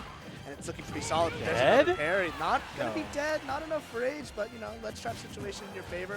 Yeah, Let's if see you- an anti-air. Oh, my God. Yeah, parry, down tilt, roundhouse kick. Nice by Jahzz0. So somewhat of an almost near identical match to Game 1, where it's huge percent lead for Frog. but then 0% to 100. Lots of rage on the Ken Masters, and then eventually you're just going to get hit by a big combo and then get short you can die. Good DI, not getting caught up or carried. Yeah, so that's the thing about comboing at one. Oh, dead. Dead for sure. Game 3 going to Frog, as on the top right of your screen, Embo seals out the 3-0. On the bottom right of your screen, Bombastic working on a 3-0 versus Irod. All he needs to do is steal out one more stock versus the Palutena. Yeah. And with Embo's set is not over. So So it must not have been reverse main. I'm dizzy. We're just going to talk about Palutena and Game & Watch. Because Palutena taking that stock, one stock apiece. The comeback potential is there. It's there, not the easiest character. Obviously, you just kind of have to keep a good mental or land into the key. Or land into the key. That was your other option. That was your other option. So game 3 up, Frog versus Jahzz0. Now on Jahzz0's counter pick, we're finally off of that gosh darn Pokemon Stadium 2. Small battlefield makes a lot of sense to me. I think so too. I mean, for both characters, it's relatively good. Frog gets some combo extensions off that platform if they decide to use it. However, is this good for Ken? I am not super versed in the Shotos. You want to enlighten me? It's small, right? Isn't that the goal? Small, you want to box more? Yeah, that makes sense. But at the same time, Bayonetta under platform seems kind of hard to deal with. I'm not sure. Well, you wouldn't want to go to regular battlefield, probably. Probably wouldn't want to go to one of the 3 FDs in our stage list. Yeah. Okay, the reverse main. We're getting word from our production staff that in the Lemmon versus Embo set, it was indeed reverse mains game 1, but that was game 1 of nothing. Of nothing. For it fun. was a button test. It but it looked very serious. It did look intense. We didn't even catch. They swapped characters. I caught it instantly. What are you saying? We swapped tags. That's what I'm saying. I know when I see Mum's Cookie, I know that Embo Z is playing Super Smash Brothers. Right. And so I saw Mum's Cookie on Joker, and as well, it was blue Joker. It wasn't even yellow Joker. Yellow Joker obviously is the lemon color. Yeah, my bad. There you have it. But anyway, back to Jahzz0 versus Frog. Yeah, I don't know. Stage selection, I think, is actually a part of this game that's pretty underdeveloped, I would say. Yeah, and so it's like, you can go to small battlefield, and it can just be a comfort pick, and that's fine. Yeah, for sure. I mean, it's not like Melee where you're forced to play every stage. Yeah, right? no. We've got 8 stages and DSRs of all kinds, and nobody knows what's going on. And that's the world we live in. And our platforms move. So that's cool, too. Hater of Town and City. Yeah, Town and City sucks. But this game 4 is going a lot better for Jahzz0. Yeah. Has a lead for the first time, unlike games 2 and 3. But Frog trying to bring it back. One combo is going to set it up. 52-61. Pretty good. Tries to catch that with twist, but doesn't find it. But great grab. I mean, suddenly it's looking even once again. He's got parries too. Yeah, it's weird. Like, you don't think of Bayonetta as a character that's super susceptible to parries, but it feels like every time we look at this match, something is getting parried and then punished. Yeah. Pretty interesting. Double focus. Look at this. Who has parry timing on downwards ABK? That's crazy. I could not tell you, but approaching ABK, Frog is going to use that to great effect. That's why I was kind of pointing out why these platforms seem a little awkward, because Bayonetta kind of just right. She just sits underneath these and then approaching ABK just like that, instant ABK, 156, and suddenly Jahzz0 kind of losing his lead, but it doesn't really matter. We've been seeing Frog struggle to get the kill, but Jahzz0. Yeah, the kill differential's been in Jahzz0's favor, which I think is the critical point of this match. See, and the other thing that's interesting about Ken is one down tilt or one up tilt, the weak version, is almost always going to either transfer into a big combo or a kill confirm. I mean, that's kind of why he's been super, I guess, focused on these parries. Every ABK into back air has been punished from Frog. Yeah. So it's a little tough just like that. We see it there. Even if he doesn't get the punish right away, finding it, but that's not going to be a kill. Oh, the focus through the up tilt back air, keeping the stock for a little bit longer. Yeah, that's not what you want to see. Shoryuken, that's going to almost kill off the top if you got a little percent from the rising hits of it, but this is going to be it. 3-1 for Jahzz0. Well played. I mean, all things considered, looked really good for Frog, but couldn't close it out. Jahzz0 just doing a really good job defensively. All right, we'll move to the left-hand side of your screen where we have, I believe, our first round of losers matches coming in. Furt versus Samuel. We've got to talk about Steve for a little bit, man. The character's still legal. What's that about? I mean, plus on hit with up tilts when he has diamond, it's even good when you're wood. What's crazy to say about this character is this character's meta hasn't even been developed yet. I mean, it only gets better from here. Well, yeah, I was saying when I watched Samuel versus Bombastic. Have you seen double F smash? No. With blocks breaking underneath you? So you F smash, the block breaks, cancels the animation, Oh my and then you God. F smash again. And he did it with gold. He triple F smash. I'm so sad. It's a really The cool Jake character. smash being. Yeah, shoutouts to Steve players. I don't So know. that, Are you sure? that's, yeah, dude. If a character is good and legal, play it. That's my opinion. Yeah, that's good. I Dude, play JP. Everyone has, yeah, right. Everyone has the same access at the character select screen. Samuel's just the only one who made the good choice to pick Steve. Yeah, but we're talking a lot about Steve. but Speaking of good characters, Palutena, he did a really good thing when Samuel spawned. He immediately tried to craft diamonds, but if you're aware of that, you run him, into body the person. block him, Yeah, yeah. body block him, get off the fucking crafting table. stop, please. Interact with me, but looking really good for Furt. I mean, Yeah. out of any character that can deal with blocks, armor point back air with Palutena has got to be Yeah, up it's there, true. right? Mine car up smash is gonna take that stock. Speaking of characters, we're gonna move to the bottom right hand of our screen, where we have a very good character and a very bad character. I'll let you guess which one is which. I mean, right now it's looking like Snake is somehow Ganondorf major. We mentioned about Ganondorf on the main stream. Major, obviously a huge Ganondorf believer, but knowing that some matchups it's time to go Brawler. So that's why we saw Brawler versus the Game & Watch player whose name escapes me. Bombastic. No, Monte. But in the Snake matchup, he still believes that Ganondorf's got it, Yeah, I mean, which is interesting because it's a pretty hard matchup. I mean, if you get trades with nades and you get your hits through, like, look at the percent Yeah, the damage racks up pretty quick. And then a straight back air always kills. It's not about the amount of interactions you win, it's how many of them like actually kill. And Yeah, in this true. case, I actually like the Ganondorf kick. You have Space Breakers, Wizard kick. Not the best move or whatever. But if you're a player of the caliber of Major, you make it work. Going for the ledge trump as arpeggio. Carries the last hit and then kicks him in the chest. Oh! Misses the nair. Oh no, it's horrible. Arpeggio Oh! right now He has canceled the. He's still alive! This No, he character's canceled the Ganon down B. Okay, Did okay. you see that? He Yeah. canceled the Ganon down B, Jump, jumped, and then, until- kicked him. That was awesome. Game one. I'm a Major fan. I'm a Snake fan, but I'm a Major fan. You know, that's so sick. Let's see, what do we got? Well, let's go up to the top left-hand side of our screen, where we've got Pikachu versus Ken. Wouldn't have expected this from either of these people. Spade, mostly known for playing Captain Falcon. Captain Falcon, right? Archer, mostly playing Joker these days. Yeah, but they did pull it out at a Cascadia Clash. Spade said they were pretty comfortable. Spade pulled out the Ken. Right. I see. And Archer, I think he's always had a Pikachu, but this Yeah, is he's definitely played not. a lot of Pikachu, but I think mostly Joker. Pretty interesting. It's funny because both players counterpick, so I don't know who's counterpicking. Yeah, what that's for, true. 'cause Well, it's still game one, right? Well, I know Shoto players and Ken players I know have always complained about Pikachu matchup, which is maybe why Archer is blind picking Pikachu, but Spade holding an entire stock lead in this matchup to start.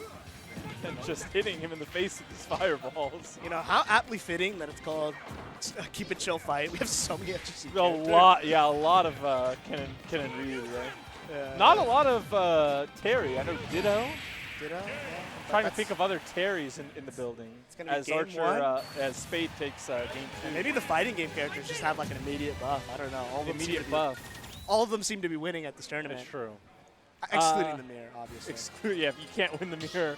We'll go back down to the bottom left-hand side of your screen where it looks like Samuel ended up taking the first game in Palutena versus Steve.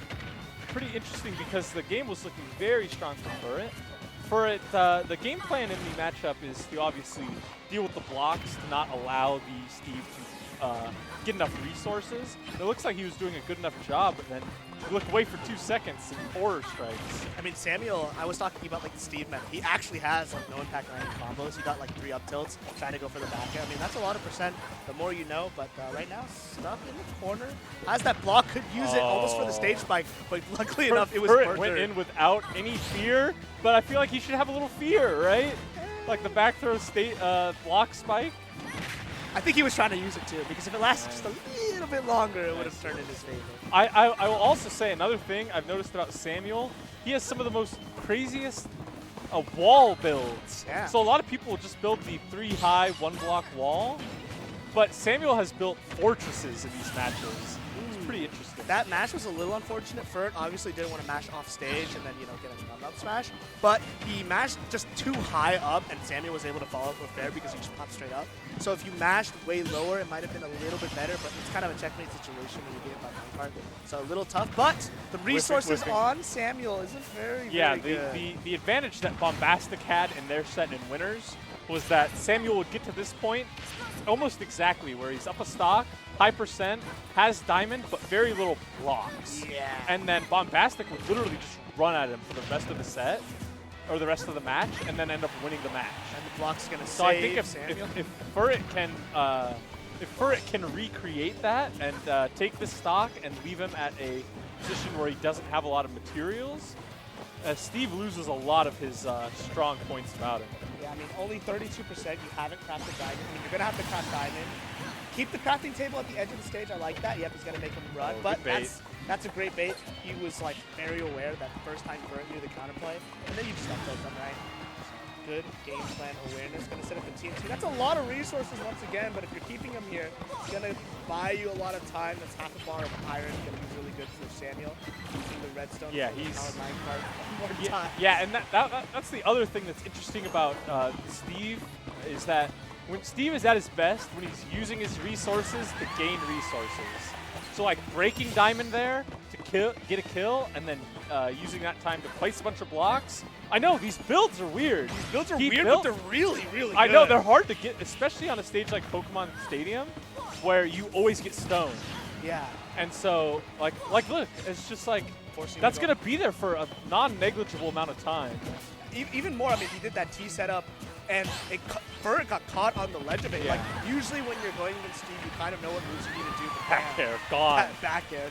Later. Off stage. And all right, that's enough of that. Let's move on back down to the Snake Ganondorf matchup, where Major's up 2 stocks to 0, or 2 games to 0, excuse me. And in this third game up as well. This is sort of the momentum trap that Ganon gets you in, where once he's rolling, you feel this weird anxiety in your stomach of you're just getting crushed, and you need to get this Ganondorf and kill him. I mean, and if you've ever played against grapplers in any game, it's like bury this. And that's where Ganon succeeds the most, is when you're anxious to get something going. So you run at them, and now you're getting flame choked. You're at 60% off stage. Oh my Cypher's God! gone, and so are you. I mean, it's just like insane momentum character. Yeah. And Major is a player who's not afraid to throw away an entire stock for a read. Yeah. Just like, because the risk reward is like, it's huge both ways. Yeah. Huge risk for Ganon, huge reward if it works out. But again, if you're in that situation where you're up and you're making the other player uncomfortable, you can convert that read really well.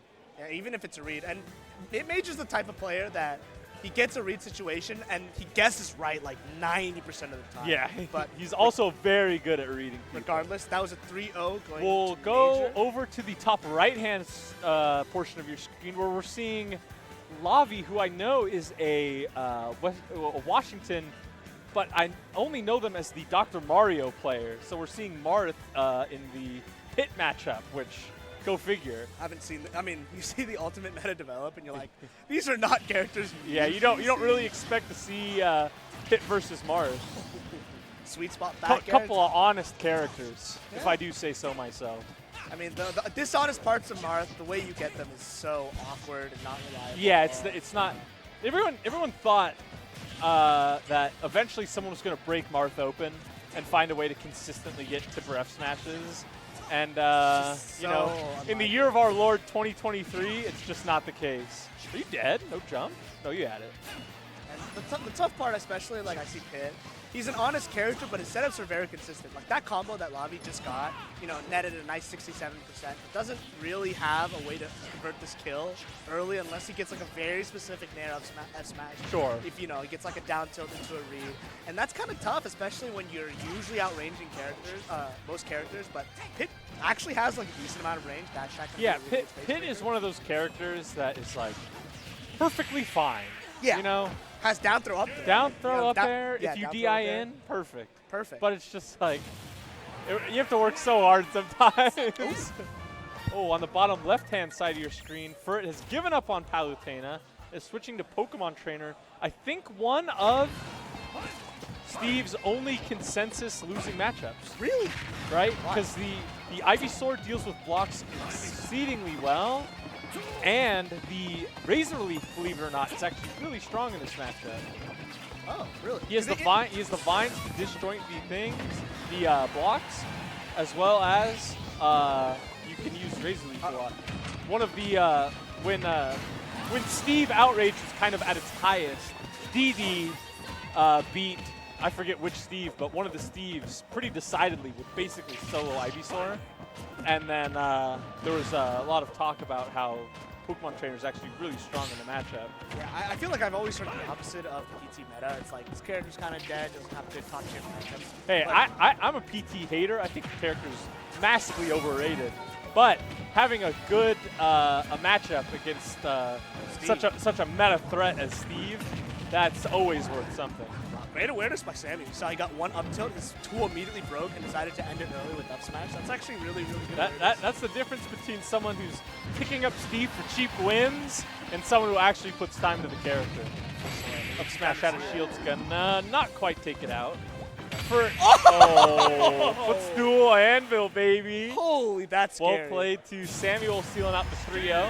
We'll move to the top left-hand side of your screen where we see Archer back on the tried and true Joker. And we can see the effects because he's actually on the board. So. Yeah, we're on the board. Pikachu clearly was not as practiced, I feel, as the Joker.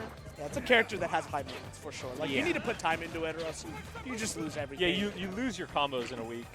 And that's not the character you want to lose your combo. Yeah, right. Because, like, if they're suboptimal, you dealt 24 off the hit. Good job, you know? Oh, wow, the side B at the ledge. Is that a kill?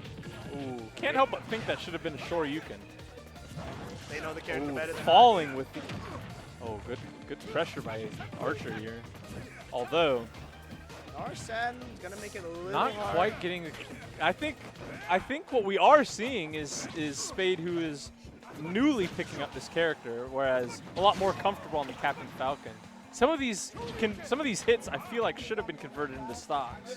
Yeah, I mean, considering what we're seeing from Jahzz0, every stray hit, like something. Yeah, right. But it's more like the preemptiveness to like get the hit and like, oh, I got to do the combo, but versus reacting that hit shield or whatever. But Yeah. gonna finally close. Yeah, it was out. that crescent kick? Roundhouse kick? What kind of kick was that? That was like Axe kick? medium kick? Some, Medium kick? I know the input The for Street it. Fighter. They're Oh, like was kind it of the quarter same. circle? Nah. No. Anyway. Anyways, Yeah, Street Fighter aside. Now it's, the gun gimp. I like it. there's no Nice legends by in Street Archer. Fighter 6.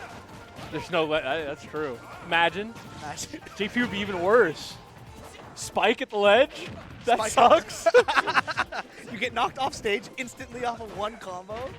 Can Yeah, you imagine like Street Fighter characters in Smash? Yeah, it'd be, yeah. Or the other thing I think, like Ramlethal in Guilty Gear. Covers the whole stage. That would be annoying. Happy Chaos. Oh, Oh my god! Imagine the Joker crossover we with guns, do. and he combos off of it, and it always hits you no matter where you are. that is not good. That would be the best character in the game, but regardless. Well, that is, everyone take a moment to be happy that that's not the world we're living in. We are, in fact, living in a world where Joker and Ken are in the game, which is pretty weird. Unlikely. Unlikely. The freeze frames of Arsene leaving is going to help. Dead? Archer out. Gone. I misspoke. See, that's what I feel like I should have been seeing stock 1. But now I'm seeing it stock 2, so. I mean, that was ridiculous because Archer died in 70, so good awareness by Spade. well, but, you know, Joker's not the heaviest character, you know. It is Smashville, though. Nice ceiling. Yeah, it's true.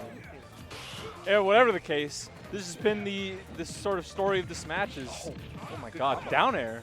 Did move forward for the down air. Dead now. Down air, yep. 3-1 a spade, well played. I mean, you said get your execution better, and they Yeah. definitely Yeah, did. there you go. Spade's going to take it 3-1. Saw Step took it on the top right hand of your screen 3-0. So our last match will move down. Seesaw Biggie Mouth. It's a team kill. These two ended up getting, I believe, second in doubles. They got the grand finals. They got the grands. The interesting thing about that is Biggie didn't even enter doubles. Yeah. So Biggie replaced Ouch, who is big spike there. Ouch, not able to make it. Ended up coming down with a sickness. Shout outs to Ouch if you're watching this. We love you. We miss you. But Biggie Mouth taking his spot, and now we're seeing Seesaw versus Biggie Mouth in the singles, with Biggie Mouth taking a stock lead off of that big spike off of the missed hit from the side beat. Right. I mean, if you don't sweet spot against characters that have down airs as forgiving as Rob, because I think it's actually relatively easy to land. Is that going to be it? Okay. He didn't shield that part. That would have been dead. Not going to be off the top. On the platform, it's always a little bit more scary. Right. It's just like, oh, is that where you die? It's always interesting to see how, because BC definitely has a Rob, right, Monte? Say it again? BC has a Rob, but every Rob plays differently. And it's always really interesting to see how people play against Biggie Mouth specifically, because a lot of times, if he doesn't get this neutral win, you see him just put himself in the corner. Yeah, Biggie is not afraid to hide on the far right or far left of your screen. And which I think is like Incineroar, yeah, it's a little sketchy because you charge up the revenge meter, which is not ideal, but it is still going to tack on. Oh! Nice jump read with the rotor arm. Dirty. Well My played. God. That's going to be a lead. Yeah, a full stock lead for Biggie Mouth is perfect. Is where he feels most comfortable. Right. Because Incineroar running at you, he's real slow, he's real lumbering. And then you can force him into the corner, hit him with a Nair rotor arm. You're out of resources. Ooh, misses the back air though. Yeah, the angle on the Incineroar uppies not so easy to hit. Oh my God! Roll read from Biggie Mouth. Oh my God, what is happening? Sends him off stage. He's like, I played one double set with you. I now know you. Yeah. Oh my God. Oh my Double God! up air. What are these Wow. reads? I mean, like, This is the most aggressive Biggie's been ever. in history. I mean, amazing. It's nice to see him get the reads. You know, usually he's more passive player. Yeah. Goes for very low Grind risk, low matches. reward, right? Yeah. Like he's trying to grind you out. But seeing him be as confident in everything, you got a roll read, got a jump read. That's a whole new Biggie. Yeah. Not that it isn't easy to catch Incineroar, right? I mean, Seesaw will obviously. His roll sucks. So we'll come back to that later. We've got our pick of the litter. We'll just stick right down here. A couple of people getting their things all lined up. We've got Proto Xavier on the top side of your screen. It's a Little Mac. We're never going there. We're gonna stay down here. With Rob Incineroar. Rob Incineroar. Man, maybe I do want to talk about Little Mac. I mean, bottom right's good. Pokemon, or what do you call it? Small Battlefield. I feel like Rob is another one of those characters that doesn't have a lot of bad stages. Yeah, I mean, it's kind of the same point of PS2. You can sit under the platforms big, you're going to be really comfortable here. A little bit less stage to work with, right? Because PS2 is just massive. It's basically the camper's dream. I don't know why we see gentlemen's there, but, yeah, you know, sure. So be it. I'm a commentator, I guess. Nice parry. Trying to get the up follow-up. Oh, another read. Dude, Biggie's the read guy now, or what? I don't know. Oh, perfect. What is happening? Calls the approach in with You know what's interesting? What you said earlier is you can tell, like, different Robs play differently. If you took away the name tag, I would not tell you this is Biggie. No. It's the wrong color, first of all, and it's the wrong play style. Yeah, go back to being campy. I don't know where these buttons are coming from. Yeah, this is like Zach Ray's Rob, or what? Yeah, Seesaw, nice adaptation. Gonna find the approaching side B, rolling whip. Gonna take that. Sitting on the platform. I feel like it's strange because a lot of usually when you're playing against Rob as Incineroar, you have to like kind of foxtrot over to Rob and slowly get there. But Biggie's like meeting you at a lot of the points, and if he can kind of find his way in a little bit more, I don't know, slower? I'm not sure slower is the right word, because then you just get camped out. More deliberate. More deliberate, Oh, more yeah. intentional. some might say. But right now, keeping it relatively even, just needs a couple of openings. I like that, using the double jump, trying to fake something, but Biggie Mouth's going to be ready. Send him off stage, tries to go for the down tilt. That's going to be a punish. 84%, but nice backstep from Biggie. Yeah, this movement from Biggie is actually hilarious. It's one of those things where Biggie's actually been playing a lot of not Rob. Right. He's been playing Cloud, he's been playing Zelda and HDR, but so maybe some of that is sort of transferring to some of his gameplay where he's like, his eyes have opened back up to what Rob can do. Yeah, for sure. But wouldn't count Seesaw out just yet. Nice avoidance on the Incineroar never really out of it. Nice recovery, but this is going to be a little bit more nice awkward. covers after the sour spot of the down air, goes out with the rotor arm. Well played, Edward, to take that stock. It's funny because a lot of people say that Incineroar's recovery is bad, but if he has a jump, he has like a lot of mix with everything that he has, because he can use 3 different moves to recover to mix it up. That's going to be Side B going to seal that stock out for sure. Last stock situation. It's eventually going to come down to, I was going to say, Biggie always gets one back throw side B, but Seesaw playing around it very well. It looked like another roll read. It's so insane from Biggie. Right now, Seesaw is just trying to he's break at the a house huge down. percent lead. Oh, mixes up, throws the gyro down, and then goes straight forward. Reads the air dodge with the back air.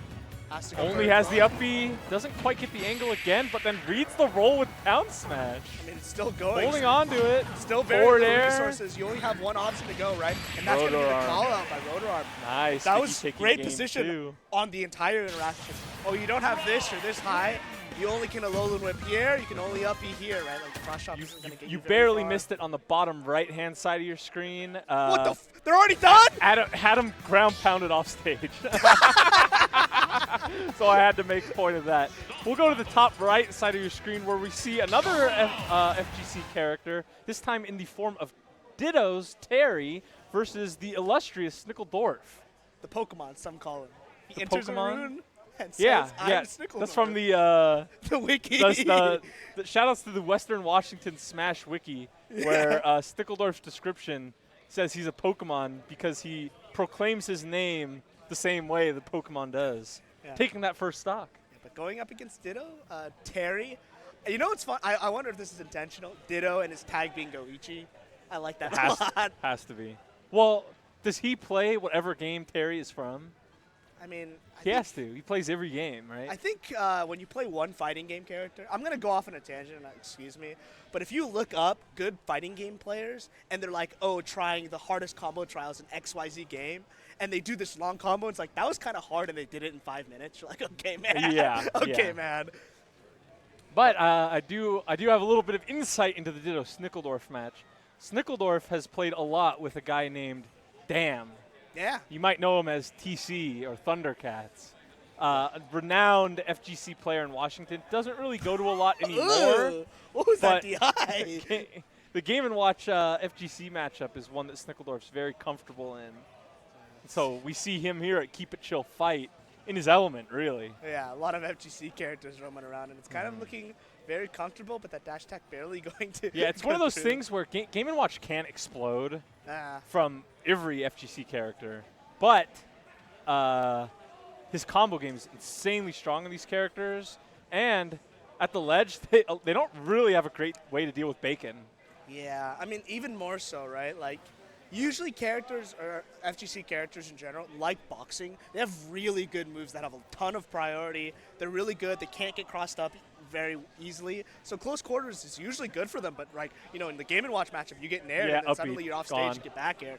Like, it's kind of a little bit more difficult, unlike, you know, we saw earlier Terra versus Jahzz0, right? Yeah. Like, they like those matchups. Usually Wolf is like really comfortable being close, but FGC characters kind of having a hard time. I have to point us to the bottom left side of your screen. We're seeing Seesaw on the young Link. I didn't even know that was possible. So clearly Incineroar Rob is not something he's looking to play anymore, but different character, but a similar result. Yeah, I was talking to Biggie earlier, and he's like, yeah, Seesaw, he does a couple of interesting things. He didn't like, that he Darkest Lariated a lot in neutral, but seemingly figuring it out or just talking about it made it a little bit easier. But Seesaw struggling to kind of get his foot through the door even. Oh my god. Is he dead? He might be. He's Yeah, dead? He's dead. So Biggie sealing out a 3-0 versus Seesaw. Xavier sealing out a 3-0 versus Proto. We'll move to the bottom right-hand side of your screen where Viola is up a single game versus Adam. I feel like the top left side just went instantly. Yeah, I didn't look up at there at all. Well, the only thing we'll say about the Wii Fit matchup is that Xavier is a Wi-Fi grinder and has Mac experience. Mac experience in the matchup, more than Proto has in the Wii Fit matchup. I would bet $1 million on that. For sure. You'll notice Adam rocking the Bradoof tag. Shoutouts to Bradoof. That's a Bradoof, crazy. Bradoof did not make it to this event, and Adam did not enter this event, and so he absorbed Bradoof's essence for this tournament. That's a crazy way to describe That's that. That's why he is using the tag. But, He's channeling Bradoof. I wouldn't be surprised if we saw, what do you call it? Banjo and Kazooie Game 3. Yeah, I mean, kind of looking like it. I wouldn't give too much attention to this. Adam's still recovering from a car crash. That is Has true. a concussion and said, I feel slow, so, Adam said, and I don't mean to laugh because this isn't funny, but he said, I've been spending the last 3 weeks trying to get my motor skills back. And if you know Adam, the way he said it was so funny. He did not say this while being sad at all. No. He said it with the same goofy smile he always has on his face. So I'll be biased and say he did a really good job of bringing it to last stock because this is he couldn't look at screens, man. He got a headache. Yeah, but we'll move to the top right-hand side of your screen where we jab power dunk. Yeah, Ditto is about to seal out game 2 in his favor. We're seeing. We didn't start on this stage, did we? No, No, I think this makes sense counter pick to me for a character like Terry. Like you said, small boxing, etc. That was a really good hit confirm by Ditto. He got like max range down tilt and was able to combo that into up B. To the vacuum cleaner. Right. The up B, the corkscrew. So back to Viola Adam, staying on Pokemon Stadium, obviously. Don't need to change. Don't need to change. If it doesn't, don't fix what's broken. But getting the grab, tries to go for the air dodge. Don't fix what's broken. Read. What do you mean? If it ain't broke, don't fix it. I got a concussion too, man. Okay. Speaking of, he's not. So Viola, the difference between the good Meta Knights and the bad Meta Knights is knowing when to fully extend your combo. So realizing that Yoshi is not going to die to up B there, just going for the Nair and then resetting the center stage. I like it. Yeah, and the nice thing about Viola's play is that they don't need it to win. No. She's obviously very, very comfortable, right? Just like playing the neutral and just fighting like normally, because a lot of the kills they're getting is through traditional means. So. What just happened? Did you see that angle on the Steve match on the bottom left-hand side of your screen? The Lucina just exploded diagonal downward. Speaking of exploding, do we have those? Oh my God! It killed!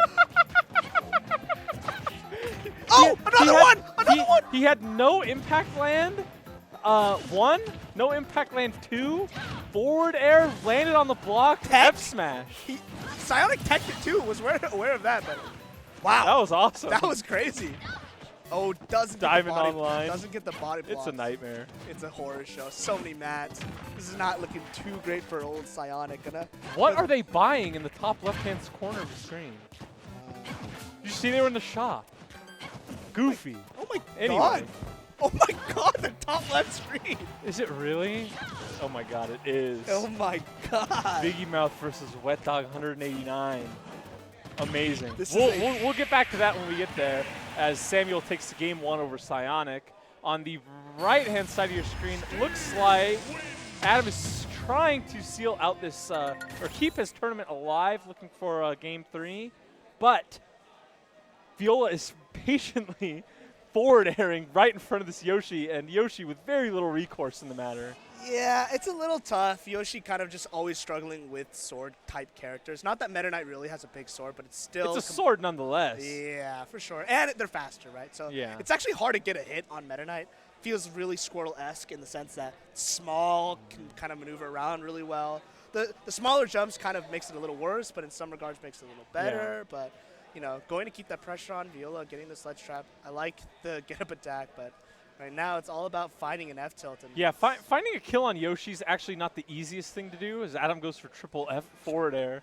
But the double jump armor in this matchup is actually really disruptive for Meta Knight's game plan. Yeah. Because eventually, even if your up air strings are frame perfect, Yoshi could still just jump out of them. Yeah. It's pretty interesting. Oh my but god. the up smash out of shield.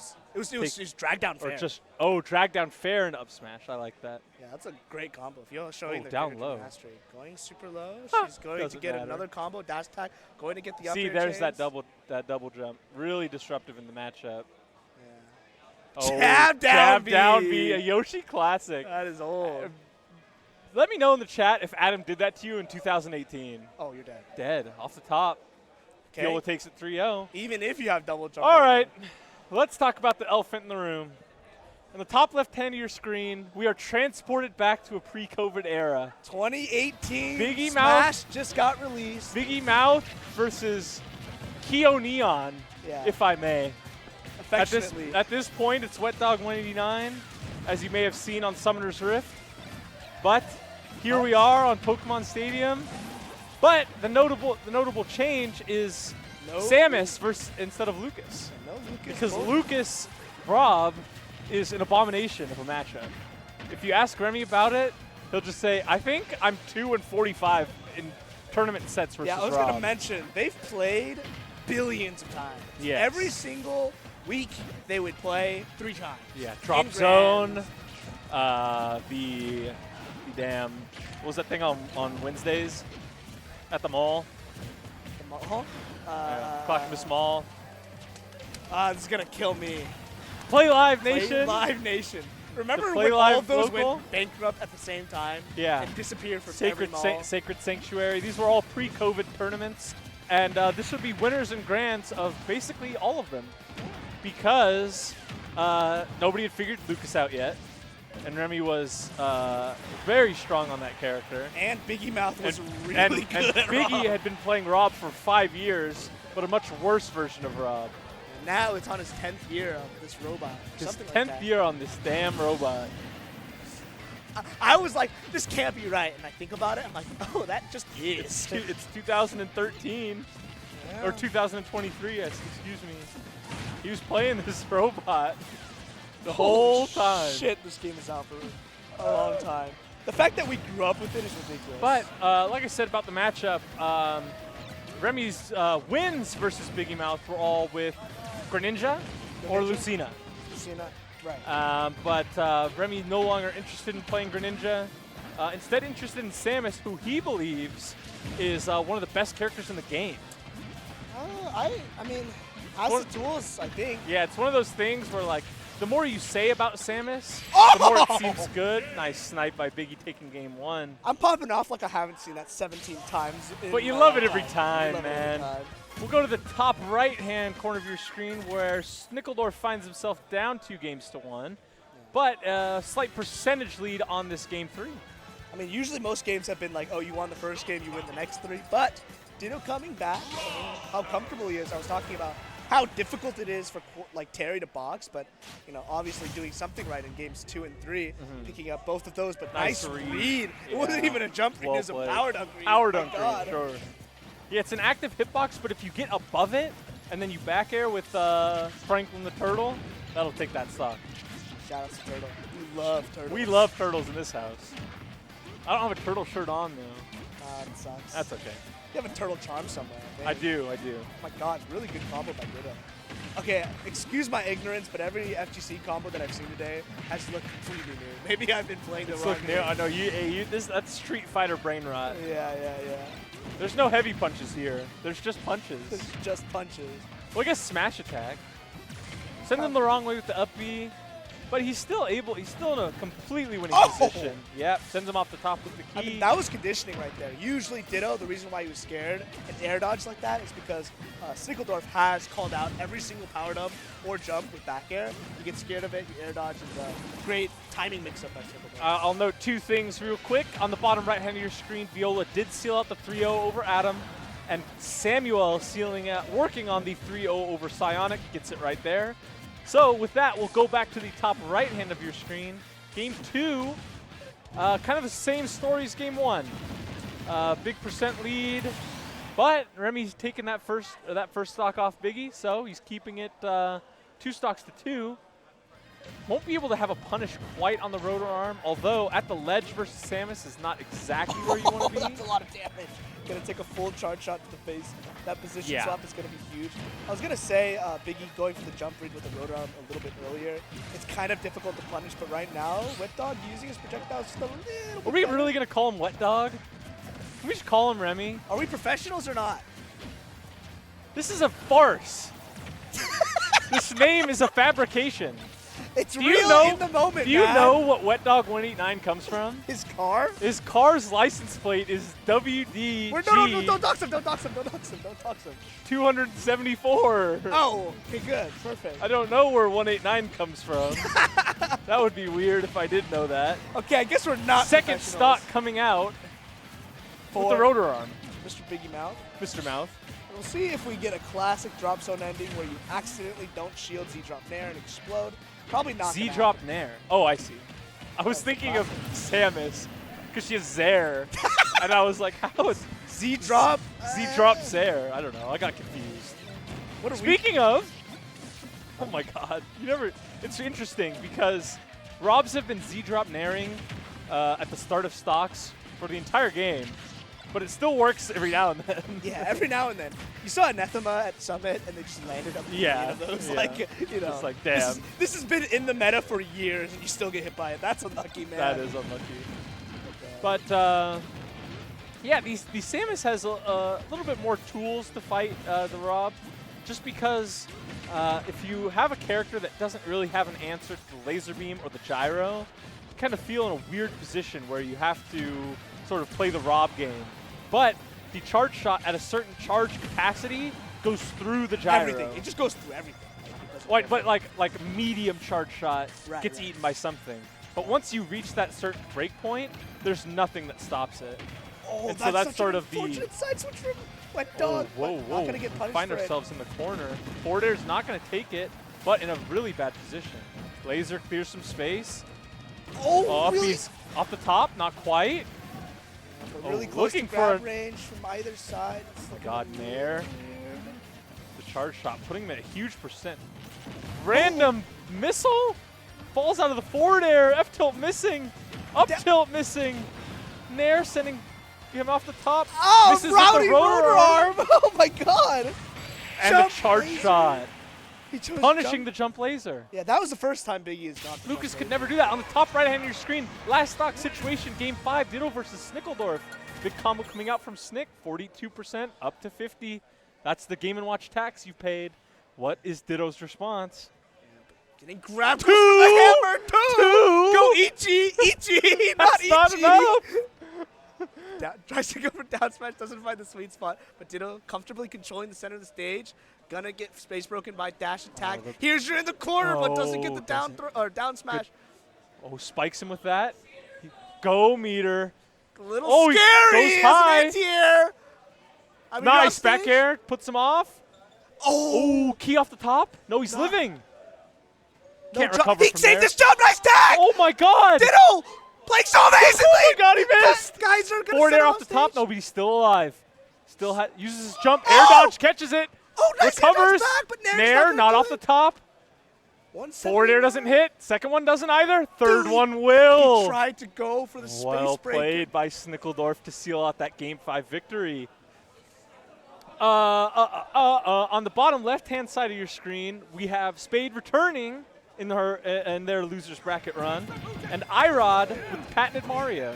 We saw Irod on a couple of different characters. I think Palutena plays a lot of characters, but I think Mario the most common. Hero? Plays a lot of hero too. Plays a lot of choker. Plays a lot of joke. All right. All right, Irod plays a lot of characters. Whether you think of Irod as a Mario player or not, Mario's on our screen.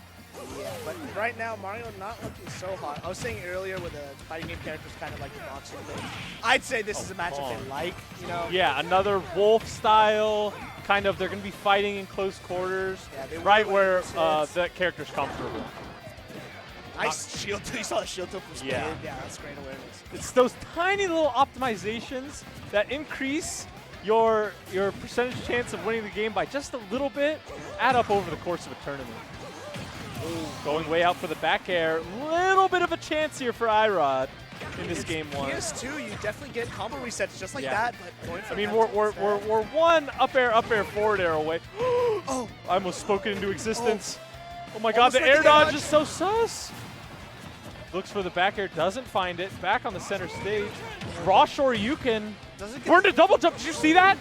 Oh, no capitalization. He probably didn't see it in the moment. But that's going to be DP. Shoryuken out of shield.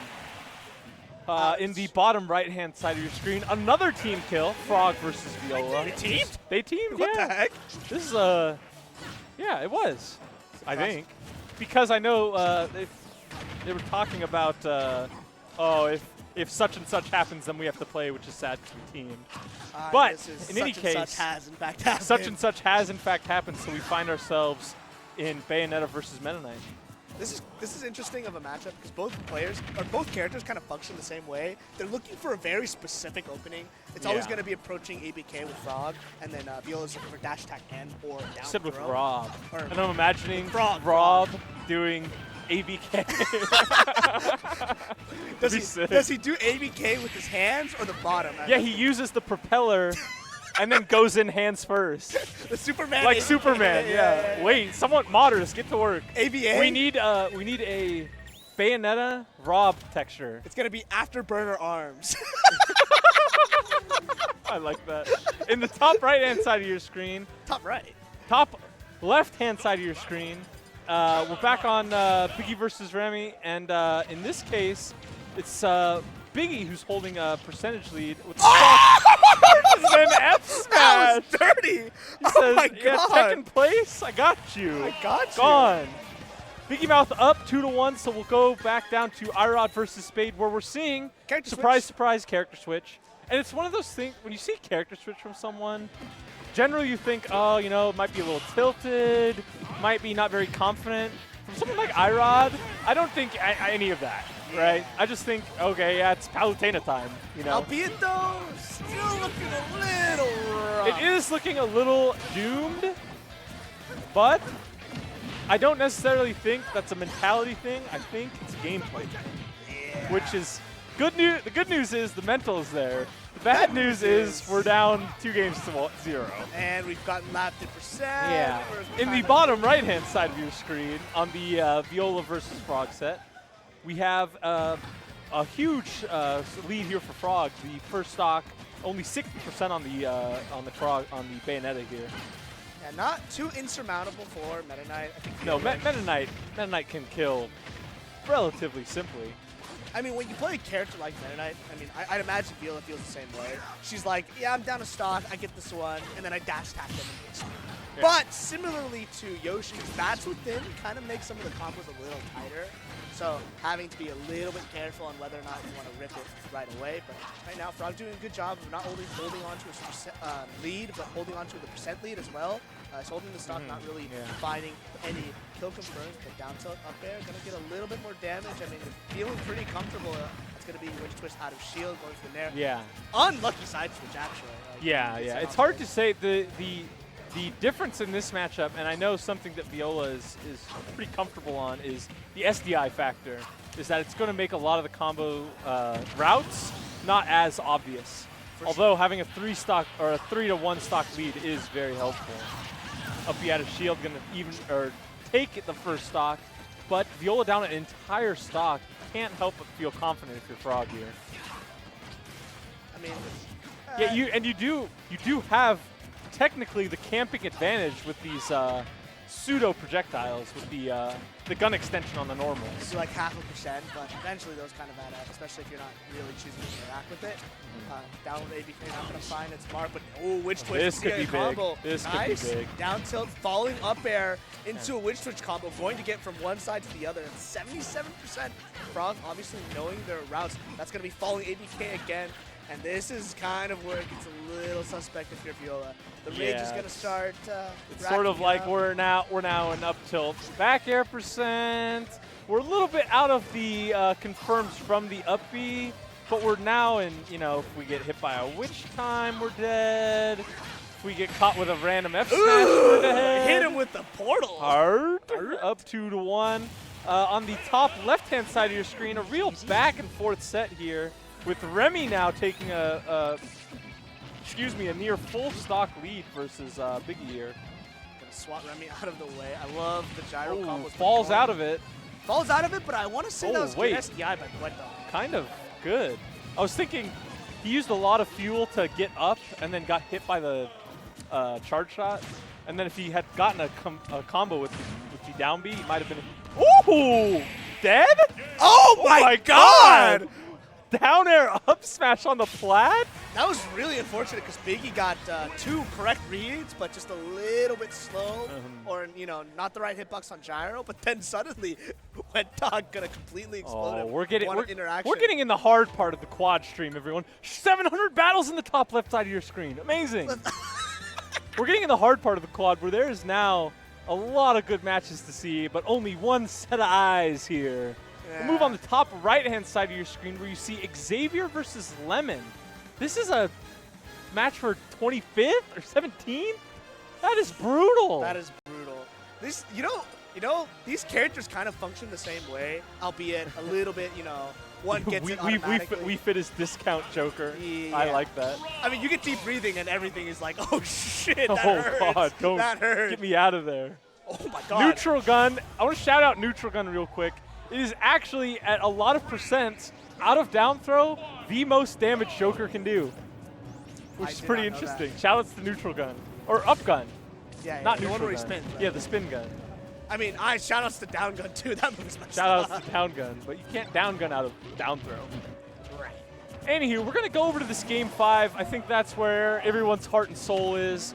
Biggie versus Remy is, the Oregon Classic, even though Biggie hails from Vancouver, Washington. It's one thing. Whatever. It's all Vancouver, man. Hollow Bash. I think this benefits the person that gets the lead the most, I'll be honest. That gets what? It benefits the person with the lead most. You just sit on this platform and then what, right? But you have to get the position where it's worthwhile doing it. But right now, WetDog kind of doing a lot to put the pressure on. That's gonna be. He made his in-game tag Remy. I'm gonna be professional, man. As I curse 17 times in my vlog. Gosh darn it. But a percentage lead here for WetDog. But you're gonna see a lot of this. Charge under platform. What the hell do you do? Charge laser, and it's like, well, he throws the gyro, shoot the J. Yeah, I got the strap. Off the top? No. I wonder why then. Interesting. He's going for a lot of ambitious things. Oh, Bermuda Triangle DI. Forbidden DI. Question mark ping. Yeah. Hold the G button and drag it to the right. Yeah, that's tough. But obviously with 167%, Biggie Mouth on this stock on his last legs. But you can obviously break it off at any time and blow this stock. Never mind. Charges. Raw charge shot. Fuck it. Well, Die. You can just shoot it. There's no problem. It eats it, like you said. So you just charge shots. But I like that they're keeping it even. Both players relatively laser in the other direction. Shoots the laser into the other side. Don't Gyro doesn't care. Gyro. That looked like it should have gotten eaten. No, it has to be.